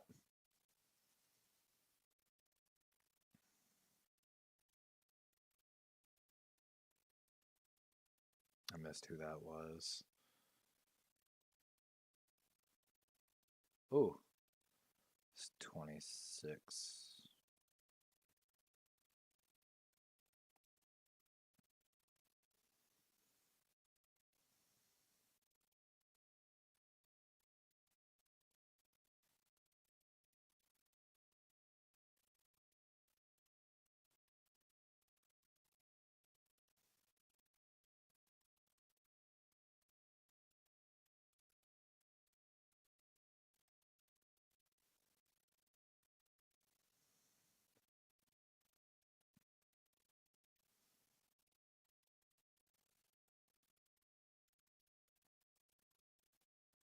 Yep, Penny Sewell. Yep.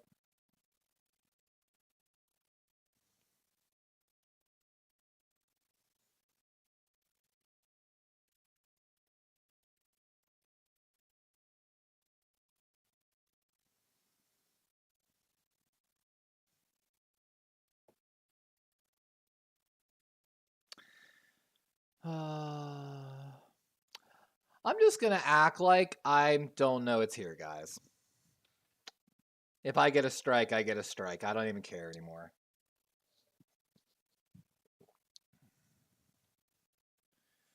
I know. I don't know what to do. I heard copyright strikes are really bad. Like,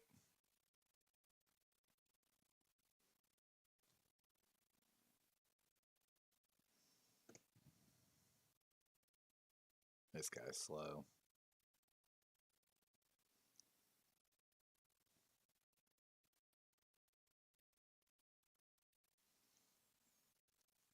I'm about to Google it real quick. How bad the copyright strike would be.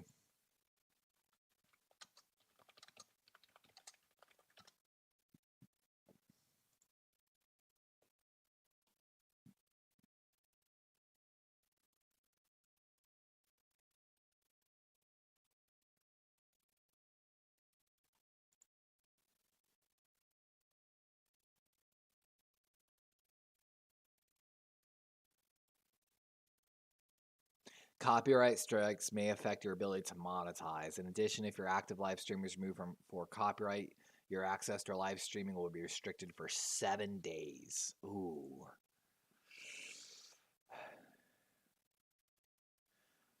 Yeah, that's a little rough. Like,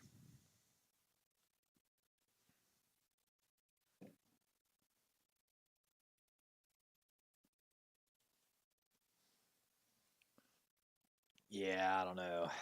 Like, Case Point, the ability to possibly never even monetize because the NFL is a big god. If the NFL comes at me, I'm kind of in trouble.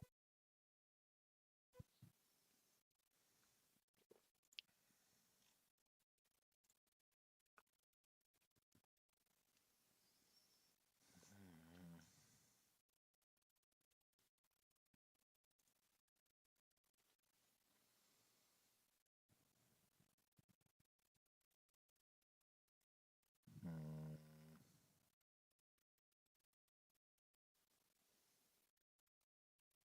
It's not about the 7 days as much, Penguin. It's more about, like it says right there, it's not very clear on how it says it. It just very loosely says this may affect your channel's ability to monetize. Which, of course, I'm nowhere near monetizing yet, but at the same time, it could cause more issues. I've been doing the stream without it. I didn't realize I had it up for a longest time. I would love for y'all to be able to watch simultaneously with me, but I got to do the right thing, sadly. As much as I'd love to watch it side by side with y'all, basically. I'm sorry, my guy.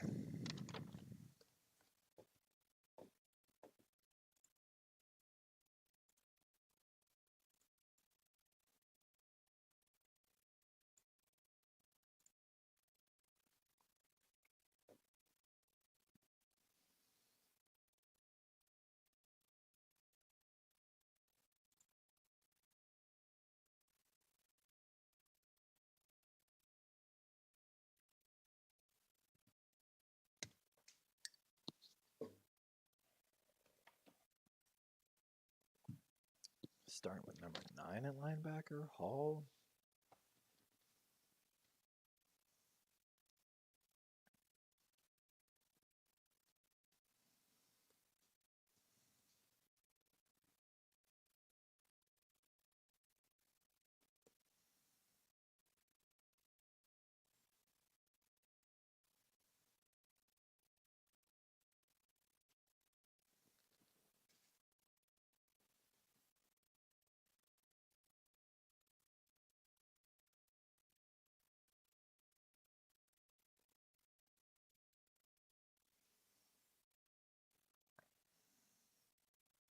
Sweet Jones.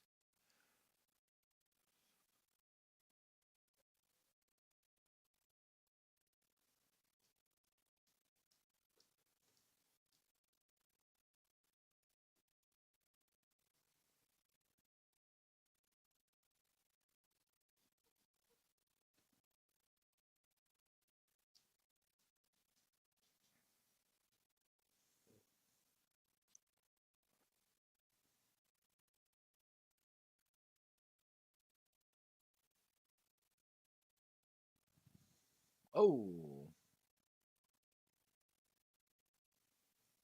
All right, here's the fastest linebacker in the draft.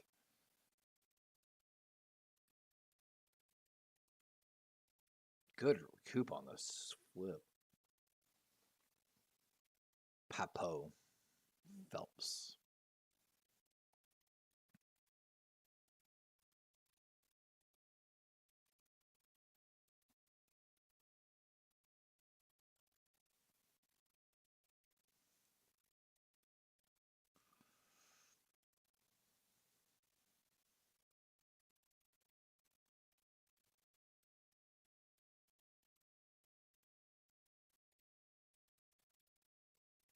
Look good, look good.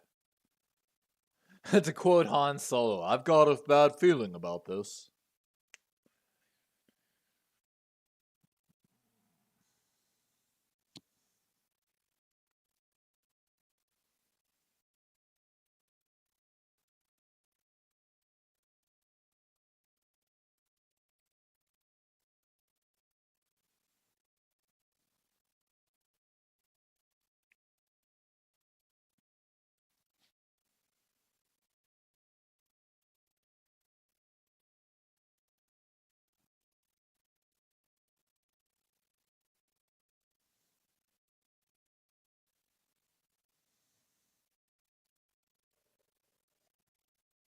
I still haven't had a chance to take my dab yet either. I'd very much like to take a dab. But I can only have time whenever these drills. I'm trying not to miss any of these drills. Because this will evaluate or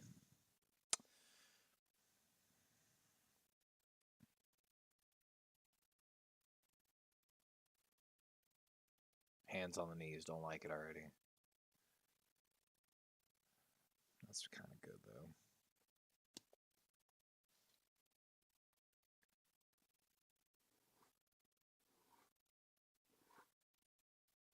though. I'm getting a flag. Oh, that's funny. Matt Judon talking. If I get my interception, my pick 6, I'm getting a flag for excessive celebration. Ooh, Will Anderson kind of got similar measurables to Matt Judon, but just faster.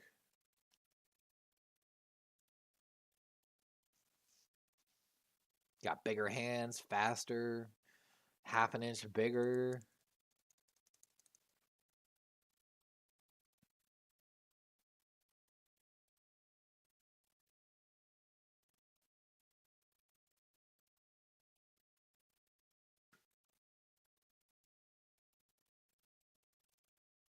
About 4.5. Matt Judon, I run about 4.5 right now.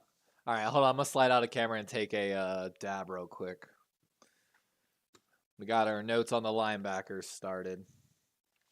Got to put it in front of me. Because we've had 3 drills so far for the linebackers.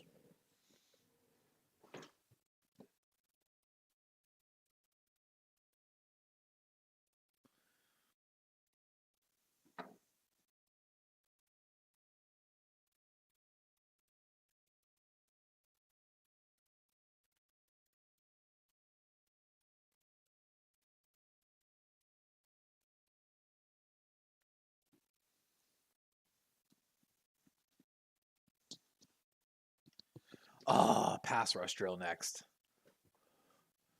Crap. Meh.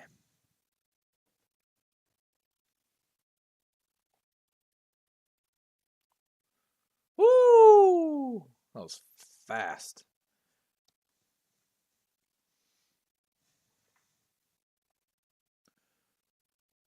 It's number 5. 8. Hall.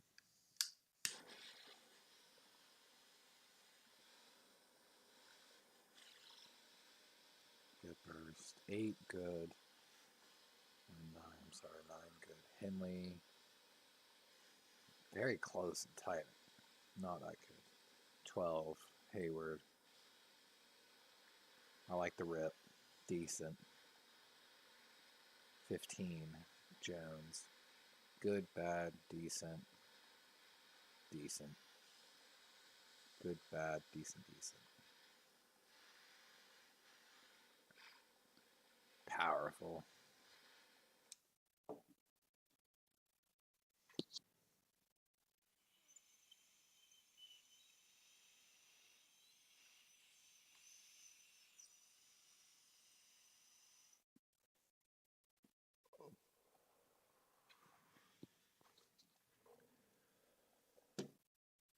Excuse me. Good, bad, adequate, adequate. Excuse me.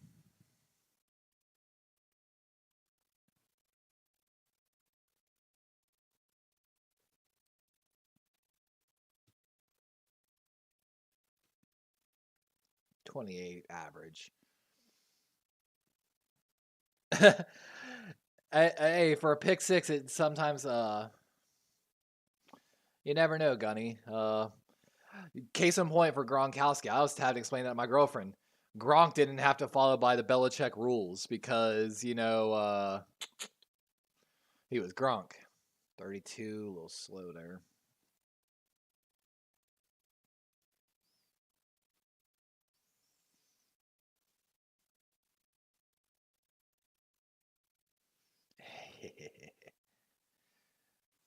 The tight end from the Bills.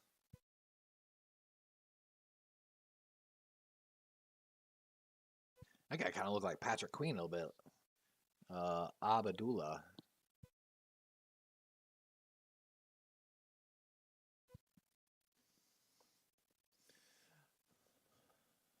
Let me see. Gunny says, generally, how close do you come to predicting an entire NFL draft selections armed with the information that you have? I feel like I do decently, but it's one of those ones, dude. After the first round, all chaos can break loose because you've got ooh, Anderson. But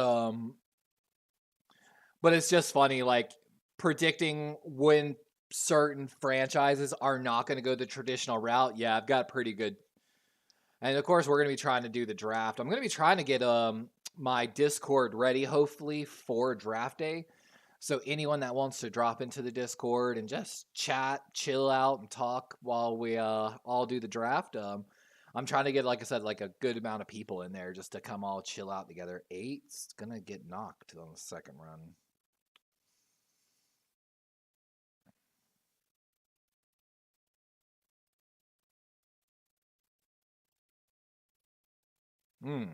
Hall hits hard, bro.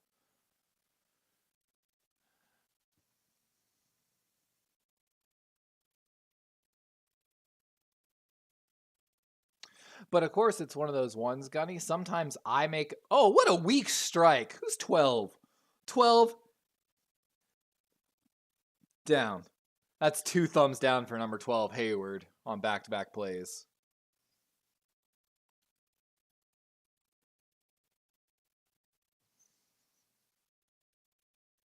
Number 17 just showed me something good.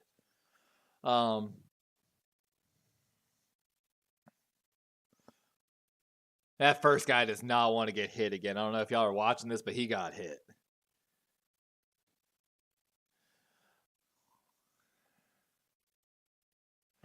I've told you, Penguin, I think you've got one more year, to be honest with you. And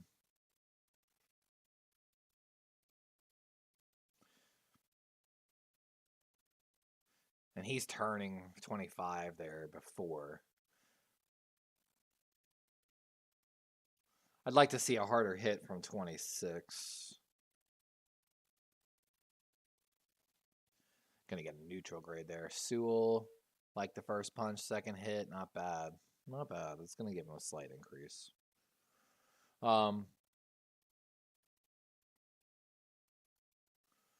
Ooh, okay. 28. I want a harder hit there, but that's a slight increase.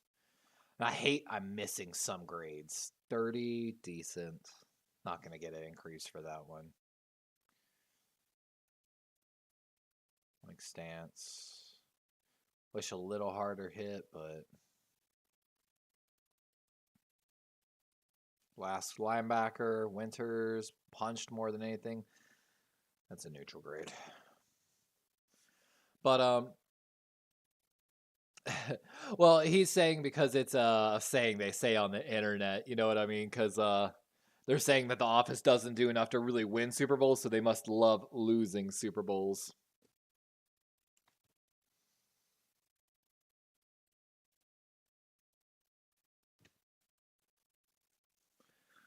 But when it comes to the draft, of course, there's a lot of times where I'm like, they should go this way, and of course they don't.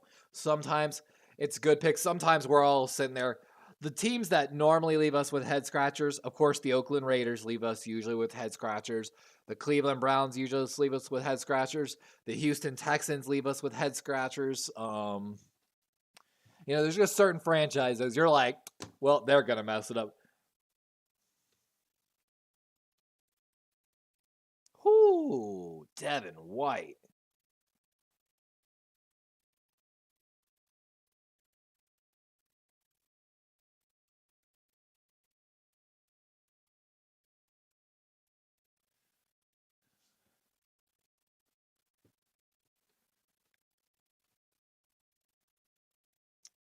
Aww.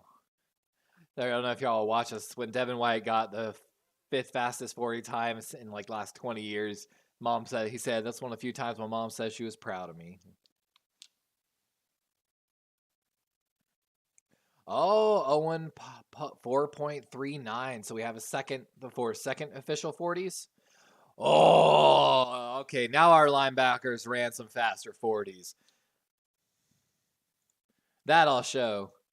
Owen Papo 4.39 officially now. So got a good 40 time. That boy is quick, son. All right, got to cut it back. Going back to the drills. That's number 4.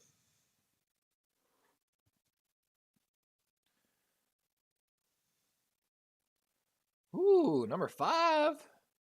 Ooh, number 5 looked fluid. Fell a little bit there. Dropped the ball. Man, 5, if you caught that ball, I'm still going to give him a plus. If he caught that ball, I'd be on plus, which I don't get very often. Looking pretty good. Number 8 here. Good turn. Let's see a good ball. That's going to be a plus.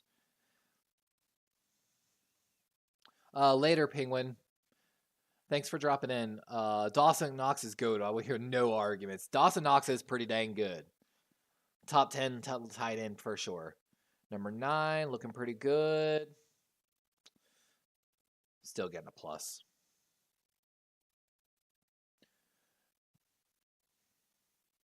10. Ooh, he looking quick right now. You don't have to jump for that ball. You're going to give a plus. That was almost.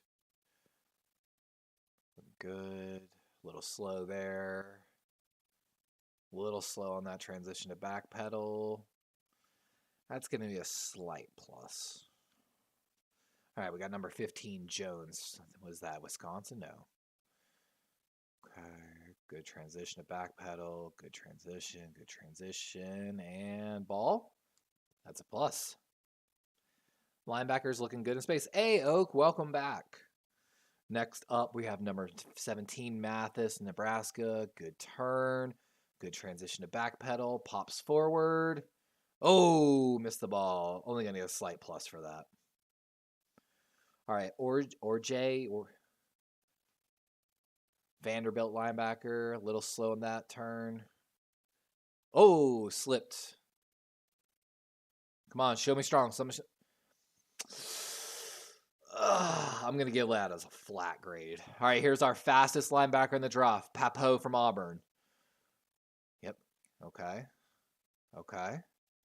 Okay. Let's see it. Let's see it. Oh, I gave him a high ball and he missed it. That's still going to be a plus, though. Phelps. Kansas. Or Kentucky, I'm sorry. No, Kansas. Okay, he's pretty big, but he's moving really good. Okay, let's slow on that. Okay, that's a plus. He looks big. He moved good for a big man, it looked like. All right, Sanders, the former Alabama linebacker, now University of Arkansas. Okay, a little slow, I feel like, on that back pedal. Okay, that one's better. Oh, slipped. Oh, good grab. The grab's going to keep that as a plus. That was going to be a slight plus, but that's a plus with a good grab. Of course, Sewell, number 27, tackle, or brother of tackles. Looking pretty good. Looking pretty good. Let me see a good catch. Let me see a good. Ooh, that was good. A catch. That was actually good hands on the catch. Good technique. Simpson, this should be number 28. Yep. Clemson linebacker. Backpedal.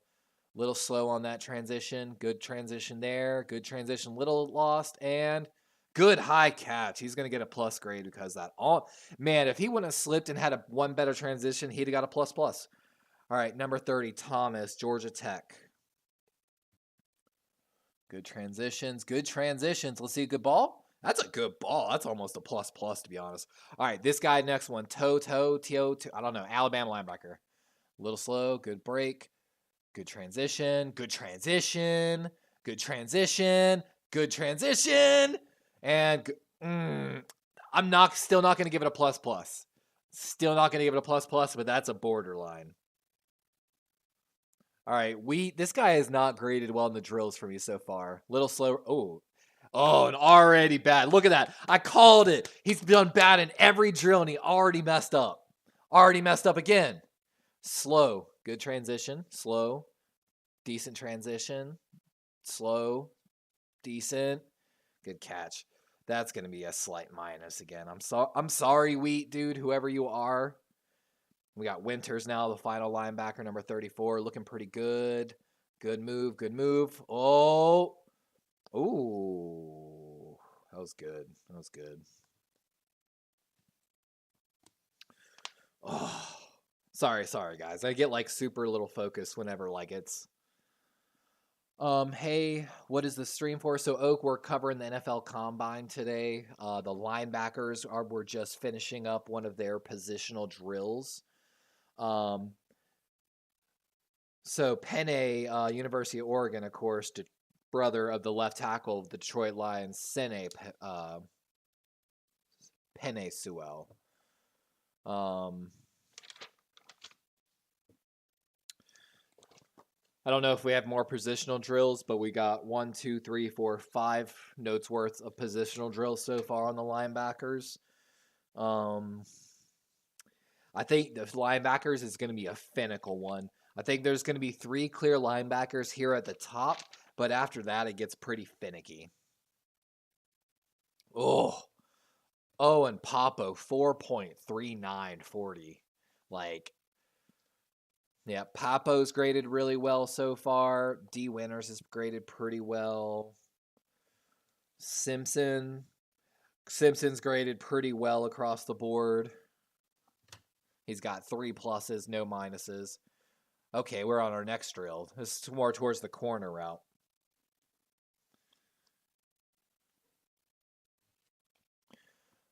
Okay.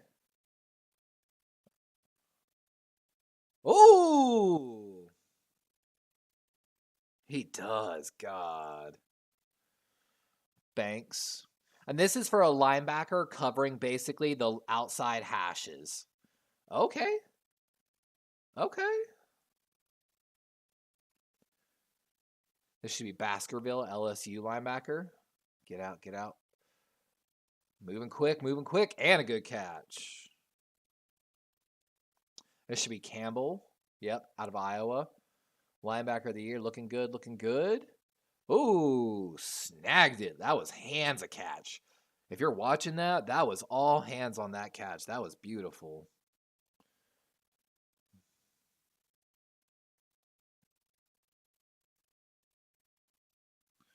All right, this should be Hall, University of Auburn. Good out. Good break. Good catch. Almost got through his hands. Henley, Wake Forest, I believe. Pretty good. This should be Henley coming up. Or I'm sorry, that was Henley Hayward. My apologies. I'm at the very edge of my paper here. I kind of missed that. I'm sorry. Jones coming up. Indiana. Ooh, I like that stance. Powerful. Ooh, look good too.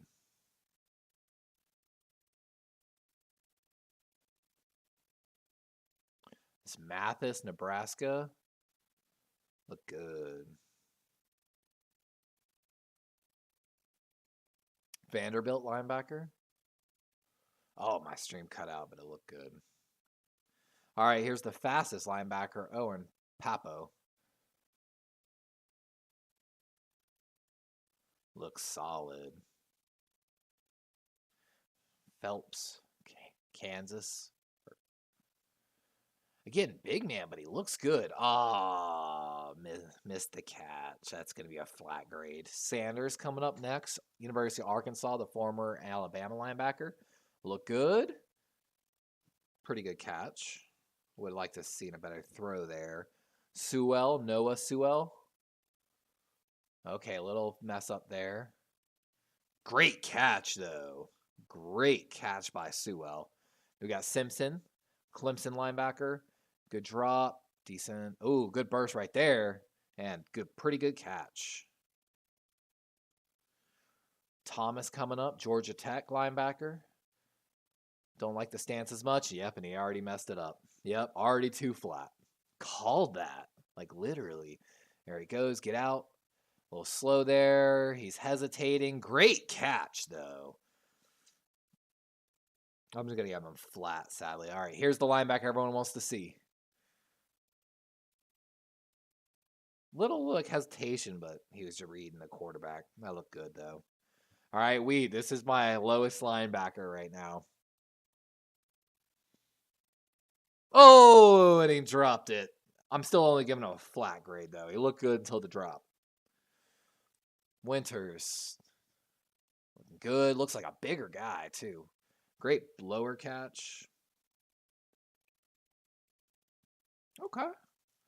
1, 2, 3, 4, 5, 6 drills, actually.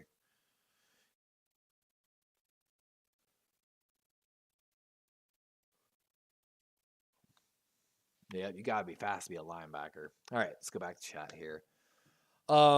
Wheat, what is he, linebacker out of Missouri, is it? Let me find him on here.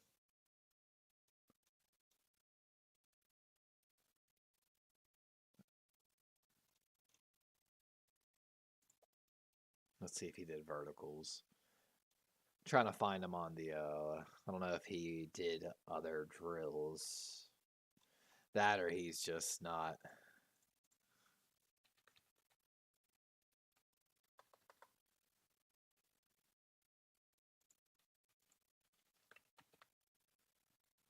Yeah, Tyrus Wheat.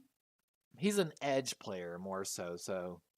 But Mississippi State, he, according to my notes, 1, 2, 3, 4, 5. Hold on, 1, 2, 3, 4, 5, 6. I had to have 7 drill notes because they did one in 2 different directions. Out of the 7 drills, Tyrus Wheat, 5 out of 7 negative grades, 2 neutral grades, basically. Yeah, it did not grade well for me. And I don't even see him on. He ran a 4.65 40, so not about the same 40 as me. I just got done filming. Oh, were you doing something for like YouTube?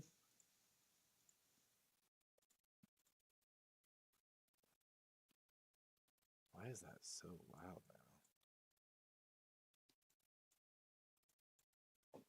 now? All right, and I don't know what they're heading into next, but of course they're stopped showing the actual coverage. Um,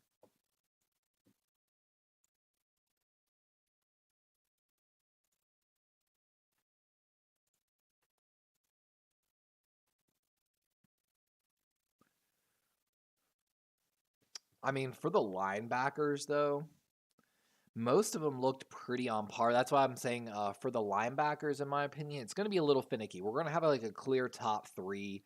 Um, you know, other than Anderson Jr. from Alabama, you've got, of course, 2020, whatever his name is, from Alabama. Winters doesn't look bad. What's his name?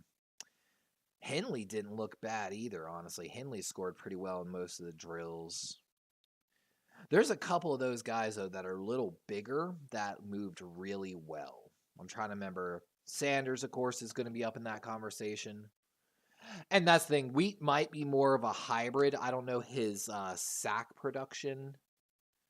Let's see. That I should be able to cut back to this.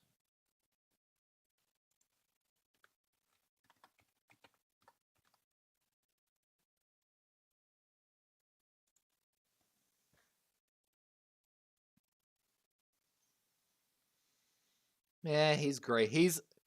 They've got him as a draft projection as an undrafted rookie free agent. They don't even have him getting drafted on Draft Buzz. So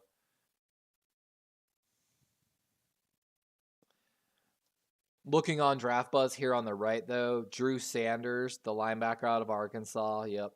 Nolan Smith was in the edge earlier category, so Andre Carter, I don't think he's here today. Tyree Wilson's not here. Will Anderson, of course, is like number one pick. There's Henry Tuo, whatever, I'm sorry his name is, from Alabama. And Campbell from Iowa was the number one linebacker in college. It got the Butkus Award this past year, if I'm not mistaken. So, like, for the linebackers that we just saw, minus Will Anderson, of course, right here, Sanders, Henry, and Campbell are like those clear top three, kind of. But there's a few people, especially the Auburn kid, Pope. I'm getting his name wrong. Is it P-A? No, P-O-P-P-E. No, it is P-A, sorry.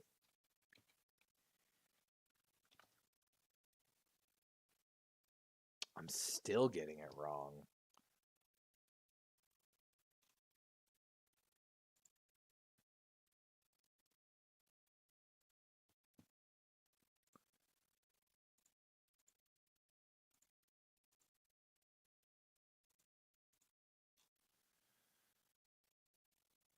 Linebackers, 40.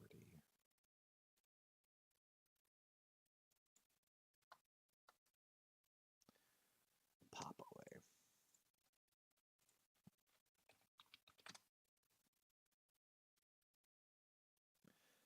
Ta-o.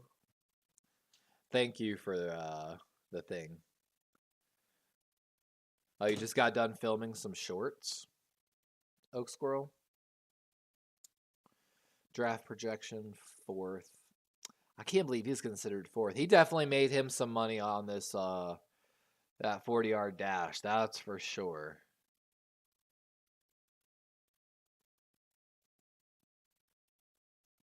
Very interesting.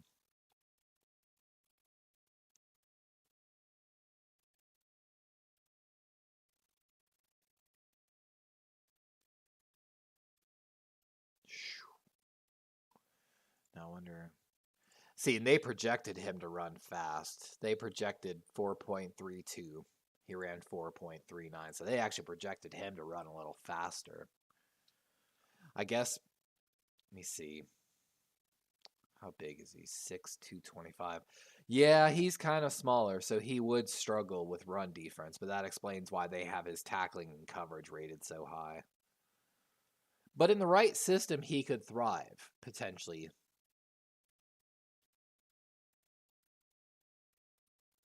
I was 3:32 minutes behind.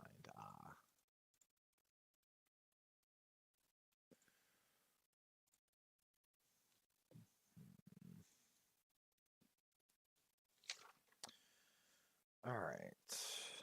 Let's see.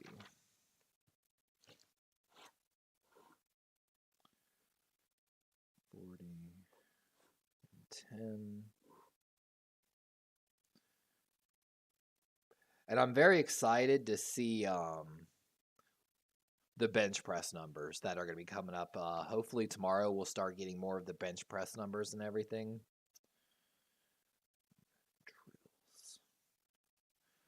All right, let's take a look. So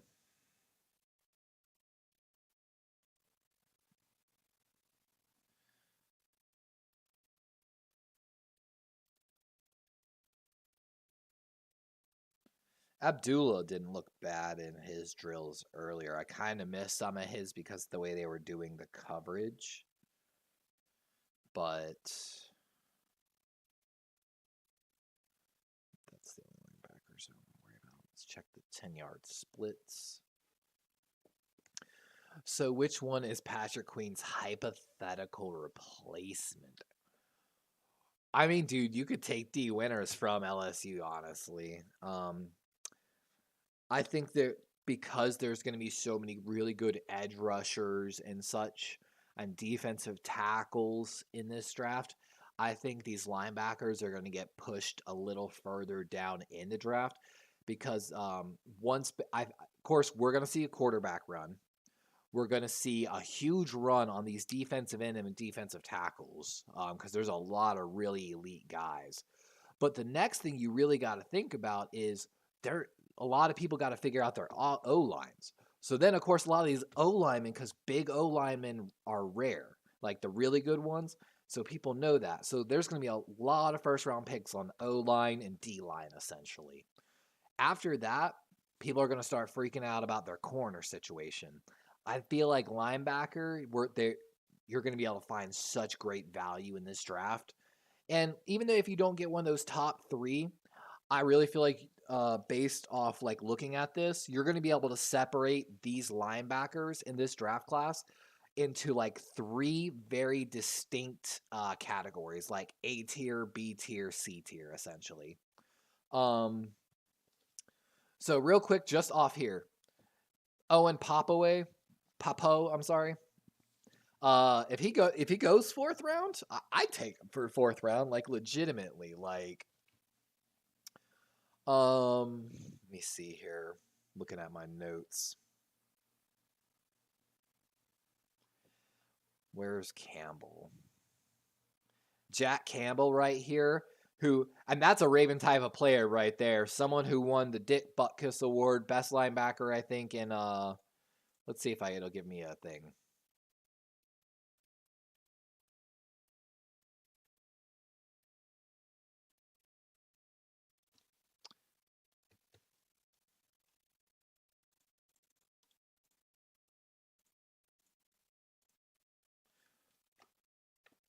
Let's see where Jack Campbell's predicted to go.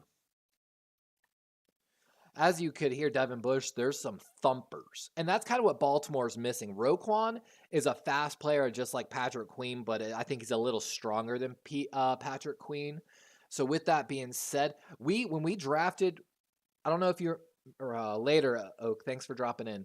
But Gunny, when we drafted Patrick Queen, we drafted Malik Harrison, the Ohio State product, in the same draft. So we got Patrick Queen 1. I think Malik Harrison was a 4th round pick, if I'm not mistaken. So that was the combo. Patrick was a little smaller and sleeker, better in pass coverage and much faster. While Malik Harrison, I think, ran like a 0.1 second slower 40 than Patrick Queen. So that was that speed difference. But Malik Harrison, I think when we drafted him, was like 240. So Malik Harrison was supposed to be the thumper to Patrick Queen. You know what I'm saying? Ray Lewis and Bart Scott, essentially. Bart Scott used to talk about it. He was the thumper when we had those two, essentially. You could basically, Bart Scott would fill any hole, and Ray Lewis would go, take on any fullback, and Ray Lewis would go chase down the play, essentially. Oh, and Gunny, you're not wrong there. Campbell would be a great pick for the Steelers as well. Fits their mold. I'm pretty sure they have a linebacker history of someone named Campbell that was a Hall of Famer. Yeah, and that dude, I feel that. I wanted Malik to be that guy, but I saw in some plays Malik kind of playing a little slow and like honestly, Gunny, I was really excited.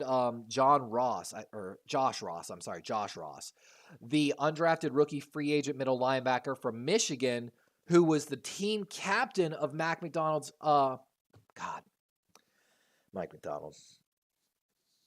McDonald's offense in Michigan. I always get the names mixed up. I'm so sorry. But and he played actually pretty well. I think he was going to take over the starting position before we traded for Roquan. And then, you know. So let's see here. They have Campbell going as a 3rd round pick. I think that's unacceptable. He might even slip to the 4th potentially. He did run a little faster than they predicted.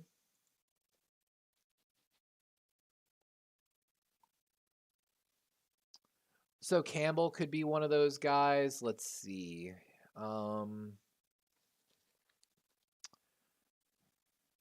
Banks. I missed some of Banks. And some of the guys, because the way they were doing the coverage on NFL Plus, I missed some of the beginning of some of these, which is a little upsetting.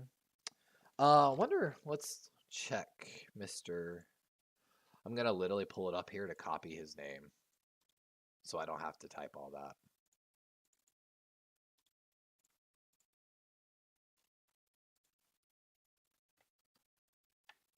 I want to see what Draft Buzz has about this young man. Now, he is a great backup. Potentially, if Patrick Queen gets moved, he could possibly step in to compete, I should say, with someone else from the draft. I could really see us bringing in someone like Henry Tu'o. Let's see what he's predicted at. So I think he ran a little slower. Predicted 3rd round again. So we're probably going to have a run of linebackers maybe in the 3rd round is what it's kind of looking like. Definitely wouldn't be bad by any means. And you can see, like, according to their ranks, these guys probably top 10 pick. Will Anderson, Tyree, absolutely. Andre Carter could be up there. Trent Simpson's going to be up there. Nolan Smith's probably going to be a top 5 pick or top 10 pick. Drew Sanders kind of could fit that role for us as well. I think we're going to be kind of spoiled for choice if we really want to. But once the first one between Drew Sanders, Henry Tu'o, and Jack Campbell, when one of those guys comes off the board, it's going to start a run on the other ones. So hopefully we get our first choice. But being that Ross was an undrafted rookie free agent and made the team, I expect him to probably come back and probably provide good depth.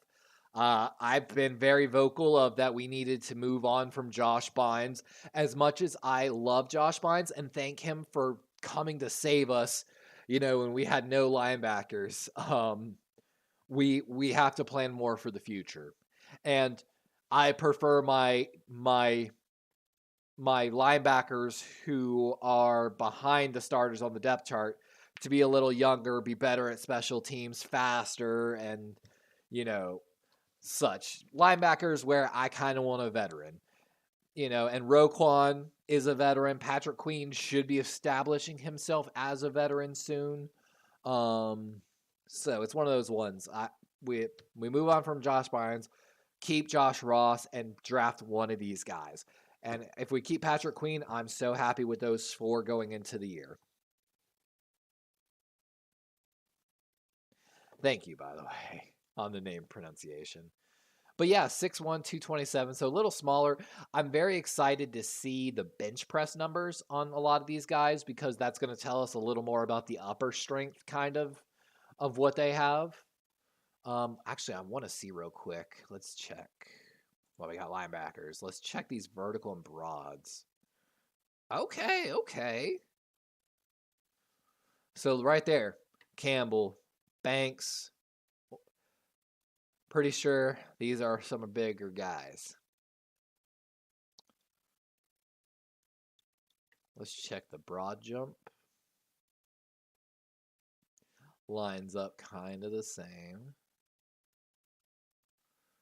And that's what I love is when you do see the difference. So, here's our top 5 for just 40 off the bat. Papo, Simpson, Abdullah, Williams, Winters. Go to that vertical jump. Orj, Banks, Campbell, Abdullah, Papo. A little bit of difference there. Same thing with the broad jump. Abdullah, Campbell, Banks, Papo, Henley. So you definitely get a different tell there. That 10-yard split's really important too for linebackers. And there we are again. We see a difference. Abdullah may be really fast, but actually these splits are down to like point and a half from these first 3 are tied. So not bad. The split tells a good story.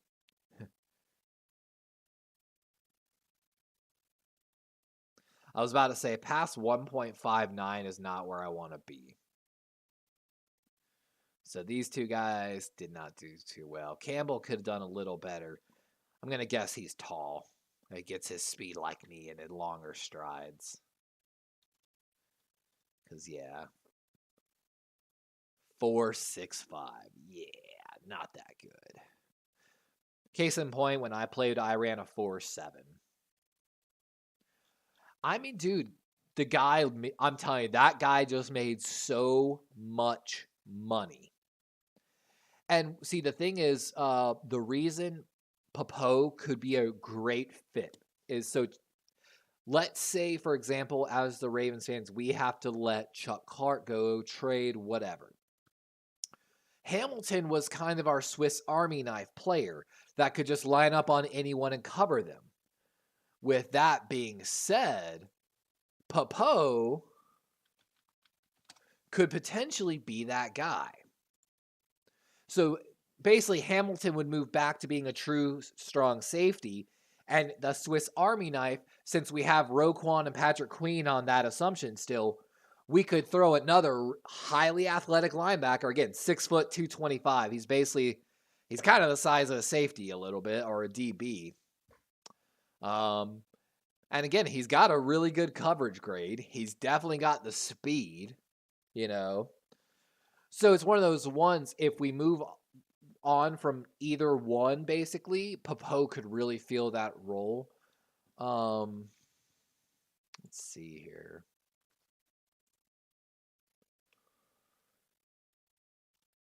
And of course, we got To'o here. And if you look at his grades, kind of just average across the board a little bit. So he's just like a whatever linebacker.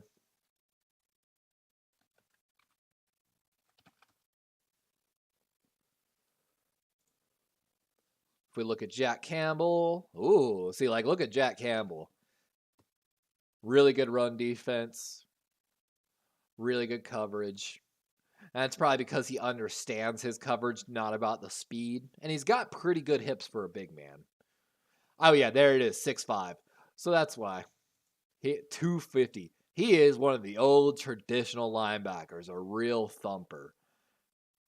See, and ideally, if we moved on from Patrick Queen, this is who I want, to be honest with you. This is who I want. I wish he was a little faster, but I love the size. I want a thumper. I want someone that can take on a guard and not just get crushed. Let me see. Who's one of the other guys I kind of like? Winters had some good. Let's take a look at Winters. So this is the TCU lineman. This guy was all over the field for TCU. 5'11", 227. So a little on that smaller side, but projected to be a 6th round pick. So maybe, but might be a little hard. Let's see, linebacker.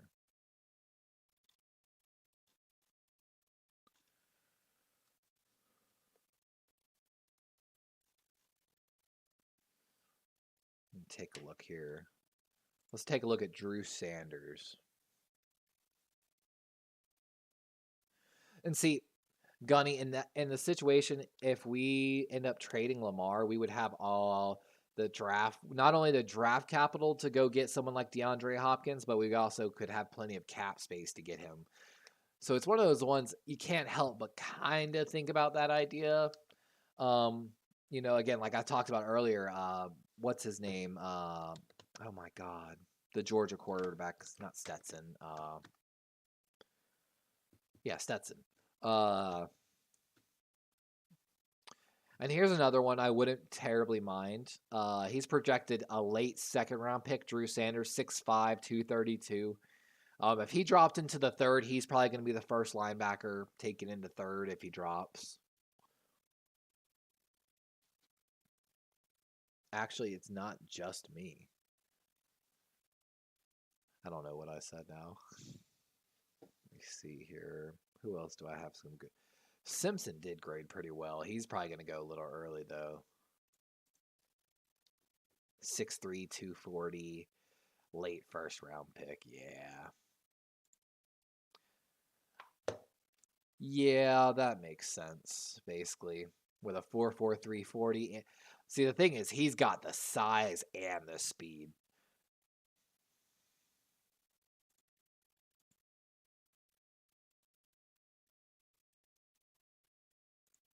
Abdullah might have made himself some money in this draft.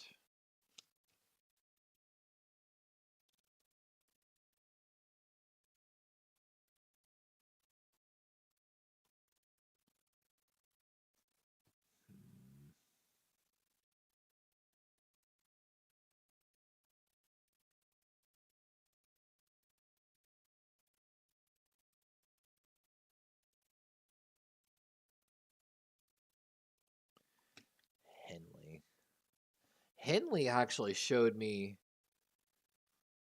he got positive marks in every single one. So 6'1", 225. Okay. Henley graded pretty well when I was watching drills.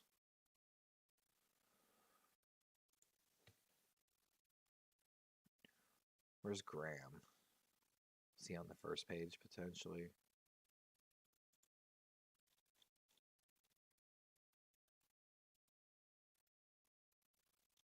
Ooh, is Graham on the 3rd page?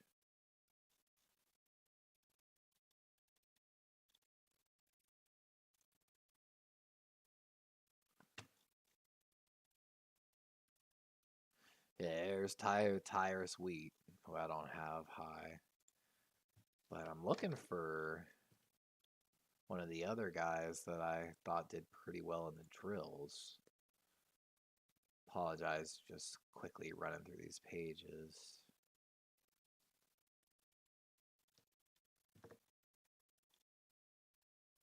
All right, we're going to start at the beginning again. Looking for Graham.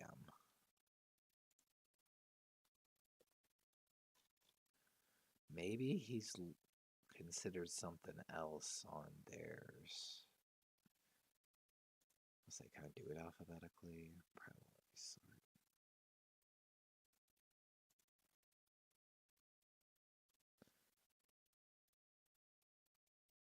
Isaiah Land was in different. He actually competed, in the edge stuff.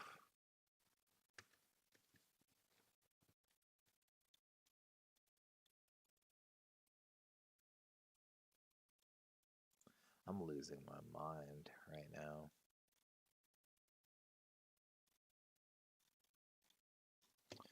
All right, here's what I'm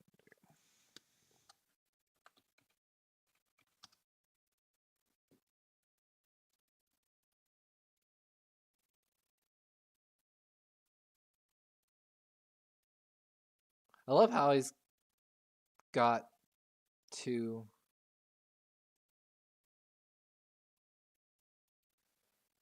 Interesting.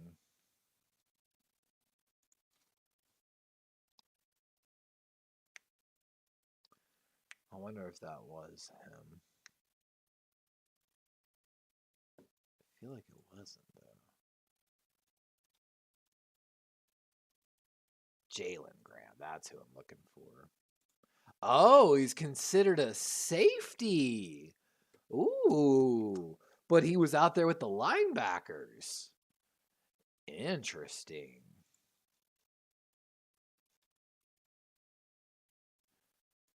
Very interesting. That means he knew he was going to run his 40 so badly as a DB that he was better off trying to make it as a linebacker. That's pretty funny, honestly. Okay.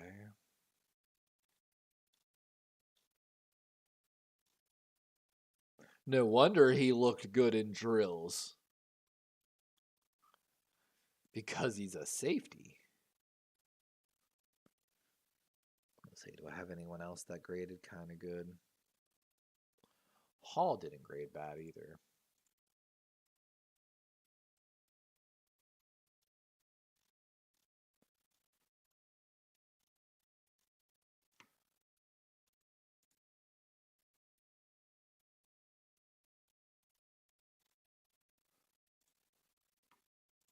Oh, there's Jalen Graham on that.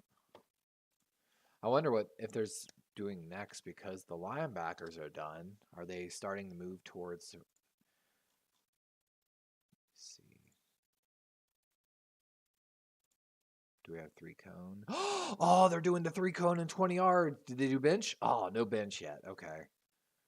Okay, that's exciting. That's exciting. What about defensive ends? Have they done it yet? Yes, defensive ends done it. Have linebackers done it? Okay. Has anyone done bench yet? That's what I thought. Hey, it's so exciting though. We got defensive tackle, 3-cone, and shuttles.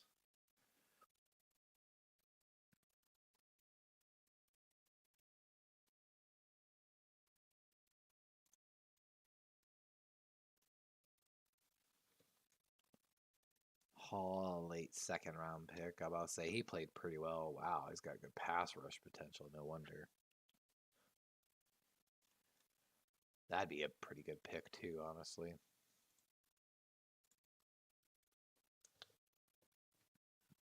Okay.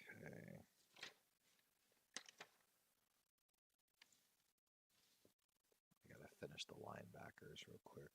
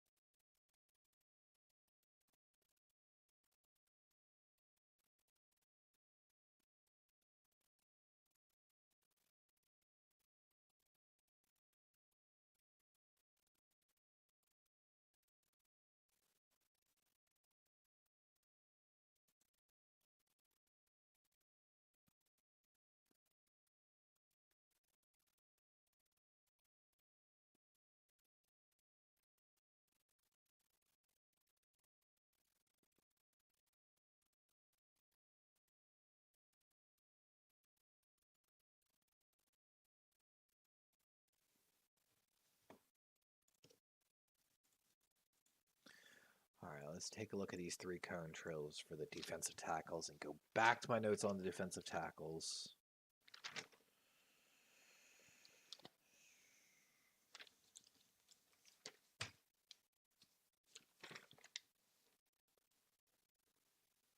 Okay.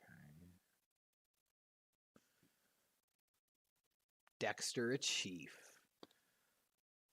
Oh, are you talking about the kid from Florida?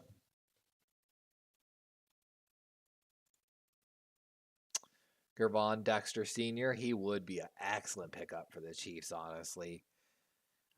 I mean, there's a chance he could be there late in the first round. I could see that.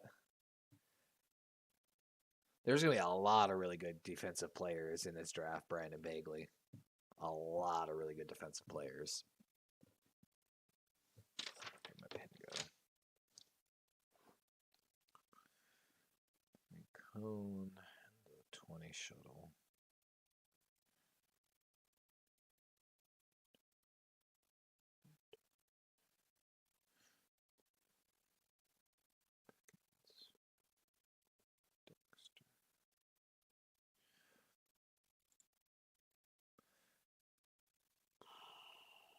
God, that 4.67 is so ridiculous.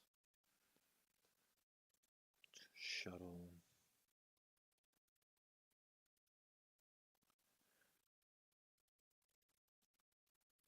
I tell you, those names keep coming up. Those three right there. Pickens, Stills, Redmond. Even when I was doing this study, DJ Dale. But oops, I can't show that. Sorry. If you're just joining us, Brandon, you know, we've been doing a lot of note taking, the players and the drills, and Dexter Sr. in like every drill, of course, you know, kind of obvious, but he did really well. Like,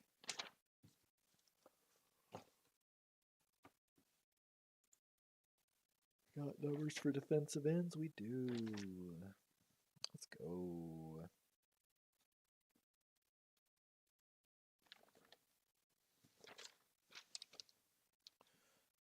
Three cone.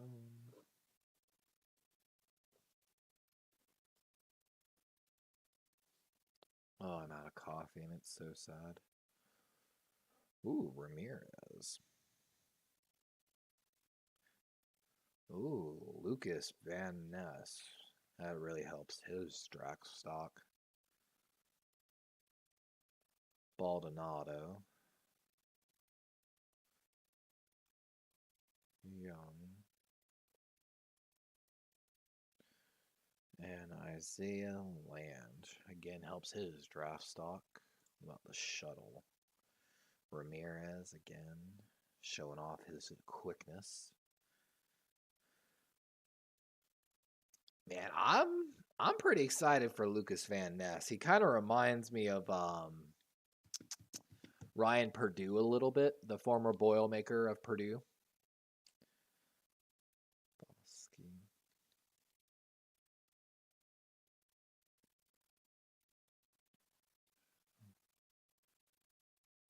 Murphy. Okay.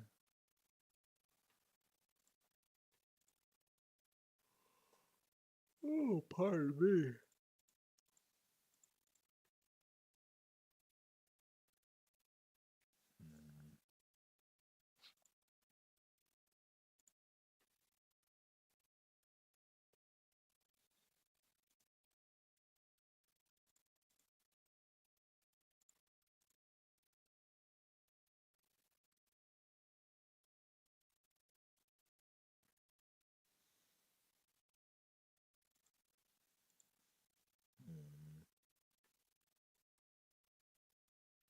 Let me see.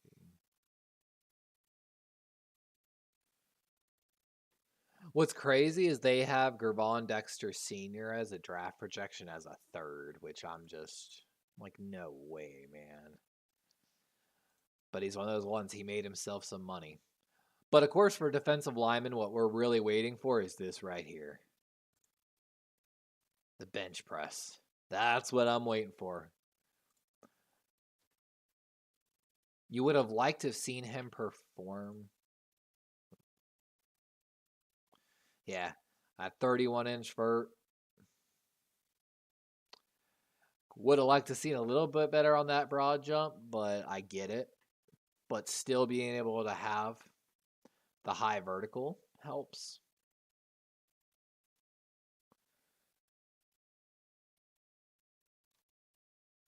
Yeah, that's going to hurt him a little. Hey, the 1.81 10-yard split, because the 40 is not as important as the 10-yard split is. Just means he's got really good long legs, basically, kind of like me.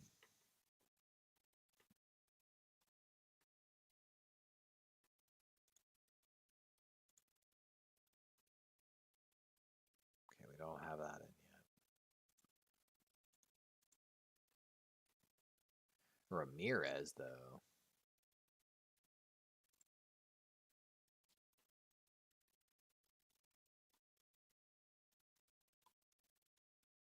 Where is it? Didn't run the best 40, but man, he's got good acceleration, it looks like.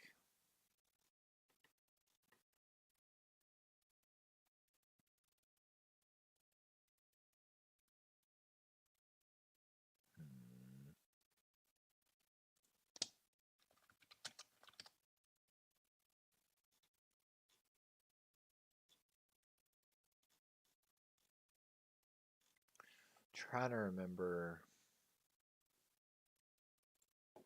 One sec here.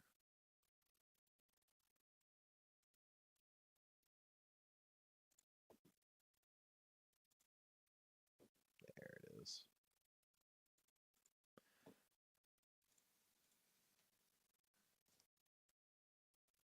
Let's see here.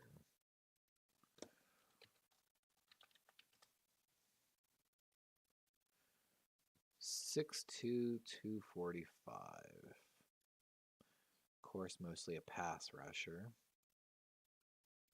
Eastern Michigan. Projected to be a 7th round pick. Gunny, I have thought about it so much. That, in my opinion, that would be my dream job, to be an actual scout for the Baltimore Ravens. Like, to be 100% honest with you. I don't know if you were here earlier, but I talked about I was really trying to actually go to the combine this year. You best bet if I'd gone to the combine, I would have familiarized myself with the face of every Baltimore Raven executive there. Like, and of course, I'd have been repping my Raven gear. But ideally, that'd be my dream for me. You can actually apply for the jobs, but they don't normally have them open. You know what? Let's hold on.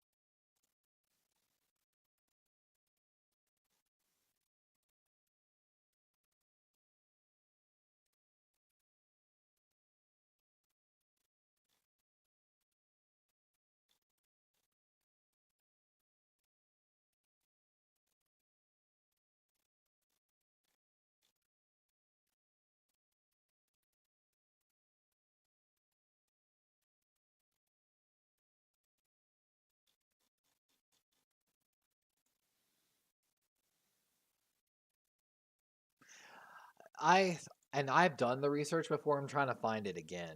Um, you have to do it through the internship program, if I'm not mistaken, and like I'll have that pulled up.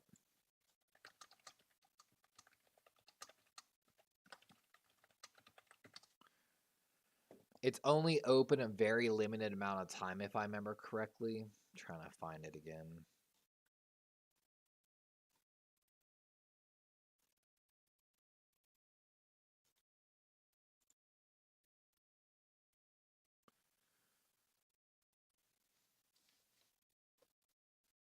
No, that's for the season ticket holder. But like case in point, I'll show it here.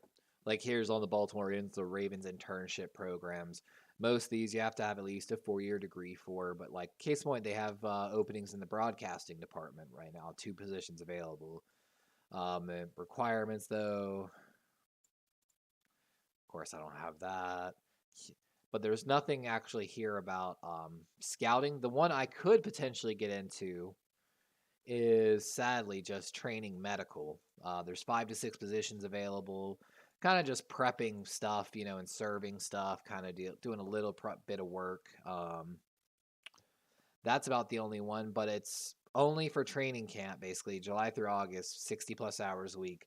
And being that I don't live in the Baltimore area, and internships not really probably a way.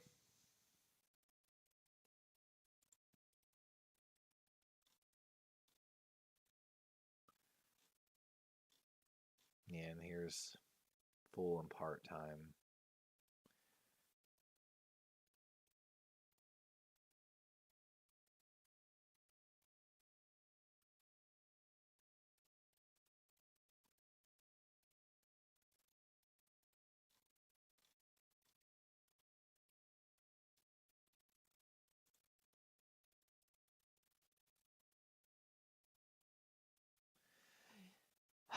Yeah, I'm not sure how to really get on that. What I guess I need to do is right here, inquiries.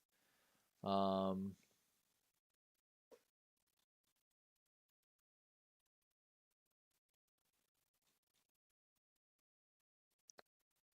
but like for other teams, what I thought about doing is also, of course, getting into coaching in itself as well. But it can definitely take a long time to start working up. You basically have to start possibly as like a pee-wee coach, and hopefully get in like maybe a high school, which I thought about applying to some high school ones around here, but it's without pay, it's kind of hard to do. Um, and then college. Most of these people get their coaching opportunities through actually like the college itself that they used to be a part of.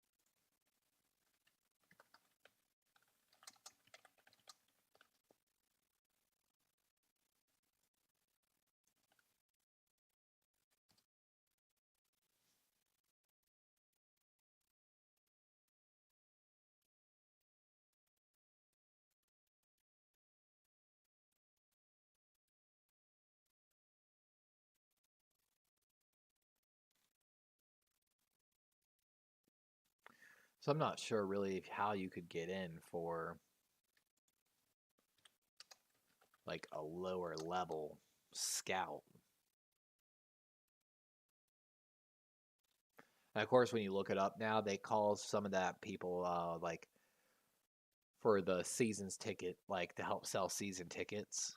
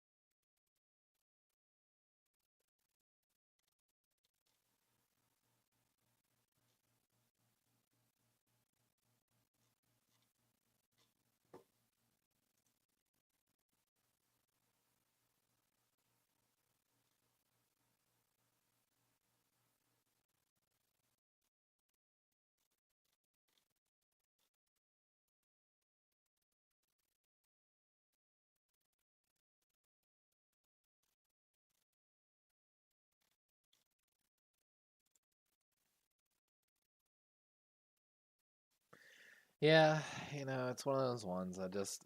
I have a big believing in just keep doing the right thing. No matter what, sometimes life's going to get hard when you just focus on doing the right thing. But if you focus on the right thing, doing the right thing, good things will happen to those people.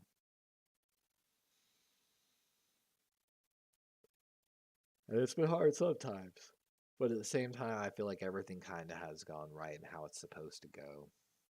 And I just have faith that it's going to keep working out. But who knows?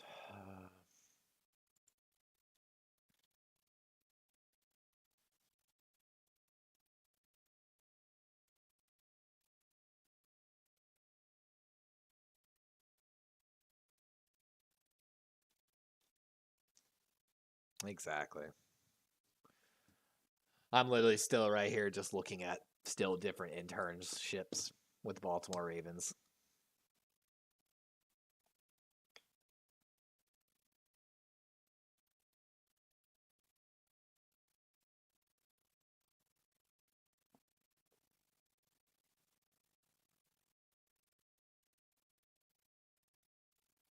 And I almost went back to school for a degree in sports management just for stuff like this because it would have helped me get into something like that.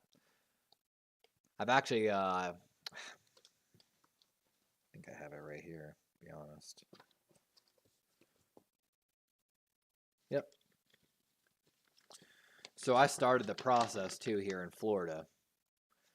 Department of Business and Professional Regulation of basically trying to get an agent license so that I could do NIL deals with college students basically and be an agent in essence that I could make a small percentage of that.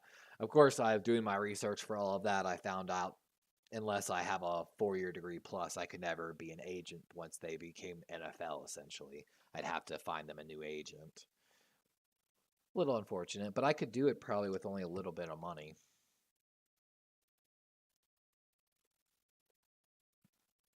I need to go back and get my 4-year degree, man.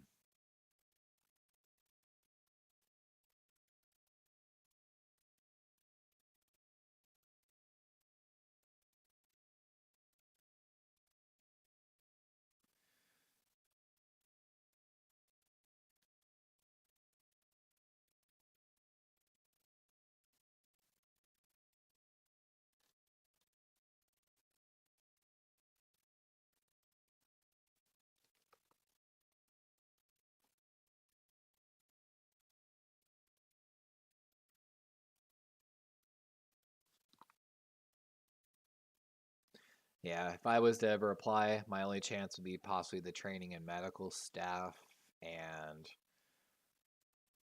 the marketing training camp summer internship, probably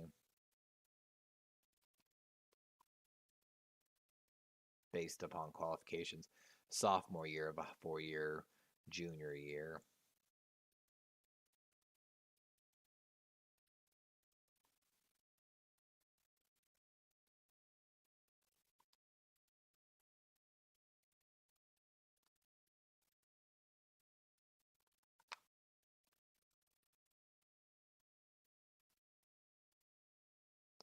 December through February, so can't submit for that.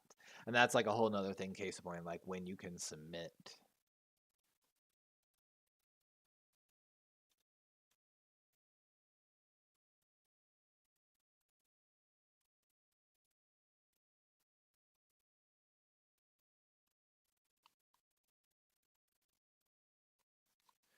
And see, the bad part is this one right here. Be prepared to work long hours outside during the summer months. I had a heat stroke working for the airlines. I literally almost die here all the time. So, yeah, my only option would be possibly part of the training and medical staff, which I absolutely wouldn't mind. It'd be kind of that right where I am, should be, but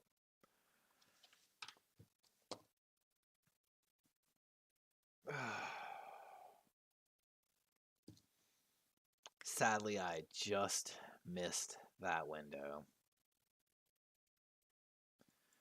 It says may not receive a response, so might be worth a shot. July through August.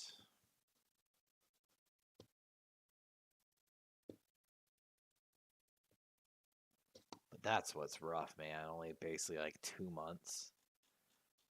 But it could become a job.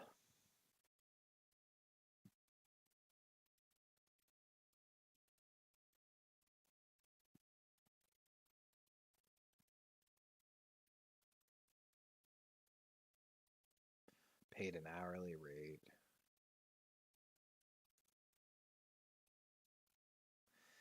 Applications received outside will not be considered.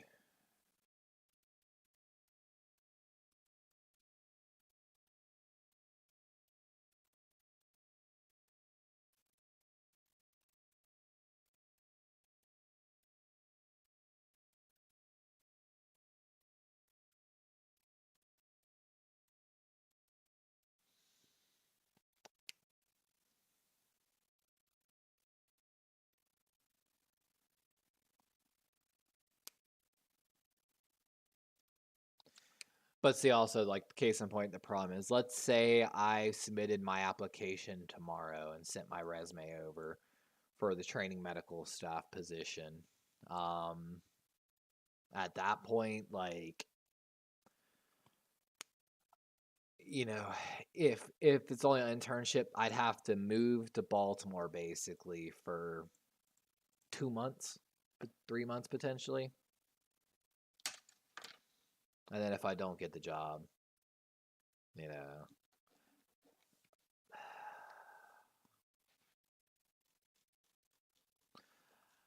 However, though, I might hit up that email.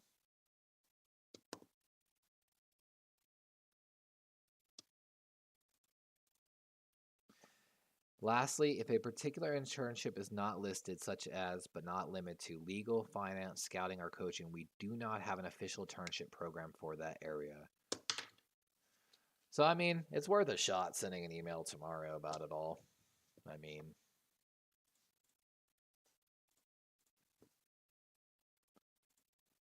can't show that, sorry.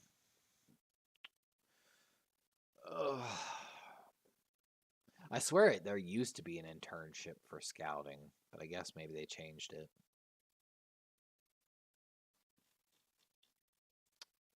I wonder if they're coming back with more drills.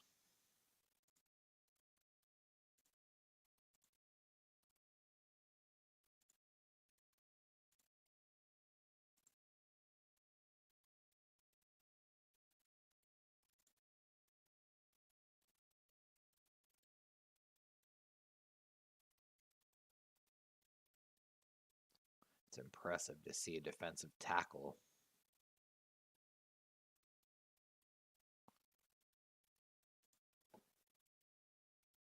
Exactly. Risk reward. It could be everything I want it to be, you know. Uh, it's one of those ones, too, when you're dirt poor. I ain't gonna lie, Gunny, man. I thought about dusting my leg off the other day and trying to see if I could kick a football even, because, like, case in point, the Cowboys ain't got a kicker for to save their life. You know, when I played semi-pro, when I was warming up, I was kicking like 40-yard field goals barefoot. And I don't even know how to kick a football. I was literally putting it every which way, not end over end. And I was still making them. Heck, I'm not gonna lie. The other day I was working with a kid. And we were outside playing, and he wanted to punt the ball. And I punted a basketball, and I put that thing 40 plus yards with several seconds of hang time.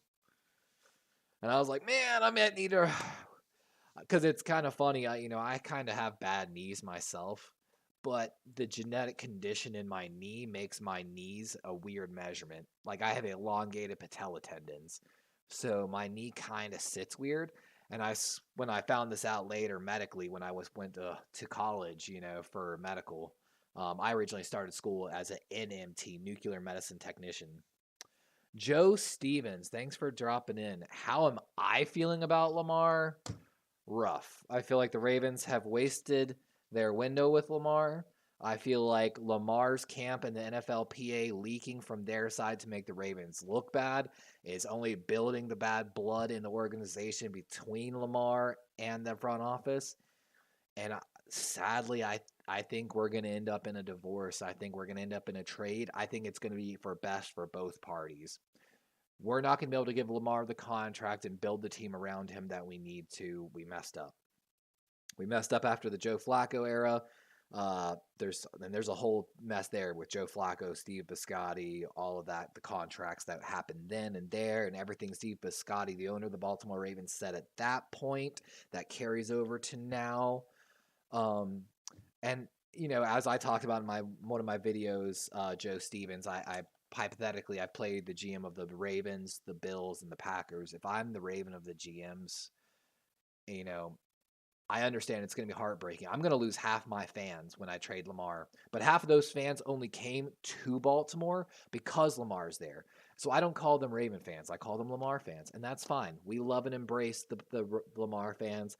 It's going to be sad to see them go, but bye. Would it be better if he had an agent though? I absolutely think it would be. I think I think Lamar's receiving bad advice from the NFL Players Association. Matt Hasselback on NFL talked about the other day about the potential of not using the exclusive franchise tag on Lamar Jackson and using a regular one because almost no team is willing to give Lamar a fully guaranteed deal and a short fully guaranteed deal while also giving 2 first-round picks up. I think Lamar has drawn a line in the sand. Steve Biscotti and the front office have drawn a line in the sand, and neither side is budging. And if you pay attention to the press conferences going back to John Harbaugh and EDC's one at the end of the year, there was shade thrown. He said, they were like, oh, how hard it is working someone without an agent. Roquan doesn't have an agent. We got that deal done. Mark Andrews I'm pretty sure doesn't have an agent. We got that deal done. They talked about, we got the Mark Andrew deal done in 3 days. 3 days. And Steve Biscotti, you can go find these comments. I had it up on the stream a long time ago. Basically said, my GM can't keep calling you every day to get this deal done. Basically saying it was on Lamar. And Matt Hasselback in those comments made a good point in that. If someone negotiates a deal with Lamar and Lamar wants to sign it and it's something you think is fair that Lamar just wouldn't agree to, as a franchise tag, you can sign that deal. So it's one of those ones. Either Lamar's going to get exactly what he wants. I think Lamar's worth more than 2 first-round picks, and I want more than 2 first-round picks, to be honest with you, but exactly, Joe Stevens.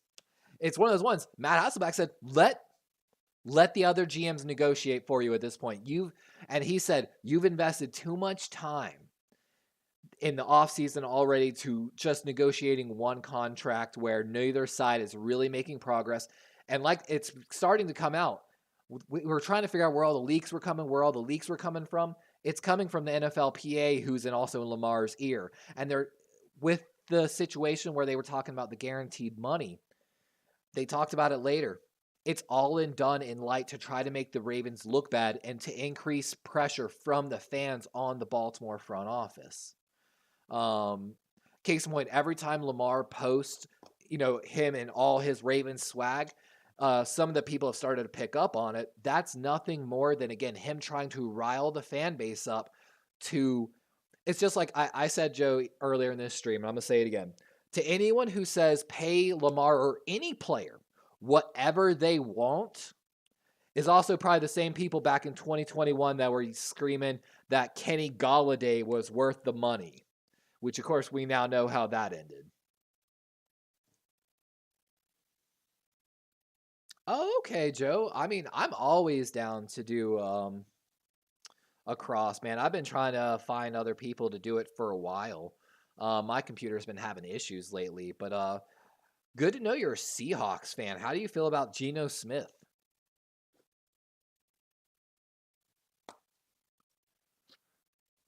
But yeah, I'm absolutely I'm trying to get more into podcasting, but I haven't actually started a podcast. So all you got to do, Joe, is just tell me when and where you want me and give me at least a general idea of what we'd be talking about, and I'll do my research. I promise you that. I can't believe I've been live here now for almost 6 hours talking about getting a job with the Baltimore Ravens as a scout. Oh, I can't show that, the last part.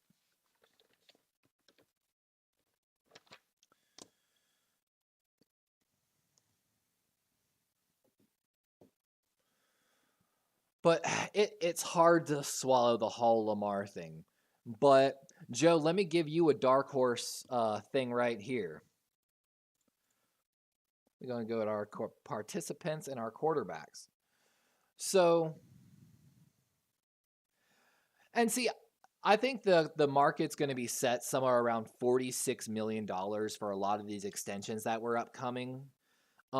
I think Lamar's worth at least 40 million. And I've been very critical, Joe. I'm one of those ones. I'm a Ravens fan, but I also consider myself a fan of football. So I try to, and I've played a good bit of football. I grew up in the same area as Hunter Renfrow, the wide receiver for the Raiders. I played against him backyard back in the day. I played a little semi-pro myself. So, I'm no pro by any means, but I feel like I know a little bit. Hendon Hooker is a sleeper, but a dark horse candidate for the Ravens. Of course, we hired Monken, the offensive coordinator, from 30 mil for Geno. Oh, 30 mil for Geno. I think that's a good number, actually. 30 mil for Geno. I think that's what Matt Ryan got, which Matt Ryan was paid too much. 30 mil for Geno, I'd pay. At least on like a 2-year deal or something, maybe. Like, to see if he really is. But here's the dark horse right there. Stetson Bennett, the quarterback for Georgia. We brought in the offensive coordinator from Georgia, who under 2 years, Bennett got better. Bennett got better every year. He's a little smaller. I think he's like 5'11", if I'm not mistaken. But on Draft Buzz, and here's why, again, it could be like a sleeper pick.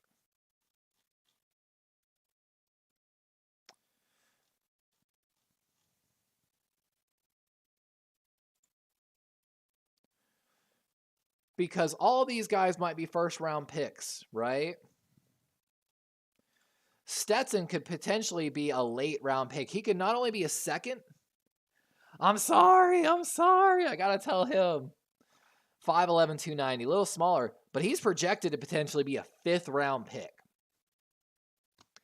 Sleeper pick. We could see maybe a take like the Washington Commanders a long time ago with RG3 taken in the 1st round and Kirk Cousins taken like 4th, 5th, I think. Real possibility there. Hooker, though, got a sleep pick, like...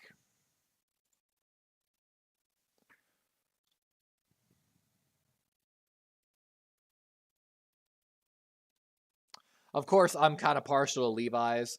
I use OBS is what I use. I've actually never heard of StreamYard. Maybe I need to look into it.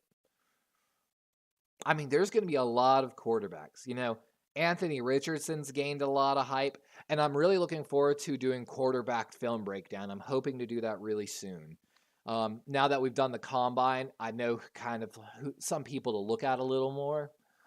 But, we got to look at Bryce Young, C.J. Stroud, Will Levis, Hendon Hooker, Anthony Richardson, and I'm going to take a look at Stetson Bennett. I think really like these guys could be the next pick. Because the reason, Joe, I'd say this. Can you imagine this? Baltimore trades with Atlanta. We get a 1st round and a 2nd round, at least for this year, just to start. Baltimore uses that number 8 pick and steals someone like Jalen Carter or one of these dominant defensive tackle, defensive end combos, that should have been a top 3 pick, but just because quarterbacks and such slides. Then with our later 2nd round pick, our original 1st round pick, we use it to take a high round corner. Whoo! That's looking pretty good. 2nd round, you could probably get one of these quarterbacks that is dropping a little bit. Case in point, right here. They're talking about Hendon Hooker. 2nd round, top 10. Could take Atlanta's number 8 pick in the 2nd round and pick up Hendon Hooker, who, of course, has got one of the most beautiful long balls they're saying in the game. I would be totally happy with a Hendon Hooker pick, honestly. Dude, I'm telling you, Joe, the draft is something that gets me hyped. And it's why I was talking about Gunny earlier. I kind of like the idea of my dream job would be a scout for the Baltimore Ravens. I left Disney World on my grad night trip to go back to the hotel to watch the 2008 draft where we took Joe Flacco and Ray Rice. Like, I do really like the draft. Hendon Hooker is going to have to be one. I'm going to have to really look at the tape. I'm going to have to look at his Senior Bowl tape especially. But, I mean,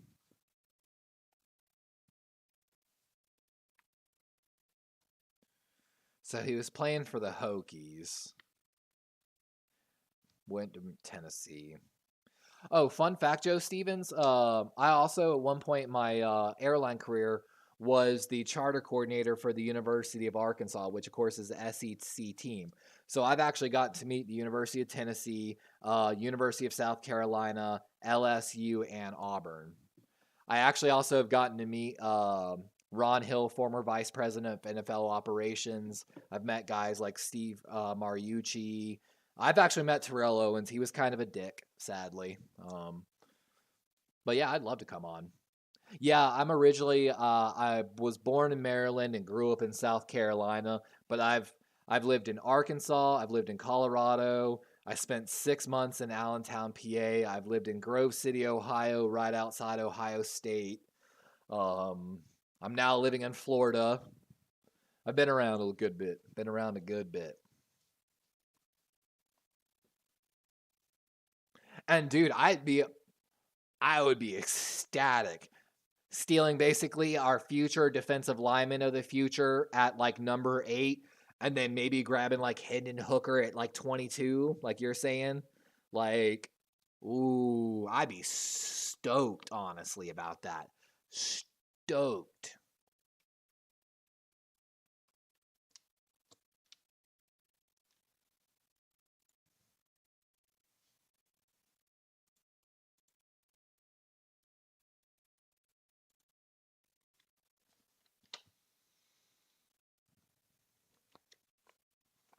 Man, Drew Sanders ranks so high.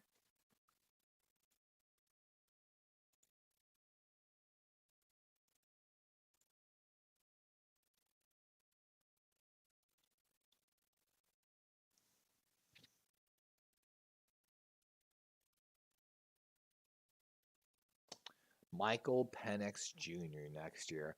Yeah, and see, that's the thing. I don't even want to. I really think here's the deal. Lamar signs a long-term deal or he's traded. There is not going to be this game of franchise tagging and stuff. When we went through this with Joe Flacco, it put the Ravens in cap heck for several years, basically. Like, and Steve Biscotti has been vocal. We don't ever want to be back in that situation that we were in. We did too much restructuring of contracts, creating void years and doing stuff like that. And, they don't want to be like that again. Give me one sec.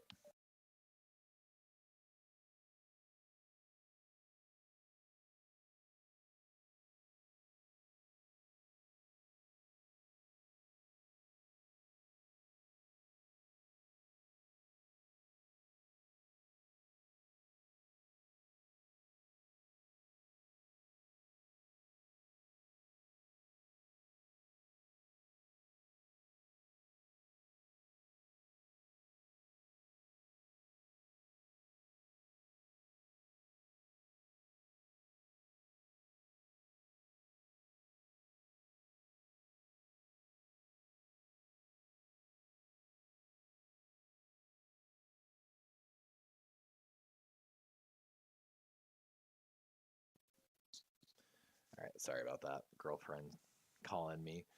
But they are not going to want to do this franchise tag. And see, what Lamar wants to do is if Lamar franchise tags this year and then franchise tags next year, when he hits the market for an extension, just like Kirk Cousins did, instead of like a $46 million average expected, which is going to be the extensions this year, 2 years from now, if the salary cap continues to go up, it's going to be around 60 million for a quarterback, and that's what Lamar wants. Lamar wants to sign a long-term deal at $60 million basically, or sign for like 50 million right now and fully guaranteed. And it's just Baltimore's not going to go that route. Like, They might, if they have to franchise tag him and place like an exclusive franchise tag on him, which would cost the Baltimore Ravens $43 million. We are going to be tearing this team apart to not be over the cap going into the next year. Because I believe, if I remember correctly, according to Over the Cap,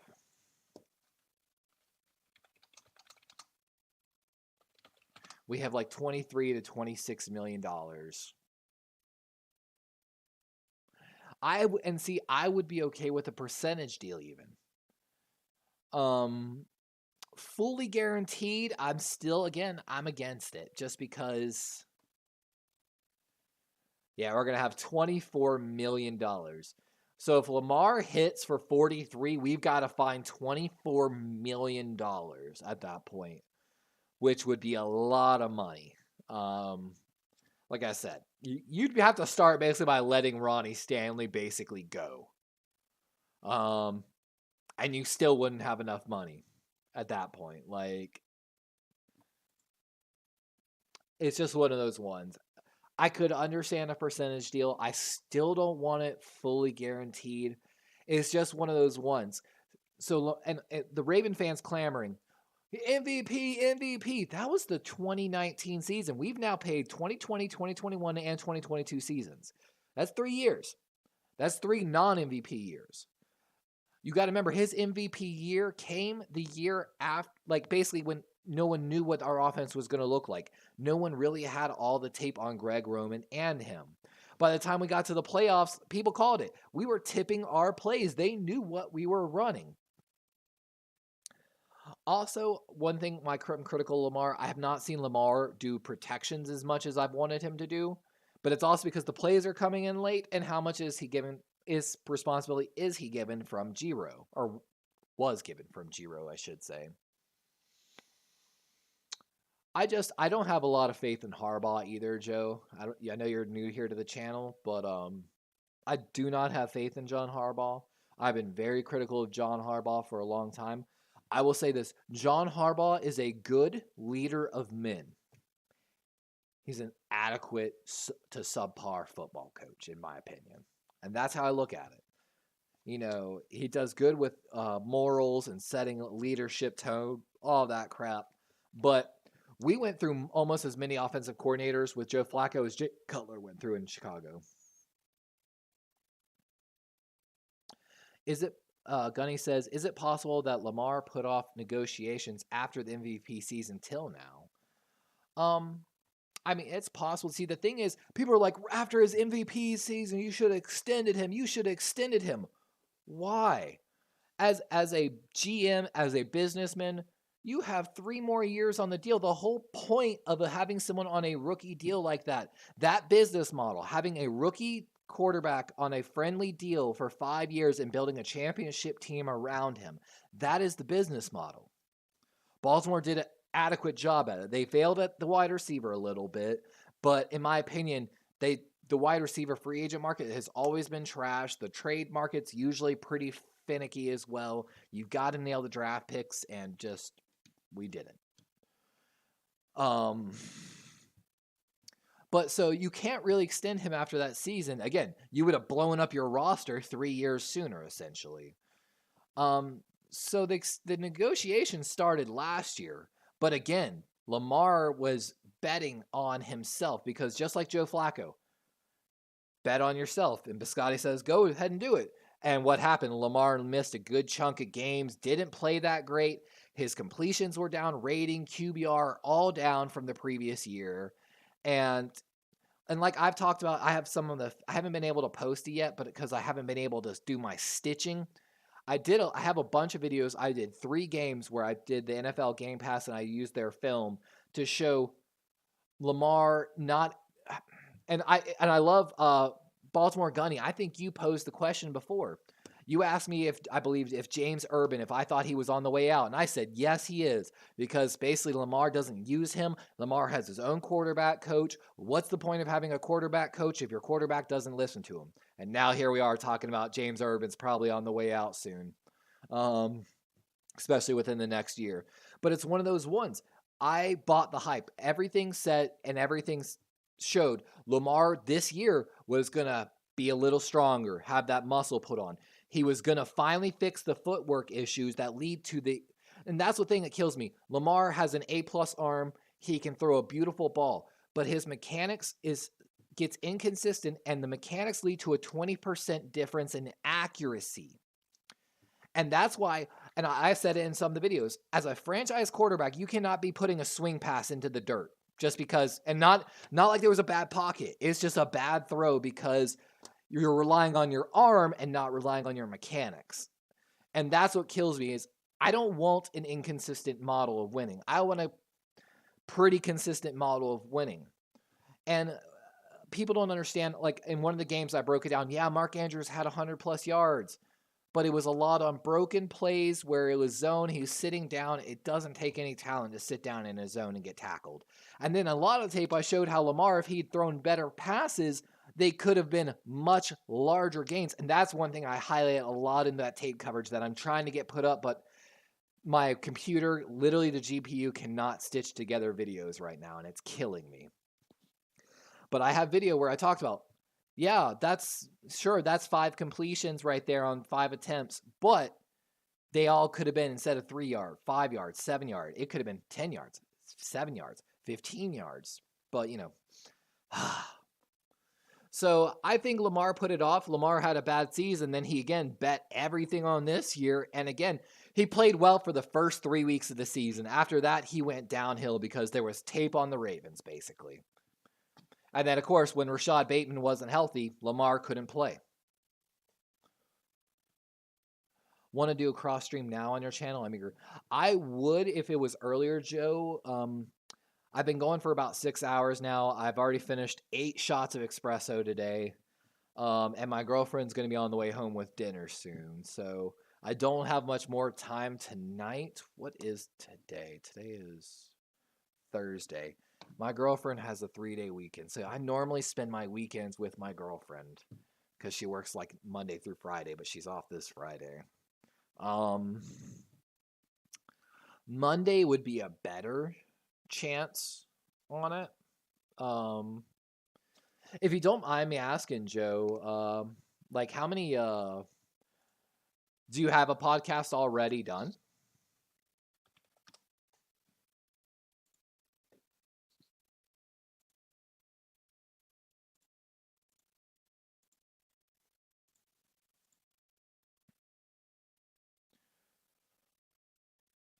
I'm really wondering if we're going to get any more coverage on NFL Plus right now too.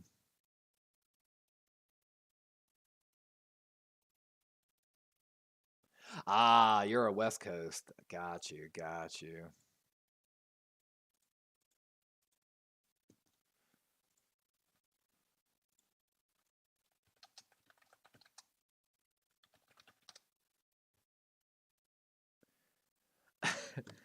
I'm going to seem old here. I actually have not started my Instagram account yet. I've been meaning to start one. I'm on Twitter and Discord, though. You can find me on Discord. Oh, is this you?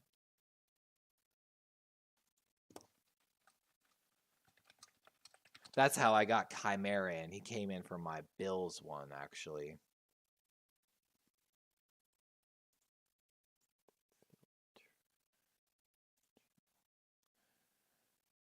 Okay, you're trying to get started.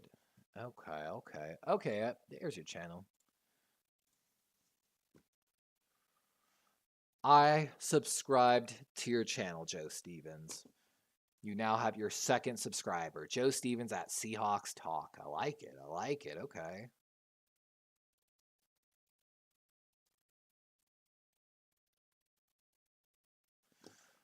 Twitter, let me double check. I don't want to get wrong here. I'm pretty sure it's Darwin's Raven 20. Should have me like kind of like that with a hat on. Double check here. Yeah, at Darwin's Raven 20.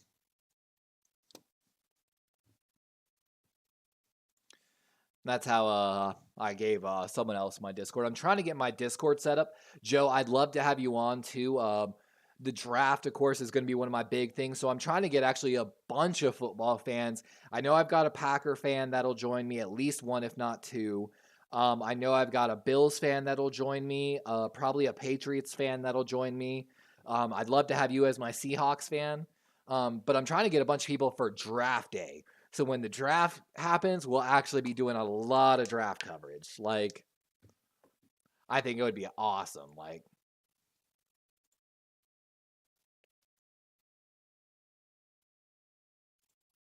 ah, it's the scammer again. Hold on, I'm gonna pull this up on my stream, guys. I want to show y'all this. So right here, this has been happening a lot. On Grossi's video, someone texts me on Telegram at Tom Grossi. You have been selected at text Tom Grossi on Telegram. I'll send you a prize. We're gonna report that.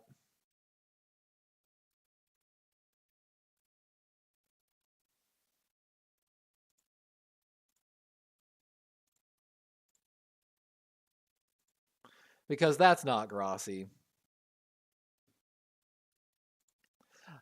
I actually tried messaging on Telegram and it's a scam. They want you to click on a picture, which actually will give them access to your shit.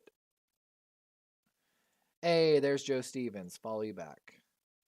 Hey, okay, you're a Jeep guy. You go mud bogging? I see you.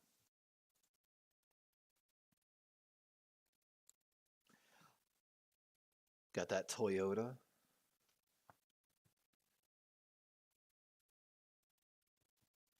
Yep, and Grossi's rated me like 4 times this season now. Like, huge shout out to the Grossi Posse and Pat Cast.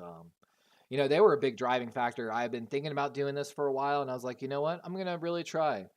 A long time ago, I sent an email to the NFL media asking, basically trying to get an idea, because basically I said to NFL media, I said, hey, people really don't like your broadcasters and your shows. They're starting to lose their edge. You could take these people with bigger personalities in non-traditional formats and give them broadcasting rights or just rights to show even stuff on NFL.com, and it could be good. Of course, I got declined, but literally that year, Manning's got their show. The next year, of course, Pat McAfee got his rights. And of course, I still plan I want to write to not only NFL, but also YouTube about the idea. Can you imagine, like, if Grossi and Perma were given rights to show the actual games for, like, so Grossi, of course, given the rights to show the Packers games on YouTube because YouTube bought NFL Sunday Ticket. So that's a legit possibility. And, like, can you imagine the idea of creating a sports center type setup where there's like talk shows kind of like that, almost like little game shows in a way, with these hired YouTube personalities essentially doing more NFL content? Oh, man, I think YouTube would generate like $1 billion off of that. And see, when I've been doing some of my live broadcasts, I have been doing them in a sense to try to do it more in a podcast style setup. However, my computer has recently recovering from like multiple blue screens of death. If I ever just cut out, it's because I hit a blue screen of death and I just dropped off the face of the earth. I'm trying to get the money to rebuild my PC, but it's kind of a struggle right now. My life is Seahawks and Jeeps. I actually have a friend that lives up in the Washington area. Oh, dude, I used to take my Jeep mud bogging. I had a Jeep with a straight 6 in it, one of the old Cherokees. Oh, I regret destroying that Jeep so much. I regret it so much. Because I grew up in South Carolina, so mud bogging's a real thing. Which, of course, though, y'all got rain season up there, so mud bogging up there is a real thing. But, I'm excited, though. I've been trying to, get, more collabs, just trying to get more of a community growing. I'm not the selfish type. We all can help each other. I'm not getting anywhere, so why shouldn't I help other people? And if I did get somewhere, even more reason to help people, right? And that's fine. You know, I'm still Joe, I'm still getting used to this. It's not like I'm a pro by any means, you know. Every stream I finish, even from when I started taking notes here, watching the individual drills till the later, every page of my notes kept getting better because, you know, I'm thinking about how I should be doing things. Um, I don't know about you guys, but I don't know if you can tell, your boy has serious ADHD issues as well. So, and like Gunny said, you got to start somewhere, man. Everyone's got to start somewhere. Oh, rock crawling. That man, that's like I feel like dangerous slightly, unless you got a good roll cage built in, you know. But that's fun stuff, man. I always want to go do more dune bugging and stuff like that. And I'm trying to slowly get there, and I'm hoping that maybe I could catch a break here on YouTube. And if I ever get monetized, best bet every dime's going back into my stream. And you know, Joe, I'm a little crazy, man. If you ever watch any of my other videos, like I originally started streaming way back in the day because I had tried anything and everything to get my idea for what I call SHME, my solar harvesting mitochondrial engine, off the ground. You know, I'm a little crazy, I'll admit it, but I like to think that I'm crazy for good. I can't believe Greg Roman's still trending.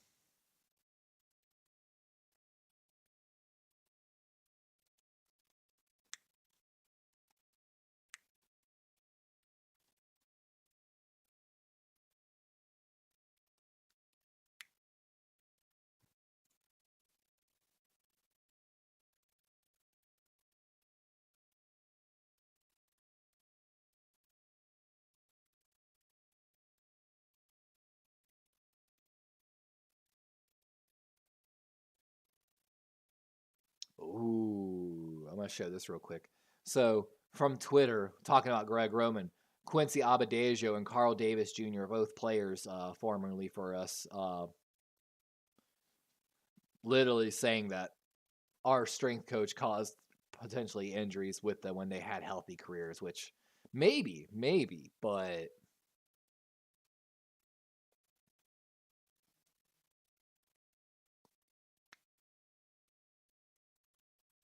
yeah, I mean, and most of the days, you know, I'm pretty free usually Monday through Friday, and ideally, I would love to have like you're saying, kind of like a setup to do weekly podcasts, man. I would be 100% down for that. Um, Once a week is a good setup to start because you know, to be in my opinion, like to be doing like really good content, you should have, you know, be able to put some time into researching and kind of like a little bit of everything. I'm trying to see if there's oops.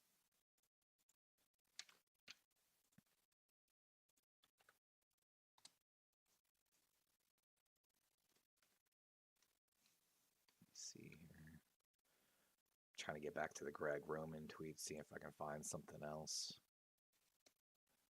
Oh, it's really funny if you're watching Netflix too, the Murdoch murder stuff that's going on. I don't know if any of y'all have seen anything about that, but yeah, that's kind of my hometown area. Like we grew up with the Murdoch. Like everyone knows the Murdochs. That's some good old boy Southern stuff that happens all the time. And like the one guy that went missing, the boating guy and fisherman, the amount of skeletons that they've found looking for him that aren't him.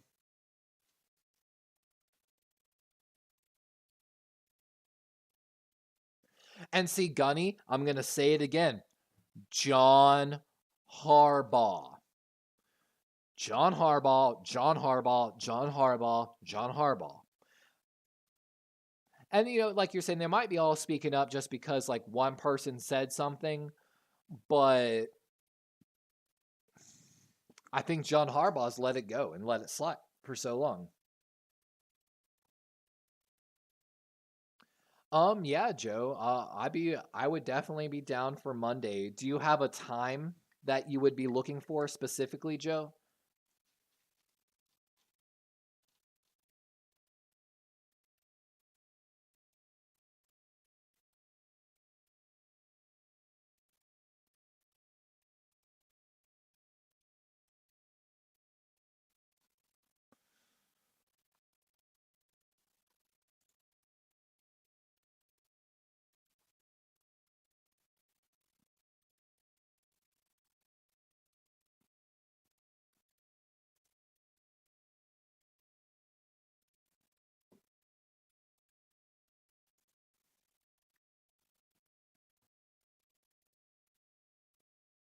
Green River Killer and Twilight. You know what's funny is when we moved from South Carolina, our top 3 destinations were Texas, Colorado. Or I'm sorry, 4: Texas, Colorado, Nevada, and Washington. Washington, too high of cost with a very competitive job market. Texas, we thought about no. Nevada, we decided no on. We ended up in Colorado, so we almost ended up in Washington. 6:30 Pacific time, which to Eastern time is what, 3-hour difference?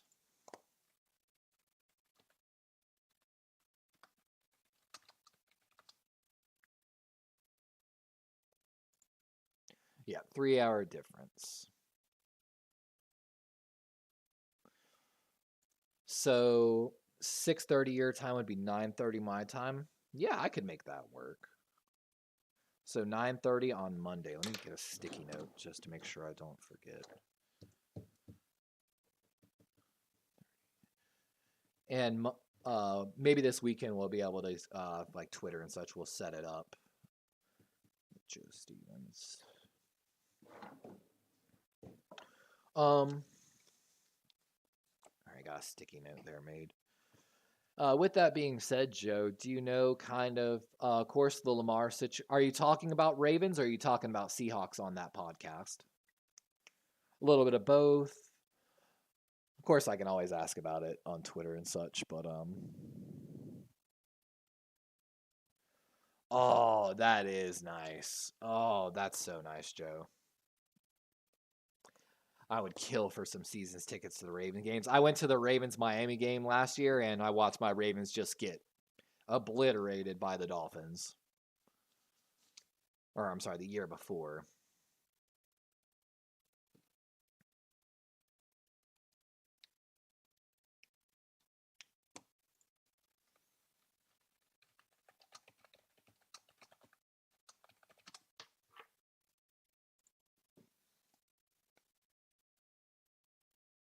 Yeah, just DM me, man. Let me know. And we'll get up on Discord as well. Do you use Discord for like voice chat? And see, I don't know if y'all know this too. Steve Saunders, our strengthening and wide conditioning coach, our strengthening and conditioning coach, who we fired, who hurt all those players, who caused those issues. He was suspended for a month for breaking the COVID protocols in the NFL and causing an outbreak in our locker room.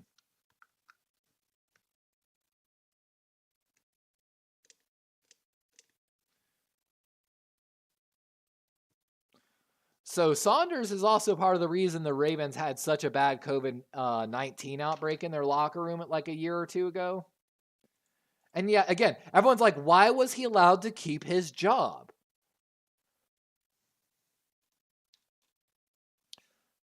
Like right here. So let me get this straight. Nobody likes Steve Saunders, but he stayed for years. Nobody liked Greg Roman. He stayed for years. Players loved Winked. They got rid of him.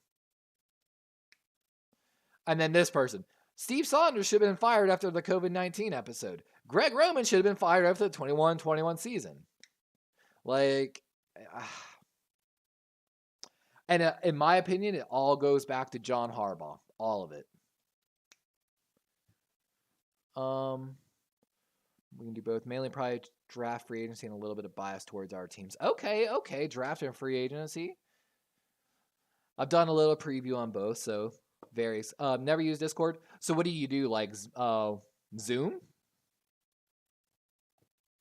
And exactly, Gunny, how did these people keep their jobs? And who do you think has more of a say, like direct say, about Giro and the strength and conditioning coach? Front office who does scouting and contracts, or the head coach? It's the head coach. And that's what kills me. How is John Harbaugh still employed?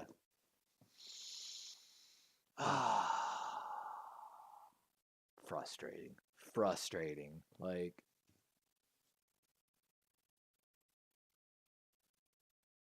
yep. He was suspended for a month because he would not do what everyone else in the building was doing. Oh, okay. StreamYard lets you have. Okay, that's pretty cool. I'm gonna check out StreamYard real quick before I.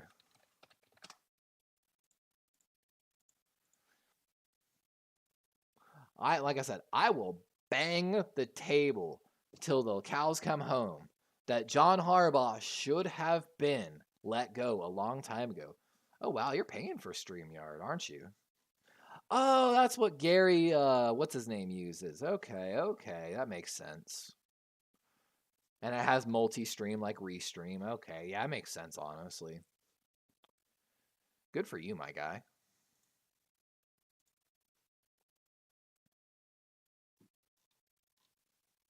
80% for live video over text. Okay, so it lets you do like, okay, so it really is good for like collabing. 10 people up. Wow. Okay, okay. 10 people on stream, restream up to 8. Built-in green screen. Very nice, very nice. You don't understand, Joe, how much work I had to do to. I don't have a green screen. You know, you can tell every once in a while when it like kind of cuts out. I don't have a green screen and I don't pay for any video editing. I had to just like find enough tutorials to basically cut out my background behind me. That's not bad, 20 bucks. It seems like a pretty good program, honestly. And it's one of those ones, yeah, 20 bucks a month if you're really trying to put in the effort towards it, like not hard. Oh, and they do have a free one. You can have 2 people on, no, 6 people on screen still. 2 seats? What's that mean? Okay, so you can have admins. Okay, 2-hour recordings, not bad. Okay, you can only stream for 20 hours per month. And they have their logo in your streams. That's not bad.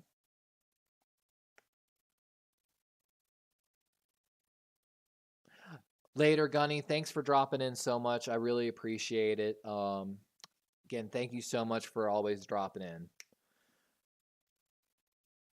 That would be so much fun to be able to do a cross stream. Sadly, all the other people that I want to invite in, I don't think would put it actually like live on their, like their cameras up. But they would all join in vocally. See, Chimera wants to stream eventually, but I don't think he can yet. And I know one of my other people, Penguin Goats, is going to be streaming, but not for a while.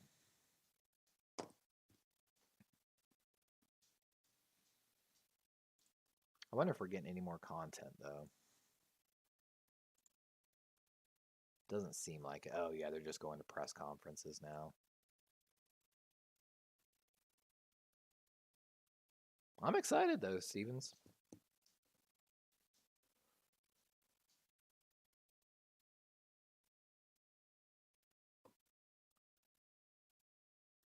And, dude, that's exciting, just having anyone else that'll come in. Like,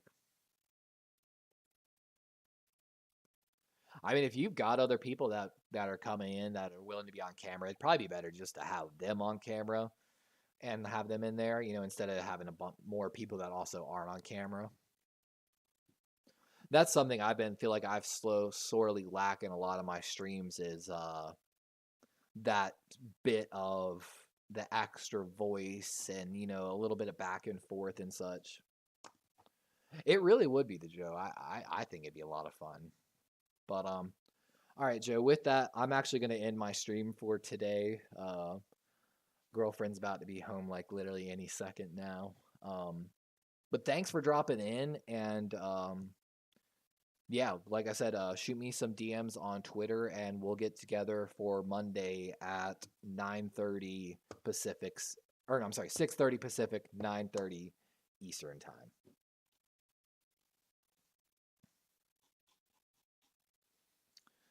But yeah, Joe, man, there's a lot of different things. Also, I want to be doing.